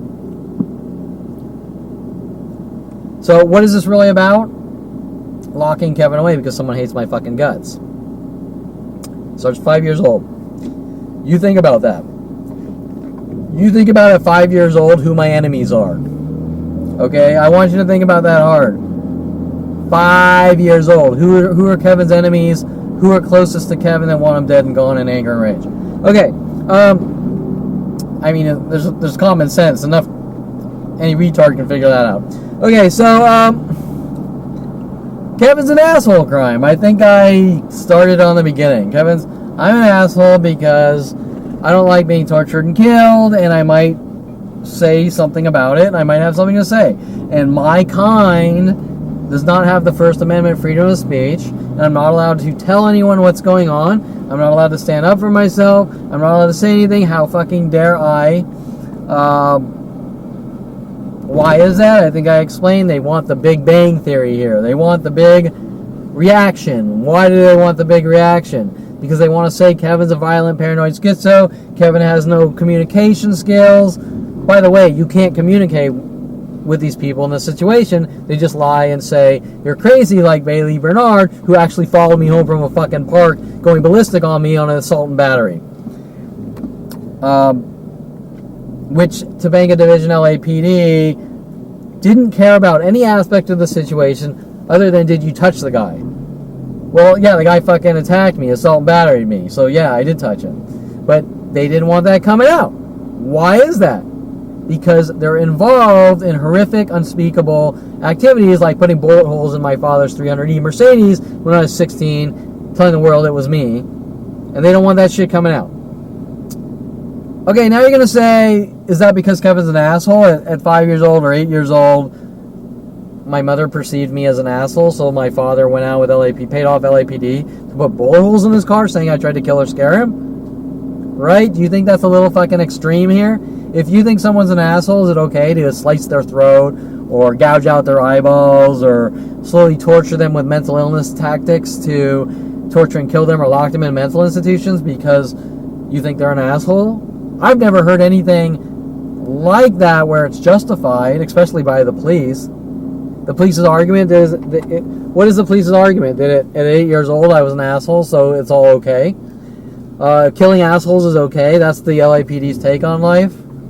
If you're an asshole, the LAPD is allowed to hunt you down, torture you, and kill you because you committed the asshole crime. That's the statement.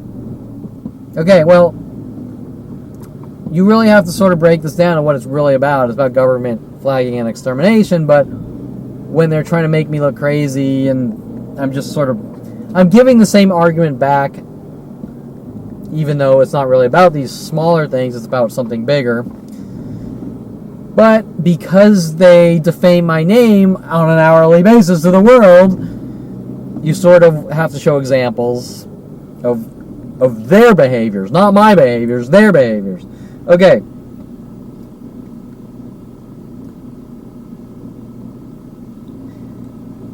Someone wants me medication, so they destroyed my name and life because of their wants.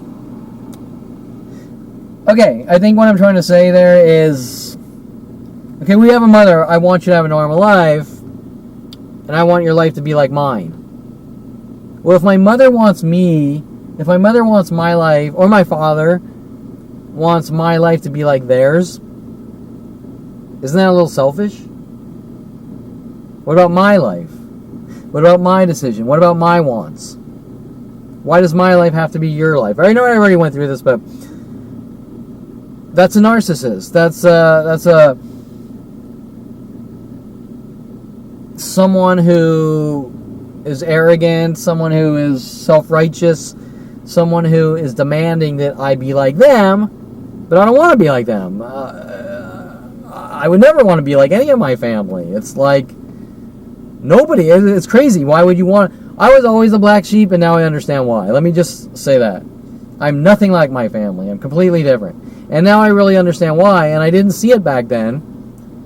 Up until 29, I loved my family. I thought they were fucking the best thing since sliced bread, but I wasn't like them. Does that make sense? I think for myself. And then they're working this Kevin schizo and conforms to everything. So don't you see a certain type of anger? If I love my family, but I don't want to be like them. Example, they're all doctors with psychology degrees. Maybe I want to... I can just throw some examples. Maybe I want to be a engineer, even though I'm not smart enough to be an engineer. But let's say I want to be an engineer, and they're all doctors with psychology degrees. Well, we don't want you to do that because we want what we want for you. Well, wait, but it's not about you. My life is about me. It's not about you. So to go in my life and say, I want you to be normal, so you have to go to med school and get a secondary psychology degree to torture and kill people, I don't want that. Why do I have to be forced into that? And in such unheard of methods that are just unspeakably horrific, right? Okay, so we call that selfish. We call that narcissist. If my mother, even though it sounds funny thinking about her personality, if my mother wants to go in a fuck frenzy, good for her. If my mother wants to change from Judaism to Mormon, good for fucking her. If my mother wants to go out and get a fucking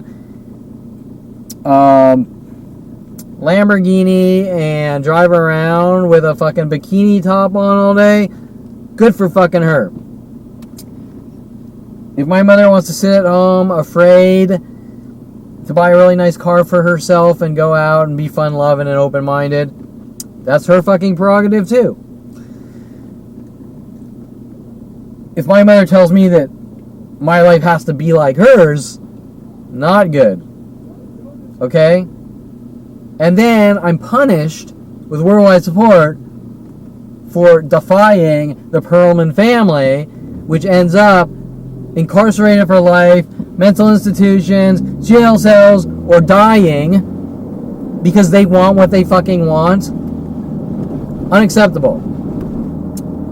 Now, they're going to try to reverse it. Well, Kevin's obsessed, so we're just showing him who he is. Bullshit. Bull fucking shit.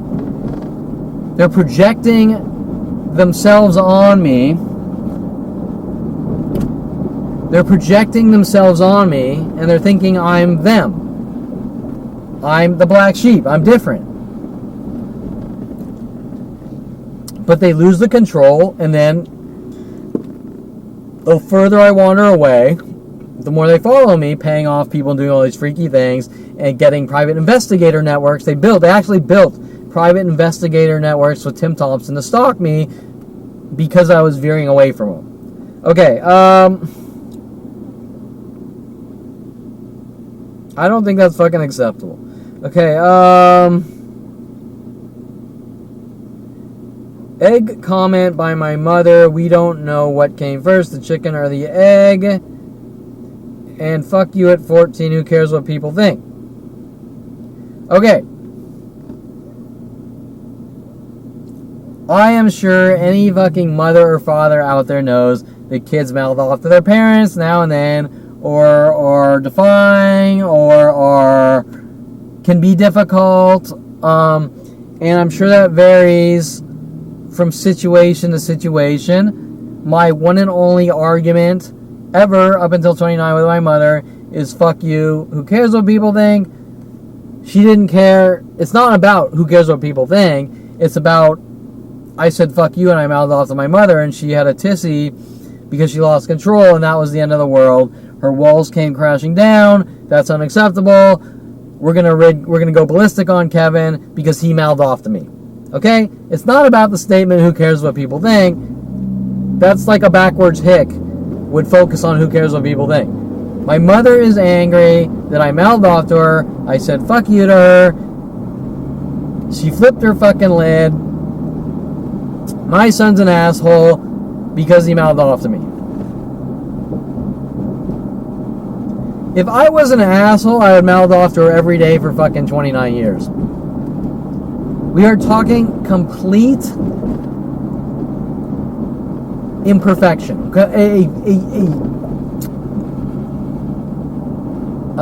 Let me explain it. If I'm walking down the street and one time in my entire life lint falls off my shirt, hits the ground, and there's a worldwide campaign to kill me, saying you're a litterer, you committed the littering crime, and a piece of lint fell off your shirt, and you destroyed the planet, it's the same fucking thing. Right? Okay? The one and only imperfection with my mother, and it's the end of the fucking world. And you're an asshole and you need to die. And I want you to have a normal life, but because you can't see yourself. Well, no, she can't see me because she's obsessed and she's stuck. She's stuck on this one event, and it's probably going through her head every fucking day.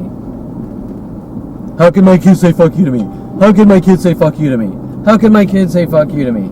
Over and over and over and over. Right? That's probably what's going on. And I deal with people worldwide mad at me. Yes, worldwide mad at me because 30 or 40 years ago, I said fuck you to my mother. Okay, we're back to the whole privacy thing. These are normal, everyday types of things. So why is it being collected and disseminated to be used against me as if I committed the end-all be-all of crimes? Because someone's mad and they can't get over it. They can't fucking let it go. And this was 30, 40 fucking years ago. I couldn't even remember this shit until I meet worldwide groups saying fuck you over to me 100 million times. If you tell me that someone's crazy because they said fuck you to you once, someone's a murderer and someone's crazy because they said fuck you to you once, I'd be like, dude, you need to get on some serious fucking meds. And people joke around and they say fuck you and this and that to each other all day and fucking night. Okay? I know people that say it just going like, ah, fuck you, whatever. Okay? Nobody gives a shit about things like that. And it's, well, you're an asshole because you said fuck you to your mother once 40 years ago. But what about the rest? What about everything else? I mean, I even had Havana Ginger, porn star Havana Ginger, joking around with me. You know I love you, but fuck you. Kind of hinting about my mother. Right? It's like just playing your little mind games. Okay, now you're going to say, well, how does Havana Ginger even know who I am? And how does she know the most intricate details of my childhood? And who fucking cares? People don't even think about that shit. I mean, do you see me walking around? When you were 7, you did this. When you were 10, you did that. When you were 5, you did this. Think about that. That's insane. Now, when I had about 15 people mumbling I'm an asshole today and giving me death stares in Woodland Hills, all sort of linking to Havana Ginger's comment, hinting about me saying fuck you to my mother at like 10 years old or 14. No, it's 14. Do you think that that's normal behavior?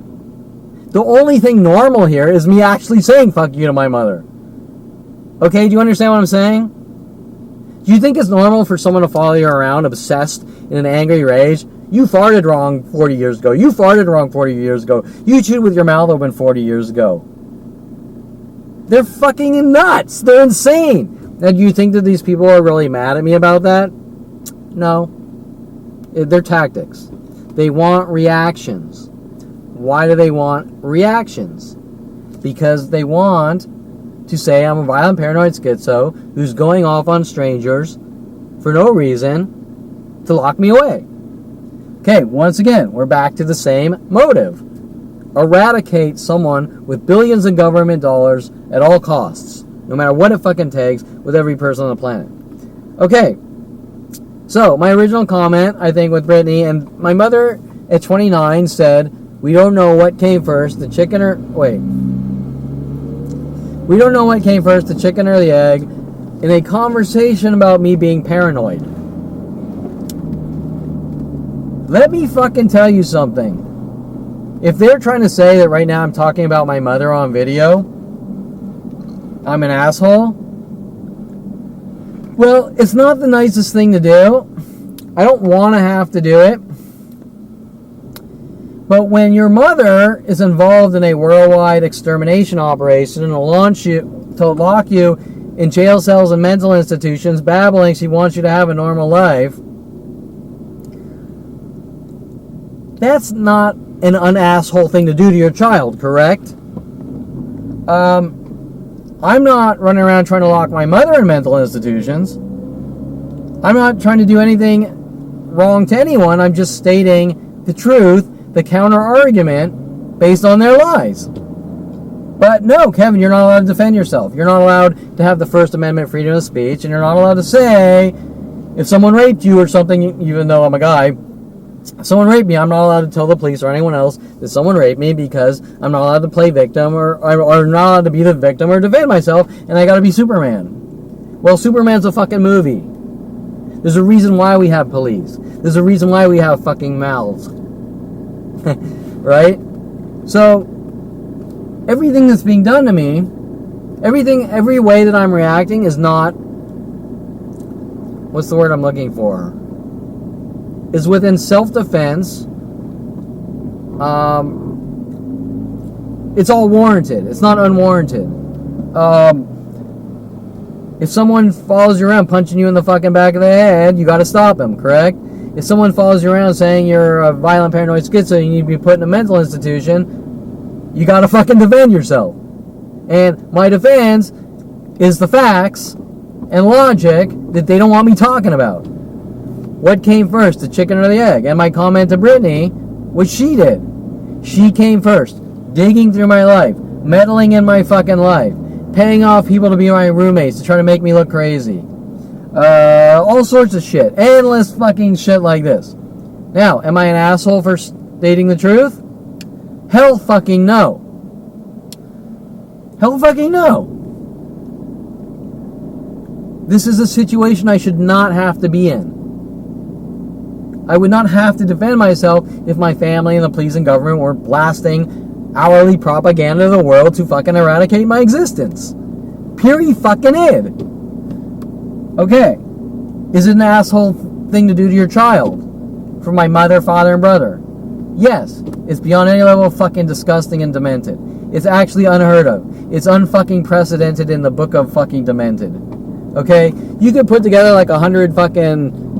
You could take all the scenes out of 100 horror movies and put them together, and it's not even close what's been done to fucking me, pretty much, on a mental level. Okay.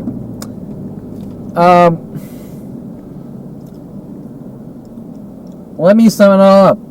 They're all fucking full of shit, and everyone in this mass conspiracy is full of fucking shit. Okay, am I an asshole? No, I'm a really good fucking person, but some asshole's not gonna see that because they're a fucking asshole. Okay, right? And I'm reversing it, but it's the fucking truth. They're trying to cover up their assholeness by saying I'm an asshole. They're doing it with everything. They have Bailey Bernard follow me home and attack me, and then they say I attacked Bailey Bernard.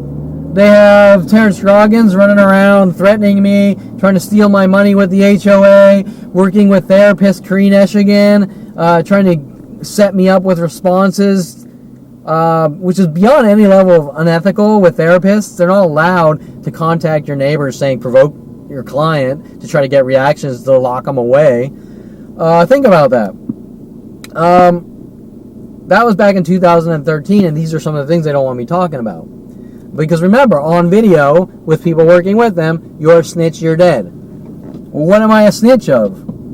I'm not a fucking Colombian drug lord here with a partner or anything. Right? People that talk like that, you betray me, you're a snitch, you're dead. Those are like these dregs of humanity. I don't know what you call them. They're like,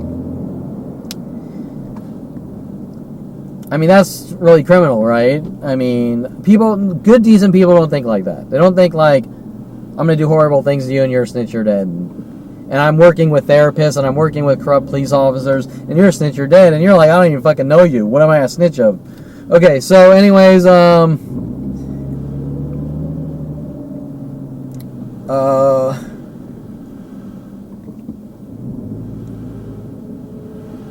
Shit, where was I? Aside from stuck in traffic.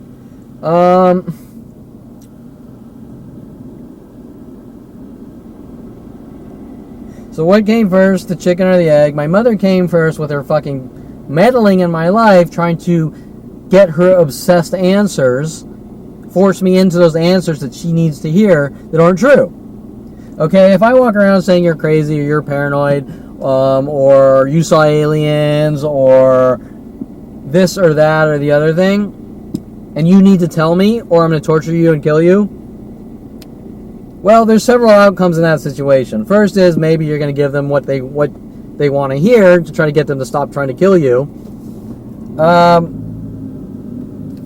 because they're obsessed lunatics.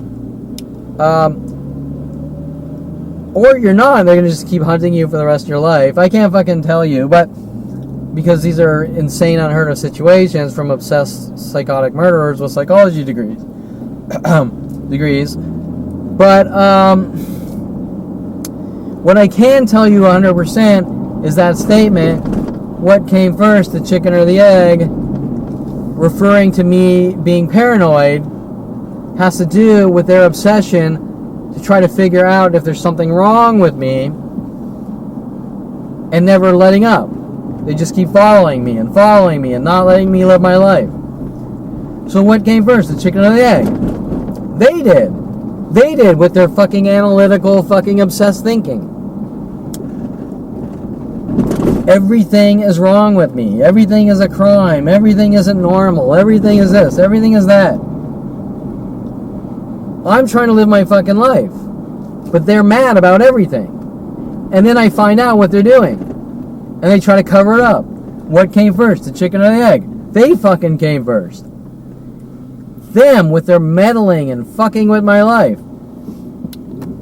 And then they don't get the answers they want, so they throw a tantrum. And then they got to cover it up.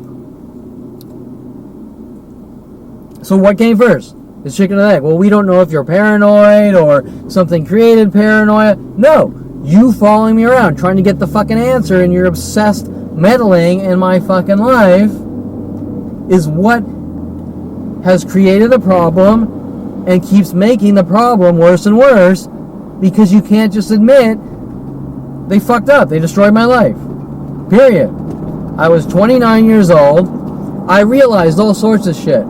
I realized they had Paul Humphrey follow me around, doing these weird things like hinting about sitting in corners in restaurants and trying to get answers to their insecurities. But like everything else, everything I'm doing is normal. But to them, because they're digging, it's not normal. Does that make sense? Let me give you an example. I go to coffee shops and I sit outside, so something's wrong with me. Kevin goes to coffee shops and a lot of times he sits outside, so he's afraid to sit inside. Well, no.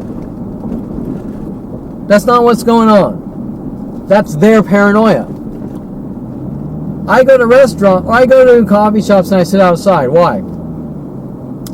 Because I enjoy the sun, the wind, the weather, the fresh air, a nice outside view with trees and mountains. Oh, that's fucking crazy, right? Nobody sits outside. Okay, but in my family's mind, it's like an OCD thing. Okay, so what came first? The chicken or the egg? They did. I go to restaurants. A lot of times I want to sit where there's a good view. Example, I don't want to stare at the wall. Oh, well, you're paranoid because you have to see everything around you. Well, wait.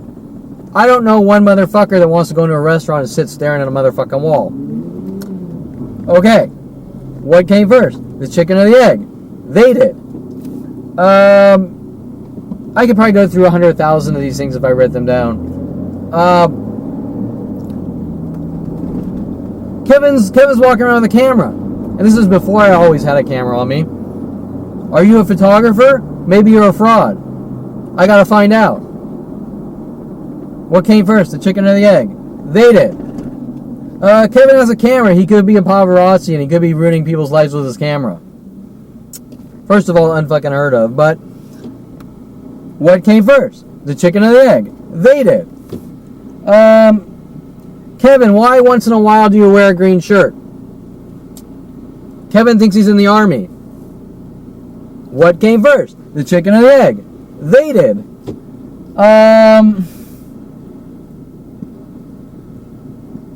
Kevin was born in Calabasas area, Hidden Hills, but he likes the darker things in life like strippers and the adult industry and adult websites and playing pool. Kevin's crazy. He's not like us. What came first? The chicken or the egg? They did. Because none of these things matter. Because I'm just a person out living my life. And they're analyzing and breaking this down and breaking that down. And then they're getting angry. Because they don't understand. But what do they need to understand? Why do they need to understand it? All they need to understand is I'm Kevin and I live my own life. Do I follow people around? Why are you a lawyer? Why are you a psychologist? Why did you buy a red car when you could have bought a blue car? You're crazy because you could have bought a blue car, but you want a red car. Okay, now remember, this is coming from a mother when I was a kid that said, never buy a red car because a red car flags the police. That's fucking crazy. You're drawing attention to yourself by having a red car. That's fucking insane. Then my father tried to cover it up by saying that's not what she said. She said don't buy a red car that's like a Ferrari or something. I mean, my father is just, the pathological lying in my family is just off the fucking scale. Okay, so anyways, let's go to the next. So what came first, the chicken or the egg? They fucking did. They created every fucking problem on every level with their obsession and anger and rage and insecurity. Meddling in my life. Paying people off to be my roommates to try to get information to use against me. All sorts of endless shit like this. Unheard of shit. Why can't you just leave the fucking kid alone? Or the guy, the kid, whatever. Why can't you just go live their own fucking life with their hate, rage, and obsession? Okay, so, where are we?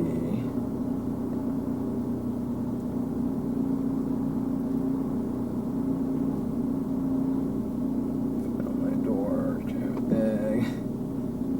People think... the fuck you, who cares what people think? Victoria Walker. The Victoria Walker scams. Well, everyone's mad at me for being friends with Victoria Walker because she was married to Matt Von Malachy, or originally she was dating Michael Bialis. Well, that's not how things played out.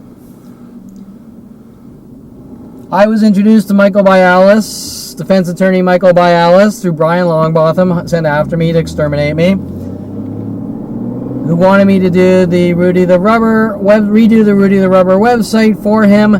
I did it for free because I'm such a horrible asshole. His girlfriend was Victoria Walker. We all became friends.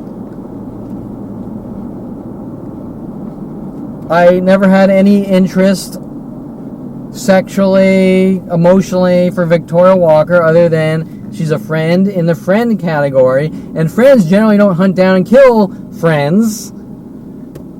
I, like everyone else in my life, bent over backwards for Victoria Walker whenever she kept calling me on the phone. Will you help me with that? Will you help me with that? My life's in shambles. I'm a good friend. I'm there for you. You should sign up to the gym because you're talking about your health. Come to my gym. She meets trainer Matt Von Malachy at my gym. We gotta kill Kevin. We gotta continue our little fucking 42-year personal vendetta to exterminate Kevin.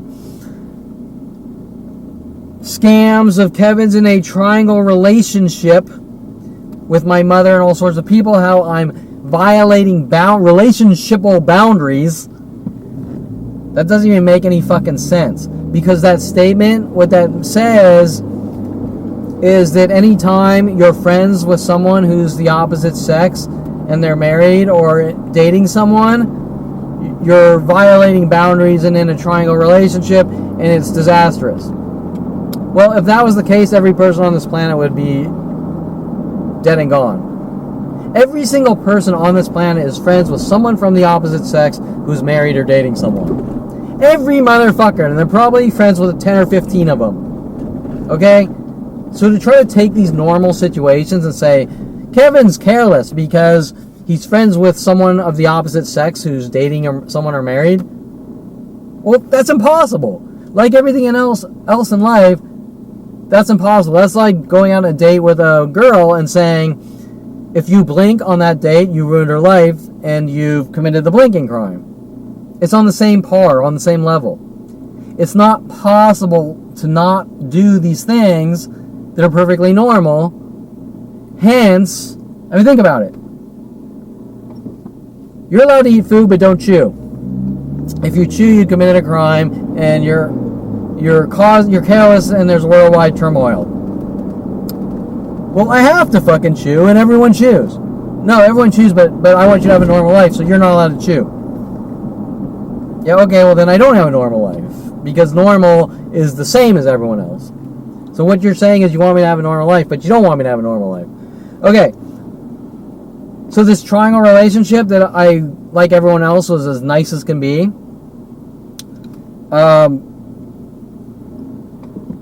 I'm a horrible monster, need to die. Now, I'm not talking about the setups like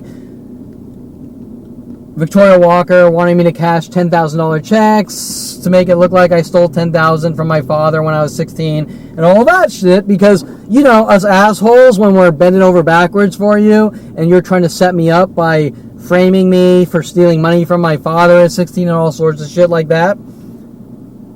She's a good person, so she's allowed to do that, and I'm an asshole for helping her build websites for free, giving her advice, having a shoulder to fucking cry on, and never once making any sexual moves on her. And to tell you the truth, I can't even think of a time where I actually called her. She was always calling me, reeling me in.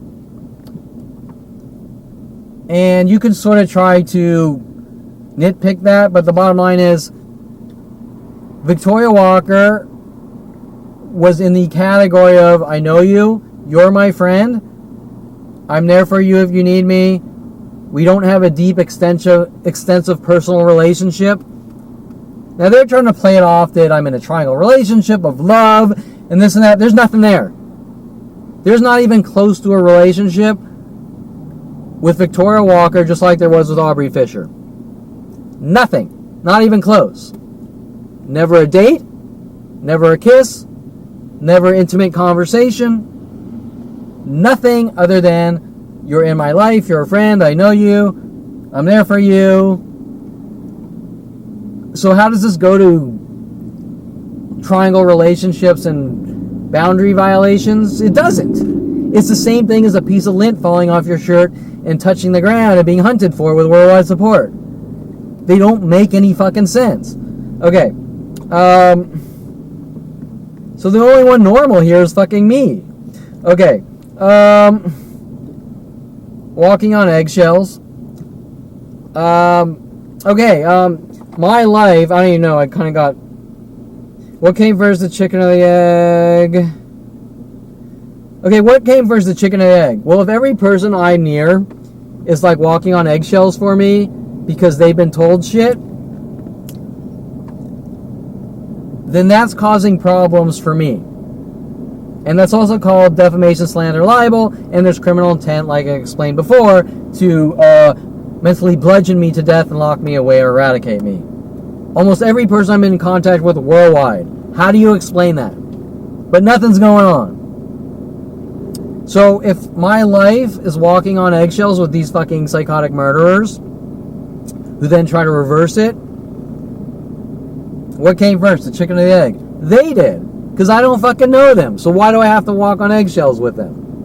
And it's not paranoia, and it's not schizophrenia. They're fucking angry. They're in an anger and rage, and I have people, one person sequentially after my life, one person sequentially after the next, since a young child coming in my life that is pissed off and wants to lock me away. And that doesn't happen by itself because because a planet is having a bad day.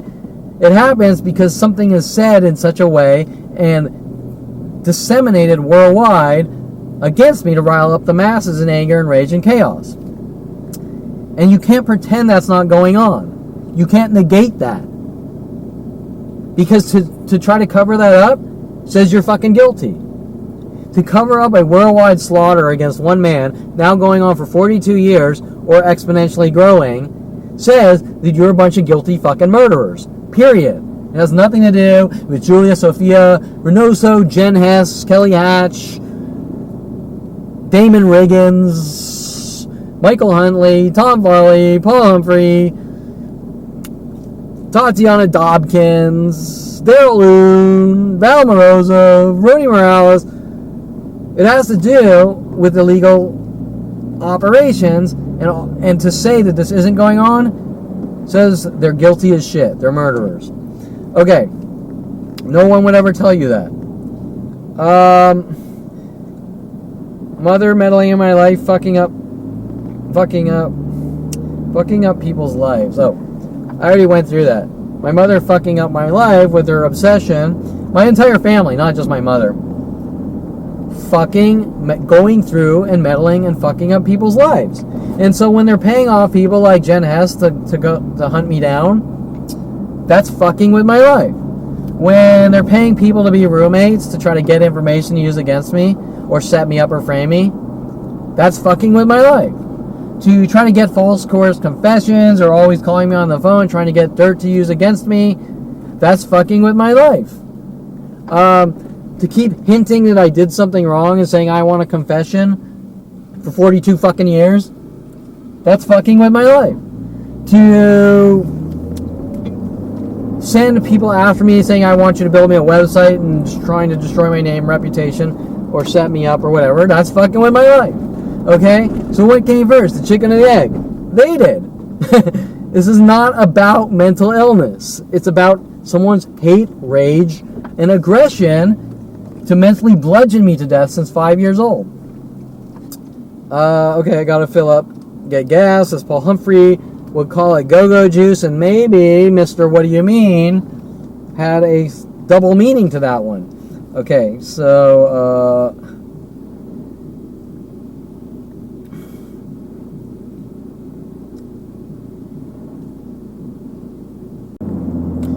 okay, got some go-go juice. Okay, where were we? Trying to navigate home. Shitloads of traffic. I'm all the way down in Culver City. Let's see. Where are we? I think I'm getting to the end of this list. Thank God. The long one.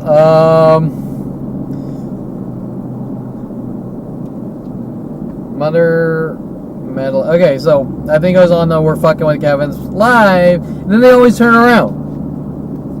We're gonna send Jen Hess after you and 100,000 other people after you to meddle in your fucking life and fuck it up and try to make you look like a crazy person working with the police. And then they play victim. Oh, poor me, look at me, Kevin's ruined my life, Kevin's this, Kevin's that. What the fuck? All these people are the same. They pay off these people or send them after me to exterminate me with every resource on the planet. And if I fart wrong by them, I ruin their lives, and I need to be hunted and killed for it. All these people are the same fucking thing. There's zero middle ground. I'm always the guy, the good guy, the how do you say it? Like, I'm just living my life, and I'm fun-loving and accepting, and I'm not going to say I'm perfect. But any sign of any imperfection, you're a fucking dead man with the police and government and worldwide support. And the reason they're looking for the imperfection is to cover up the fact that they were sent after me in the first place. Okay? So it's kind of like I was talking before, people calling up on the radio. Oh, I did this stupid thing to this person and blah, blah, blah, and they're all laughing, you fucking idiot. And then they learn from it and they move on or whatever. Even though there was never a crime, they just look like an ass puppet or something. In my life, there is no imperfection. Imperfection is crime. You will be hunted and exterminated with worldwide support, locked away, incarcerated for life, put in mental institutions. Any type of imperfection. If you go out a date, make an idiot of yourself, if you become chumpy, you're a puppy dog, you committed the puppy dog crime or something. If you call a girl more than once in one day, you destroyed her life, you committed a crime. 300 feet. Turn right. But they're allowed to hunt you down and kill you with every resource on the planet, and that's not a crime. Okay? That needs to be fucking explained. Actual, real crimes. So when you have these psychotic murderers calling you an asshole, saying you committed the asshole. Oh, we don't want the freeway. When you have these psychotic murderers hunting you down to kill you, saying you're an asshole, well, let me tell you, you're around a psychotic murderer who won't fucking stop hunting you to kill you, or with mass groups, you become a fucking asshole real fast in self-defense. Let me fucking tell you. Okay? I've never seen someone who is kind, giving, caring, friendly around your average psychotic murderer trying to kill you or eradicate you. Okay, so let's see. GPS is freaking out.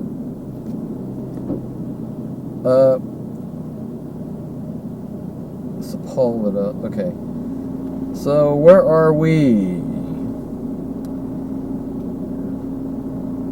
I think I already said this. Family does not have the ability to separate games from reality. I think that's a fair statement on what I explained before. They're not capable of understanding that life is not a game. And then they get mad at me for playing lots of pool. Or playing video games as a child. But what the fuck does playing pool have to do with the tea in China, other than a guy likes pool and is becoming really good at pool? Or, you know, I was okay. I'm not going to say that I was fucking whatever. You see the recent video. If you watch online with Brittany Henderson or the one solo of my pool playing, now that I'm all washed up and been through 18 years of worldwide murder operations, 18/42 years, you can have your opinion that I'm not I'm not a beer keg chugging pool player. I play for the actual sport, okay? And you can make your own decisions of if you think I'm good or not. It's all irrelevant to the fact that someone's mad at me for playing pool. It doesn't matter. You played too much. You played too much pool crime. Whatever. Okay, so it just jumps from thing to thing.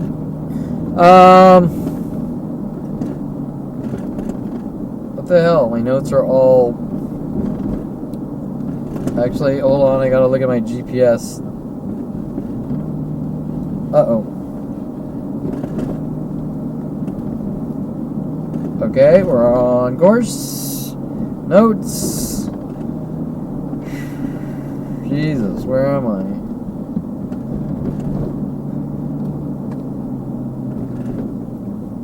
I don't even know. My notes are confusing. You have to win. Well, I explained that one.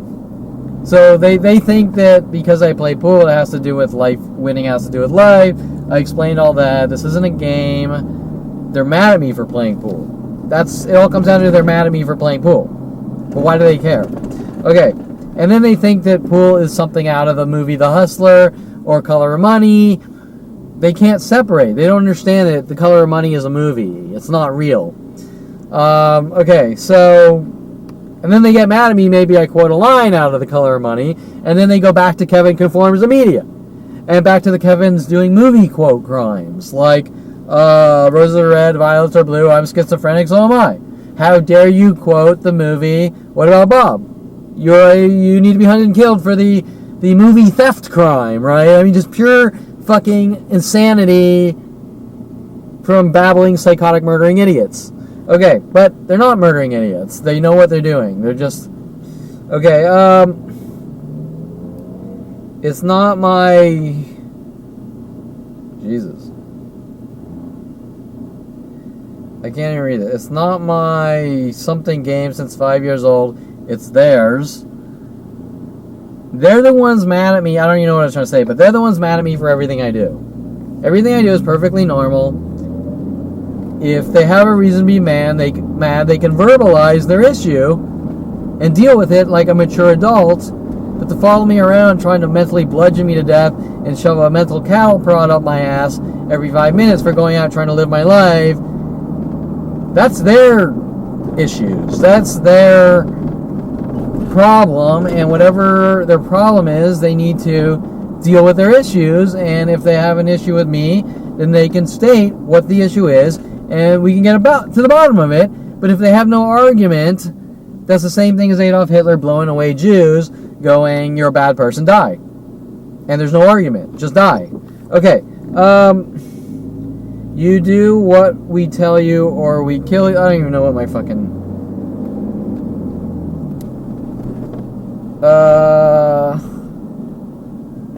I just put, these are very direct. It's their Kill Kevin game since 5 years old. That's all I fucking know.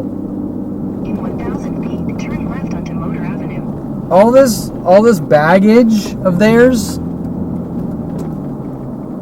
the more they come after me for their newer baggage, the more I figured I see what they're doing. Okay, the more they come after me with their delusional baggage, the more I figure out what their issues are and their problems, and then more problems it creates for me, because people generally don't follow people around with their fucking baggage, going, "You change, you do this, you do that, you're careless, it's your behavior, blah, blah, blah, blah, blah, you're a criminal, you're crazy." Wait, in all of this fucking insanity, do you have anything specific? Do you have a specific, logical argument based on logic, facts, how you feel, what your opinion is? Anything. Right? Anything. Motor Avenue for 2 miles. Right? What is your opinion about me playing pool? What is your opinion about me building adult sites? Do you have an opinion? Do you have an argument? Is there a reason you're upset? No. Nothing is said on any level. Just die, Kevin. And then it's all about games and this and that, blah, blah, blah. I don't know where they're fucking coming from, because nothing makes any sense. Everything's vague. Nothing is about anything. Think about it. But it's all strategically designed that way to not make sense. People run around saying, "You know what you did and you're a dead man." Let me rephrase that. Sometimes there's a psychotic murderer that says that, but not worldwide. Right? So it doesn't make sense. Because they're psychotic. Because if the entire planet is psychotic murderers to Kevin, but then they switch and change over to everyone else on the planet, then there's a reason they're doing what they're doing directed at me, and they're not really who they're pretending to be when around me. And it's not because Kevin's an asshole. That makes no fucking sense.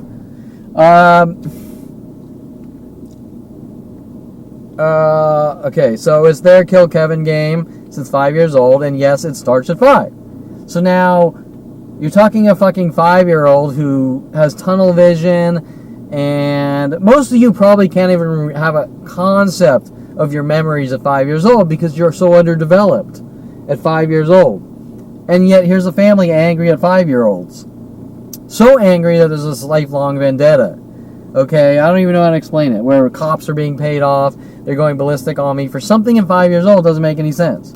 And then they try to brainwash me into saying I'm a bad person, I did all these horrible things, but none of it exists. And they never have a specific argument. They only hint that you did this and you did that. Like, we're sending Rodie Morales after you to hint that you killed someone on the road or something. But then you piece it all together, all the people they told at 16 to try to launch vehicles at you, and you avoided them.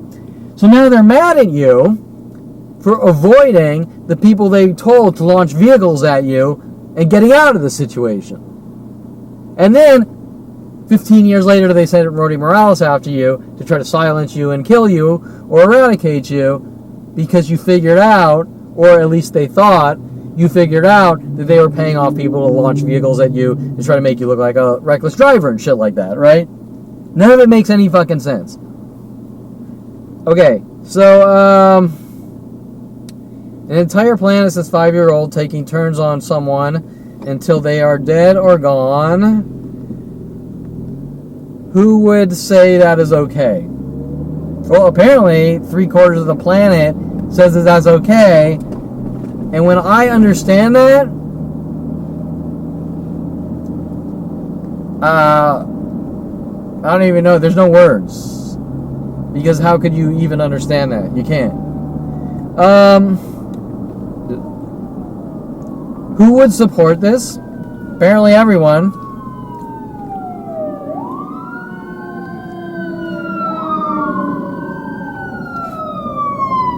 I don't know. These notes look like they're really old or something. Did I jump notes or something?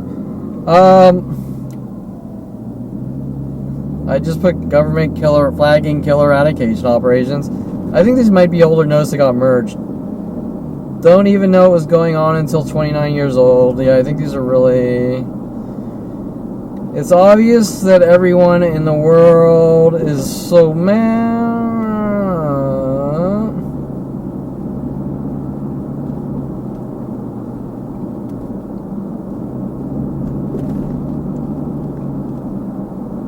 I don't know. The last notes, those are weird.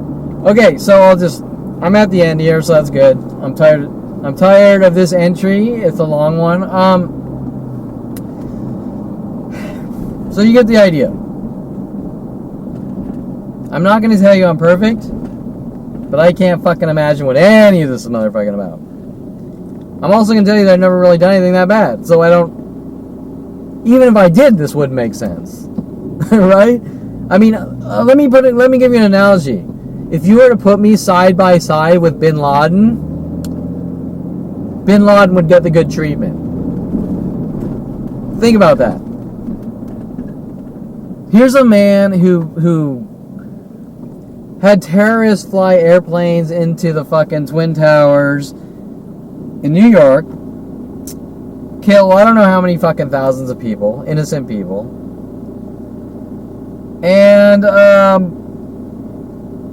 everyone's 100 million times more mad at Kevin Perlman for something like going on a date and chewing with my mouth open than they are Bin Laden.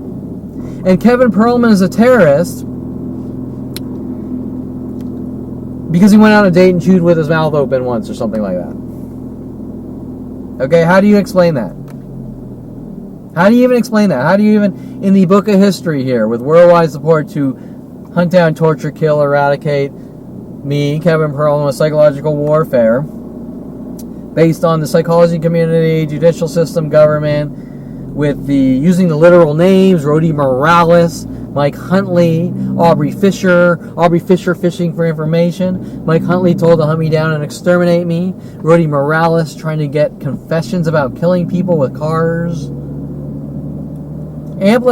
Multiply that by 100,000 similar things across 42 years to try to inflict torture and pain on a child, and now at 47 with worldwide support, to try to make someone look like a violent paranoid schizo, eradicate them, lock them away, who's been a really good fucking person his entire life, who has went out of his way for everyone in his life, has been passionate about capitalistic ventures, art, you name it, making money, making shitloads of money and helping people, giving back to people things for free, or me making shitloads of money and helping everyone in my path make shitloads of money, whatever.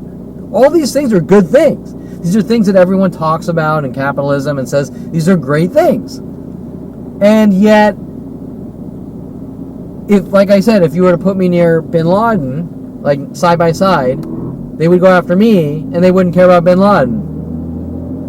Does that make any fucking sense? But they're going to have 100,000 cover-up lies. They aren't going to make any sense, and I'm not allowed to hear one directly. So everything that comes back to me through anger and rage and innuendos. But nobody has the ability to have an actual conversation about specifics or facts. Think about that. No one. You're a bad person. You know what you did. You're a criminal. You're a monster. You're an asshole. You're careless. You're reckless. What's this about? I can't answer the question. Right? What's it about? There's a worldwide fucking campaign. There's over 4 billion people working on me all day and night 24/7. Probably a lot more out of 7 billion. The population in the planet is about 7 billion. There's about 4 billion people that want me dead and gone. There's over 100,000 to a million on the internet or parking lot, cryptic message tactics to torture and kill me. Every vague statement with nothing behind anything. across a 42-year exponentially growing kill operation or extermination operation, not one person can answer the fucking question. You say I'm a monster. Why? Can't answer the question. You say I'm an asshole, and I need to be hunted with worldwide support. Why? Can't answer the question. You say I'm a criminal. Why? Can't answer the question. You say I'm weird, so weird that I need to be hunted and killed by worldwide support, which I've never heard of the weird crime. How am I weird? Can't answer the question. You say I'm a violent paranoid schizo. How so? Can't answer the question. You say I suffer from general anxiety disorder. How so? Can't answer the question. You say I'm bipolar. How so? Can you give me any examples? Can't answer the question. You say I'm a hater and I'm a bigoted, racist murderer. How so? There's got to be supporting evidence. Can't answer the question. You say I have no morals, I have no ethics, I can do anything I want. How so? Can't answer the question. You say I'm a schizo who conforms to media. How so? Can't answer the question. You say I'm a womanizer. I forgot all about that one. Kevin's a womanizer. How so? Can't answer the question. You say I'm let's see. I'm a fraud. Kevin's a fraud. Kevin's a fraud with his pool playing. Kevin's a fraud with his car building. Kevin's a fraud with his photography. And Kevin's a fraud with his adult websites. How so? Can't answer the question. You say I'm... Let's see. There should be only 100,000 more of these. You say I'm a car thief. How so? Has a car been stolen? Can't answer the question. You say I'm... Oh, I've killed someone. That's a big one. I've killed someone. Who? There's got to be a body. Got to be a crime scene. Can't answer the question. You say I kidnapped someone. Who? Can't answer the question. You, right? Should I go on? You want me to go on? You say I'm trying to make women blow up in anger and bug them to death. How so? Can't answer the question. You say... Well, I'm a violent paranoid schizo, so I must have, hit someone or something, right? Who? What was my violent paranoid schizo thing? Can't answer the question. You say I killed someone on the road. I did something on the road, I killed someone, I don't know. How so? What? What did I do? Can't answer the question. You say... Continue straight to stay on Motor Avenue. I don't know. Continue straight to stay on Motor Avenue. Do you get the idea here? Out of all these things, out of these hundreds, like thousands of accusations, there's nothing specific. My past caught up with me. What did I do? Can't answer the question. I know what I did. What is it? I can't answer the question. What was my father's comment? You know what you did, with this angry tone. He said, what did I do? And he said, well, when people could lie, so they're not told what they did. Well, that's a cop-out. Wait, let me understand this. Let me understand this, Dad. I did something so bad, there's an entire plan to hunt me down and kill me. But you can't answer the question. The only cop-out answer is that when people lie, people could lie so they're not told. Okay, first of all, that's a psychotic murderer answer. But if there's a planet hunting me down to kill me since 5 years old, and I know what I did, then he should be able to answer the fucking question because, you know what I'm saying? but he doesn't want to answer the question because there is no answer. Or any Quarter mile, use the right 2 lanes to turn right onto West Pico Boulevard. any false answer he gives shows that he's involved in something highly illegal. Does that make sense? So you did something, but I can't tell you. Now maybe he pulls. Use the right 2 lanes to turn right onto West Pico Boulevard. Now maybe he pulls something out of his ass. Oh, well, that's not true. So you have a worldwide campaign to kill me over something that isn't true. Oh, but remember, Kevin, you're not allowed to defend yourself with Mike Huntley as well. Do you see something wrong with that situation? I mean, if there's a fucking entire planet trying to kill me, then why not just tell me? I mean, you have an entire planet to kill me. Don't you see how the problem starts this way? By psychotics? I think you did something. I'm going to launch a worldwide campaign to kill you. You don't know it's fucking coming. I didn't know this was going on from 5 years old to 29. And by 29, I had an entire planet trying to kill me going, what the fuck is going on? Okay? And to this day, 18 years later, I have no clue what the fuck this is even remotely about. I don't understand it. I don't comprehend it. And I have a father still babbling. I'm not going to tell you. Now remember, this guy has a psychology degree. This guy studied how to sort of try to destroy people's minds, and I'm not really trying to apply that to the psychology community, although I have seen shitloads of the we protect our own criminal psychologists out there. Use the left 2 lanes to turn left onto Century Park East. Because anytime you see these little mobs that babble, we protect our own, especially people with psychology degrees, they're not protecting jack shit, but fucking killing good people and shit like that, right? Okay, so,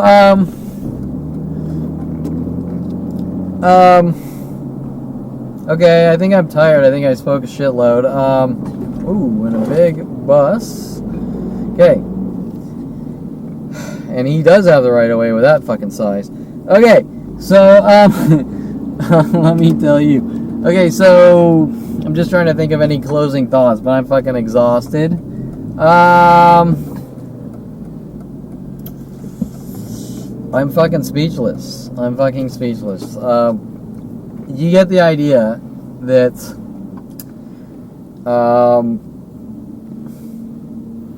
none of it makes fucking sense. It doesn't make any sense. It's just pure fucking anger, rage, hostility at Kevin since 5 years old.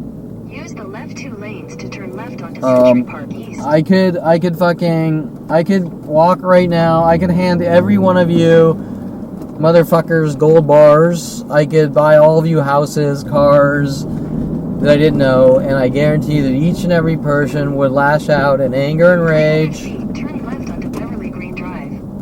Take the next left. Each and every person, no matter what I did for them, give them fucking foot rubs all day and night, hand them bricks of gold, cook for them, give them housing and shelter, I would be met with pure anger and fucking rage. South Roxbury Drive. You're a horrible monster and asshole with that moment of imperfection, and you need to die no matter what it takes from each and every person. And while that's really scary to state, because it doesn't make any fucking sense, that's the way my life has always been. Now maybe they're going to try to play this game like, oh, well, Kevin's too nice, so that's why this is happening. That doesn't make any fucking sense. So then I've committed the being too nice crime? Is that what they're saying? Shit, I'm totally stuck in a residential area. Okay. Take the next right? left onto South Roxbury So then it'll shift from you're an asshole to you're too nice. Right? How do you go from here to there? So now I'm too nice. So you're too nice, so we got to center you by trying to torture and kill you with 4 billion people. Okay, that doesn't make much sense either. Okay, so anyways, like I said before, it doesn't make much sense. So in the end, what they're going to say, here's the fucking, the clincher. Here's the skullfuck, the LAPD psychology community skullfuck. Control lever. I don't want to call it skullfuck. Let's control lever. 300 feet. Make a U-turn. Ay. Make a U-turn. Okay, Jesus. Okay, so I'm totally... In 1,000 feet, turn right onto West Olympic Boulevard. I think my GPS is taking drugs here. Olympic Boulevard. Okay, so here's the control lever. This is it. This is everything they're working on to... Okay, well, Kevin, this is an unexplainable situation. It's unheard of. You can't define it. You can't control your surroundings. Of course you can't control your surroundings. So the only option for you is to take medication.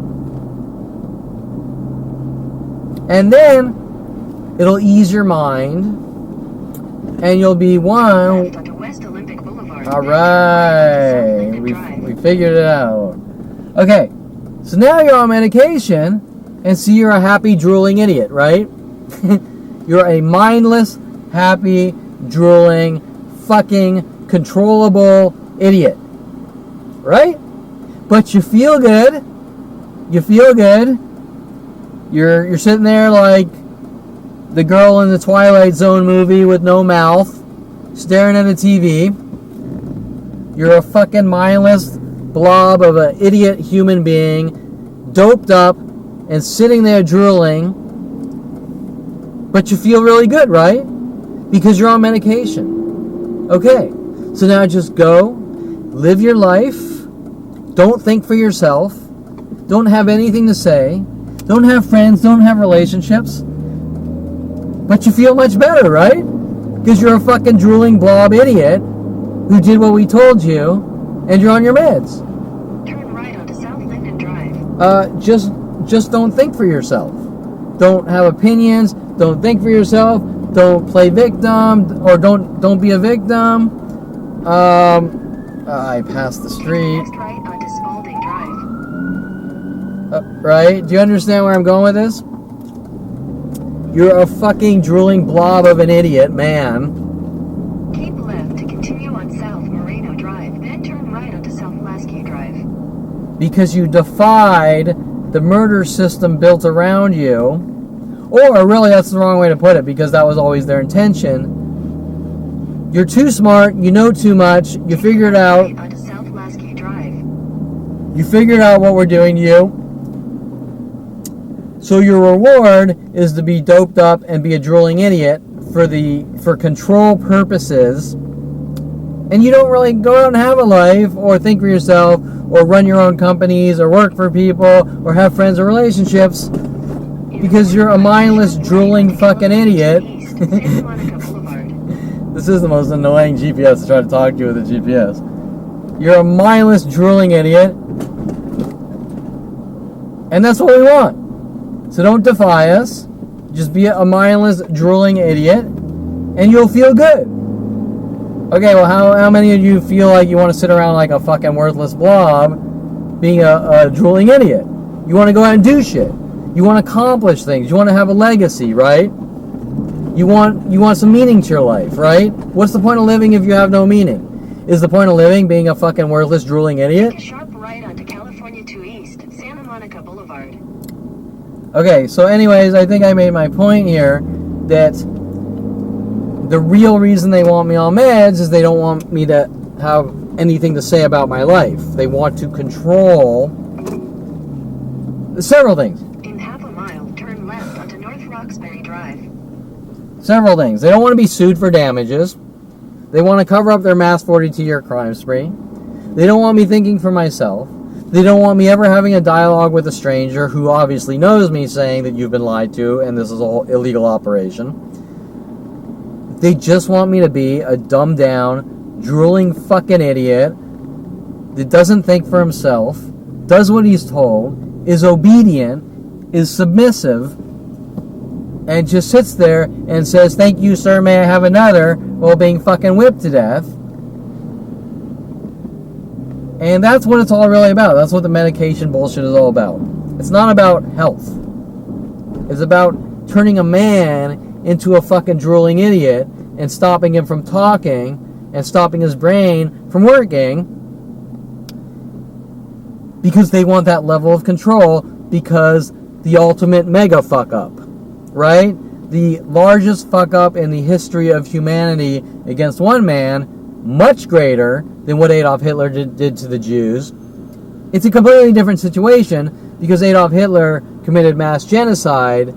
In this situation, it's an entire planet trying to kill one man.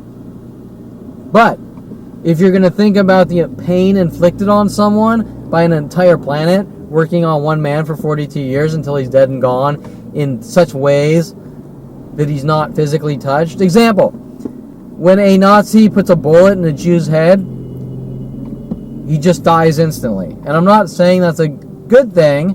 It's obviously a horrible thing. But the point I'm making is it's fast. Okay? When a bullet goes through your fucking skull, it's fast. When you're hunted for 42 years with psychological murder operations by the United States government of America, it's extremely slow and it's extremely painful. And eventually, if they get what they want, maybe your brain gives out, or maybe they get that reaction and something bad happens to you. I don't know. Because I'm still breathing, which is pretty fucking amazing. The point is that I'm not really trying to compare. I'm just trying to say that if someone's going to kill you, you want them to do it fast. You don't want to fucking dragged out over fucking 42 years, and then maybe your punishment in the end is being put in a mental institution because you spoke out about it. Think about that's your punishment for being tortured to death for 42 years or something, right? Now remember, I didn't know this was going on up until 29, but now looking back and piecing everything together, it's just completely fucking disturbing. Okay, so, but that's not enough for them. That's where it really gets scary, right? It's like, haven't you done enough? No, they haven't, right? Okay, so, anyways, I think I'm going to end it here. And, alrighty. So, I just committed a Jim Carrey alrighty copy, right? So I stole Jim Carrey's line, and that's a fraudulent copycat crime where I need to be hunted and killed for it, or what's for it. Okay, so you get the idea, and that's it. Till next blog entry.